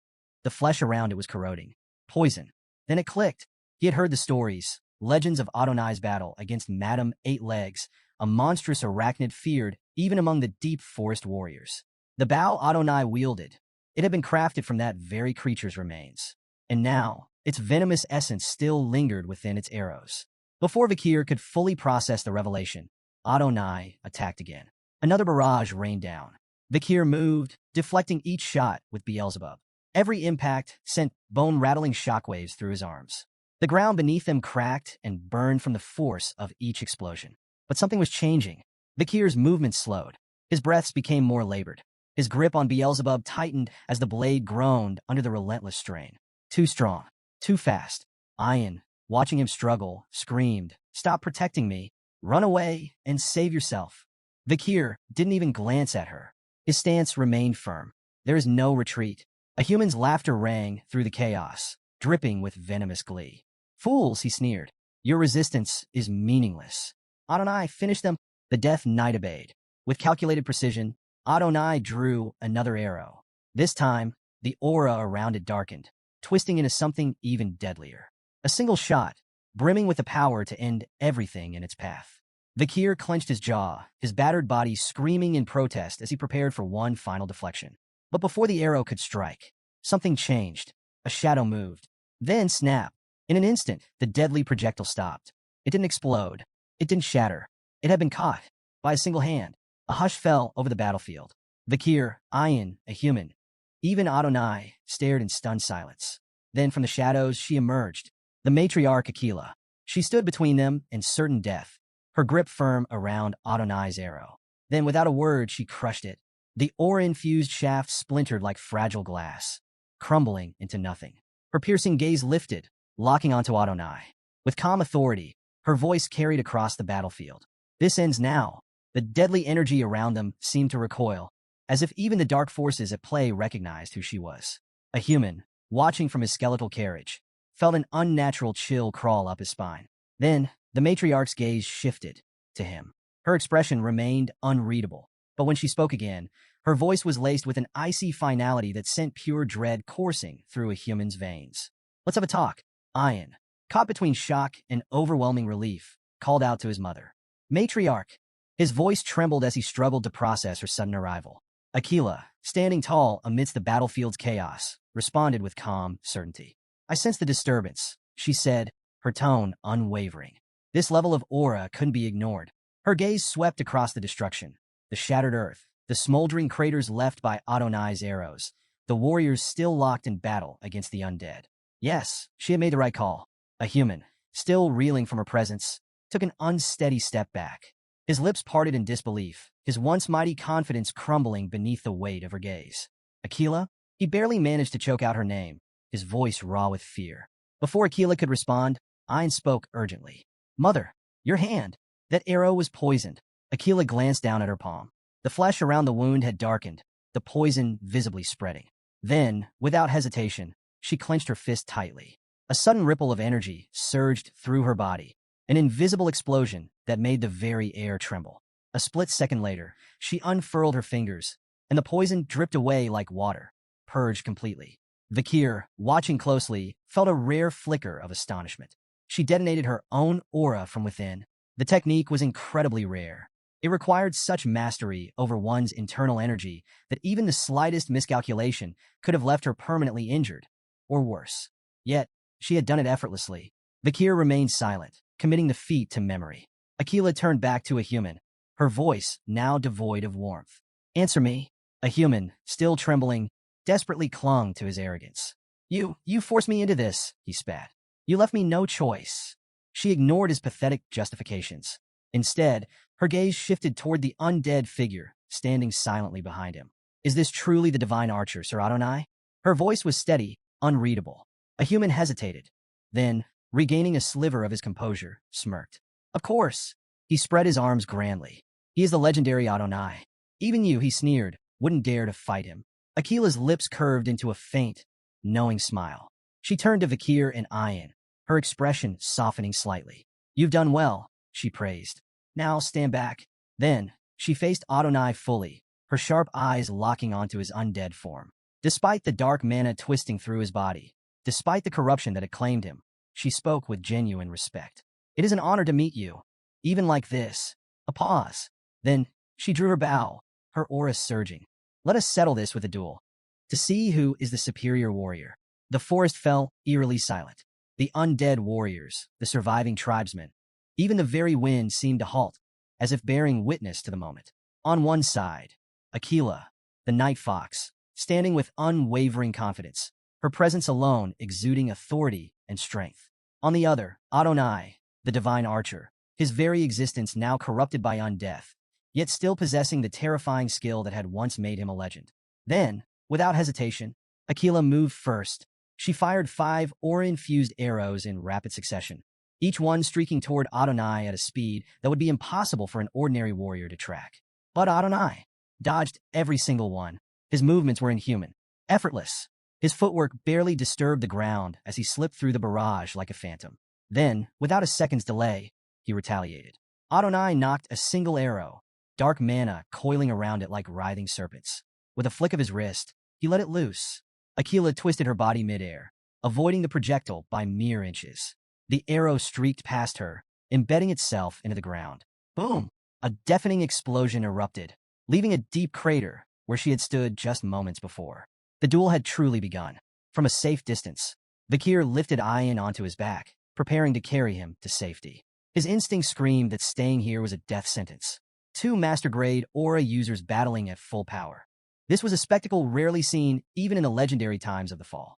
Yet, even as he carried Ayan away, Vakir's unease grew. The air itself felt wrong. Something was still lurking in the shadows. Something far worse than even the corrupted Adonai. And Vakir couldn't shake the feeling that this battle was only the beginning. From his concealed vantage point, a human watched the battle unfold, his twisted delight evident in his expression. His eyes tracked Aquila's movements with begrudging admiration. She truly is the night fox, he muttered, his voice laced with reluctant respect. But then his grin widened, the malice returning. Still, he sneered, she will fall. Because he is already dead. His laughter grew louder, unrestrained, reveling in the cruel truth of the battle. Adonai is no longer bound by mortal limits, he continued. As an undead, he can infinitely channel Hell's dimensional aura. His tone dripped with glee. It doesn't matter how skilled she is, his arrows will never run out. His strength will never wane. And in the end, she will be the one who collapses first. On the battlefield, the duel raged on. Despite her mastery, Aquila was beginning to sustain injuries. Small gashes marred her arms and legs, her breathing growing heavier with each exchange. This isn't sustainable. Her mind worked rapidly, analyzing every movement, every attack. Adonai's precision was absolute. His arrows never missed their mark, his reaction time was flawless, and his mobility was almost inhuman. Every attempt to counterattack was met with a relentless onslaught, forcing her to constantly reposition. She knew it now. In a ranged fight, she would lose. If she wanted to end this, she needed to get close. Their arrows clashed in midair, triggering a massive explosion that sent a dense cloud of dust billowing across the battlefield. This is it. Aquila vanished into the obscurity of the dust. Then, in an instant, she struck. She emerged from the haze, launching a devastating kick aimed directly at Adonai's neck. But even without sight, Adonai's reflexes were near perfect. With inhuman precision, he twisted his body, narrowly evading the strike. Then, without hesitation, he summoned a weapon. A dark, ominous sword materialized in his grip, its blade radiating an unnatural aura. With a single, effortless swing, he cleaved through the surrounding trees. The sheer force of the attack sent massive trunks crashing to the ground, uprooted like mere twigs. Aquila barely dodged in time, her agility saving her from being bisected. But she saw an opening. Without breaking stride, she hurled her dagger, the blade whistling through the air before embedding itself in Adonai's hand. The Death Knight's grip faltered. The dark sword tumbled from his grasp, clattering to the ground. Now, capitalizing on his momentary imbalance, Aquila delivered a brutal kick to his knee. The joint buckled under the impact, his stance shifting. Then, without hesitation, she fired an aura-infused arrow at point-blank range. The projectile streaked through the air. Boom! The explosion ripped through the battlefield, a shockwave flattening trees and sending debris flying. When the dust settled, the gruesome aftermath was revealed. Adonai's upper right half had been completely obliterated. His bow arm was gone. A massive portion of his chest had been torn away, leaving a hollowed-out cavity where flesh and bone had once been. Aquila, steady despite her exhaustion, addressed him with respect. Great ancestor, Her voice was solemn. Is it your undead state that makes you hesitate? Or is it your will, buried somewhere deep inside you, that refuses to strike down your descendant? She exhaled. Regardless, I will free you from this corruption. Then, she knocked another arrow. One final shot, aimed directly at his face. She released it. The arrow sped toward its target, cutting through the air with lethal precision. But just before it could strike, a dark aura-infused arm materialized out of nowhere, catching the arrow in mid-flight. A low, guttural scream erupted from Adonai as the corrupted energy surged through his body. The dark energy began to reconstruct his missing half. His lost limbs regrew, the torn flesh stitched back together by necromantic power. His form, already fearsome, now looked even more monstrous. A human, watching from his hiding place, let out an impressed exhale. Ah, legends truly are different, he muttered. For a brief moment, it seemed as though he respected Adonai's sheer willpower, his ability to resist the necromantic spell. But that admiration quickly turned to frustration. With a scowl, he scoffed, "But what's the point of resisting if you're still my puppet?" His eyes gleamed with malice. Enough of this half-hearted rebellion. Then, with a cruel smirk, he gave the command. Adonai, unleash your full power. Destroy them all. With blinding speed, Vikir closed the distance that Akila's sharp voice cut through the battlefield, her frustration clear. She knew what was happening, but Adonai, now fully engulfed in dark aura, let out a blood-curdling scream. The transformation had completed. The air around him twisted, pulsating with raw, oppressive energy. His once noble presence had vanished, replaced by something sinister, something unnatural. A human, relishing the chaos, chuckled darkly. That thing before you, he mocked. That's no longer Adonai. Then, a new disturbance rippled through the forest. Thunderous booms echoed across the battlefield. The ground trembled as three colossal Irank monsters emerged from the depths of the woods, drawn to the overwhelming energy of the fight. Towering and savage, their massive forms radiated raw destruction, their piercing eyes locked onto the scene before them. But they never got the chance to act. Without hesitation, Adonai moved. In the blink of an eye, 3 arrows left his bow, each infused with immeasurable power. Then, silence. The monsters froze. Their bodies shuddered for a split second. Then, all at once, they collapsed. 3 unstoppable beasts, annihilated before they could even take a step. Akila stood motionless, her breath caught in her throat. She hadn't even seen the arrows. The realization sent a chill through her. I couldn't react, not even slightly. A human's lips curled into a delighted sneer, though even he looked momentarily shaken. I knew he was strong, he muttered, half to himself. But this? Even I didn't expect him to eliminate them so easily. Then, regaining his composure, he turned back to Akila, malice dripping from his tone. Well then, he grinned. Why don't we see what he can do against you? He raised his hand. Adonai, finish her. Without hesitation, the Death Knight obeyed. A barrage of arrows streaked toward Akila, each one carrying the venomous essence of Madame Eight Legs. The sheer speed and precision of the attack made them impossible to fully dodge. Akila moved, her reflexes still extraordinary. She twisted, ducked, and weaved between the incoming projectiles, her footwork flawless. But something was wrong. A creeping numbness spread through her limbs. Her movements became ever so slightly slower, the poison from the earlier wounds taking hold. She needed to end this quickly. Making a snap decision, Akila spun and fired 2 arrows in rapid succession. The first arrow veered off course, seemingly missing its mark. The second arrow, however, shot straight for Adonai's face. Adonai reacted instantly. With an almost lazily precise motion, he obliterated the second arrow mid-flight, reducing it to useless splinters. Akila's face shifted, her eyes widening in what looked like shock. A human laughed, his voice filled with mockery. That was pathetic, he sneered. Even you misfire sometimes. Then his words died in his throat. Something was wrong. The first arrow, the one that had missed, suddenly reversed course. It curved midair, spinning at an unnatural angle before piercing straight through Adonai's throat from behind. A human's triumphant grin vanished, his expression twisting in disbelief. Akila, now smirking, exhaled steadily. That was no mistake. Her voice carried through the battlefield as she addressed Adonai with measured respect. It may look like the first arrow missed, she explained, but the second one hitting the target is just the setup. She raised her bow slightly. When an opponent blocks the second arrow, the first one, having reached maximum rotation midair, reverses and strikes from behind. Her gaze held firm. It's a technique I developed after studying your legendary duel against the Imperial Knight. Silence hung in the air. A human, still recovering from the shock, scoffed, but there was a flicker of unease in his eyes. Then, Adonai moved. With an eerie calm, the Death Knight reached up and pulled the arrow from his throat. His hand lowered. The wound was already gone. Akila's confidence flickered. The attack had done nothing. A human, now regaining his composure, erupted into laughter. "You fool," he howled. His eyes gleamed with malice as he looked down at her. "It doesn't matter how strong-willed you are, Akila." His voice was filled with cruel amusement. "You've never fought a corpse before." His grin widened. "Sir Adonai is already dead. Nothing as trivial as an arrow to the throat can defeat him." Some distance away, Ian watched with growing anxiety as explosions echoed through the forest. Each tremor that shook the ominous landscape only deepened her concern for her mother. She wanted to rush to Akila's aid, every instinct screaming at her to act, but she held herself back. She remembered Vikir's firm instructions: stay hidden. She clenched her fists, trusting that he would handle the situation, that he would be the one to stop a human's necromantic madness. Meanwhile, Vikir sprinted through the dense underbrush, his mind rapidly piecing together a human strategy. He's terrified of Akila. It was obvious. A human had never planned to fight her directly. He was hiding behind Adonai, using the undead archer as a shield against her. And now, Vikir had found him. There, crouched behind a tree, was a human, his beady eyes darting nervously toward the battlefield. Coward. Vikir didn't hesitate. He charged forward, aiming to end this with a single decisive strike. But just as he closed the distance, boom! A Death Knight materialized before him, its massive leg already in motion.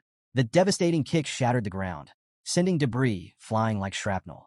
Vikir twisted his body, narrowly evading the blow, and retreated a few steps to assess the new threat. The commotion drew a human's attention. The shaman's face twisted in recognition before splitting into a triumphant sneer. "Vikir," he bellowed, his voice filled with venom. Cursing under his breath, a human glared at the young warrior before regaining his smirk. "I knew you'd interfere." He gestured dramatically toward the Death Knights surrounding him. "That's why I prepared these." A human sneer widened as he gestured toward his undead guards. These warriors were so powerful in life that they were buried in the warrior's grave. You'll find them more than a match. On cue, the Death Knights surged forward, their movements terrifyingly swift and coordinated. Meanwhile, on the battlefield, Adonai's next arrow found its mark. The projectile struck Akila's waist with unerring precision. She collapsed to her knees, a cry of pain escaping her lips. Her aura flickered, dimming as the venom of Madame Eight Legs spread through her body like wildfire. A human, watching from afar, rejoiced. He threw back his head in laughter, basking in the moment he had long dreamed of. "Look at you now, Akila," he shouted, his voice dripping with mockery. His eyes gleamed with unhinged satisfaction. "This is my reward," he proclaimed, "for all the years of suffering, for all the scorn, for every arrogant fool who ever looked down on me." His grin turned vicious. "I'll kill every clan member who ever mocked me." But just as he reveled in his imagined triumph, the air shifted. A killing intent unlike anything before materialized behind him. A human's breath caught in his throat. Then, slash! In an instant, Vikir unleashed the Baskerville clan's sixth technique. His blade moved with deadly precision, a blur of speed and finality. The Death Knights, warriors once powerful enough to be honored in sacred burial, were erased in moments. Their undead bodies dissipated into nothingness, utterly annihilated. A human turned, his sneer vanishing as he saw the carnage. Vikir stood amidst the fading remains of the fallen Death Knights, his expression unreadable. Then he spoke. "Your plan has one flaw, a human." His voice was calm, certain. "The people of the forest aren't just obstacles." His cold, piercing gaze locked onto a human's trembling form.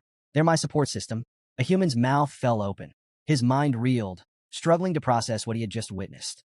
The Death Knights, warriors beyond the strength of high-ranking graduates, had been erased in mere seconds.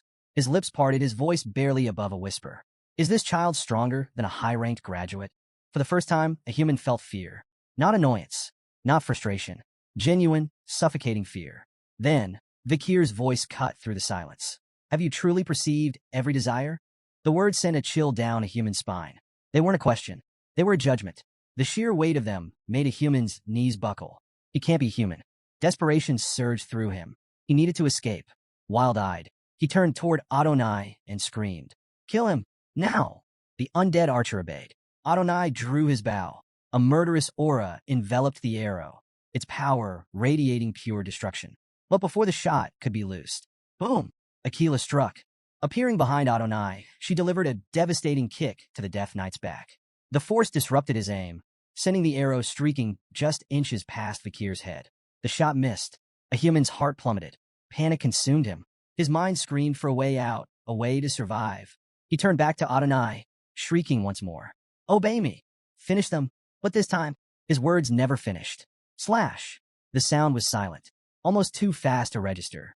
A human staggered. His eyes flickered downward, confusion dawning on his face. His hands, they were gone, severed at the wrists. Then, slash. A second strike. His head left his shoulders. His expression, frozen in death, was one of pure disbelief. He hadn't even processed what had happened. A lifetime of scheming, of malice, of ambition. All of it had ended in a single, merciless instant. The Balak tribe faced an uphill battle against the relentless Death Knights, their resolve waning under the overwhelming power of the undead.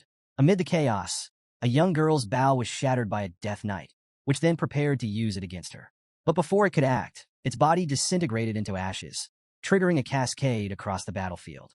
The entire legion of Death Knights dissolved into smoldering remains, their menace extinguished. Standing amidst the carnage, Aquila loomed over Adonai's fading form. Her breaths were heavy, her expression solemn. As Adonai crumbled to nothing, she placed a hand on his vanishing shoulder and whispered, "Rest in peace," her words soft but resonating with finality. On the other side of the clearing, a human's bitter laughter echoed, mingling frustration with despair. He cursed his failure to claim the forest, his venomous gaze fixed on Vakir. "You child of the Empire, you've ruined everything," he snarled, his rage unrestrained.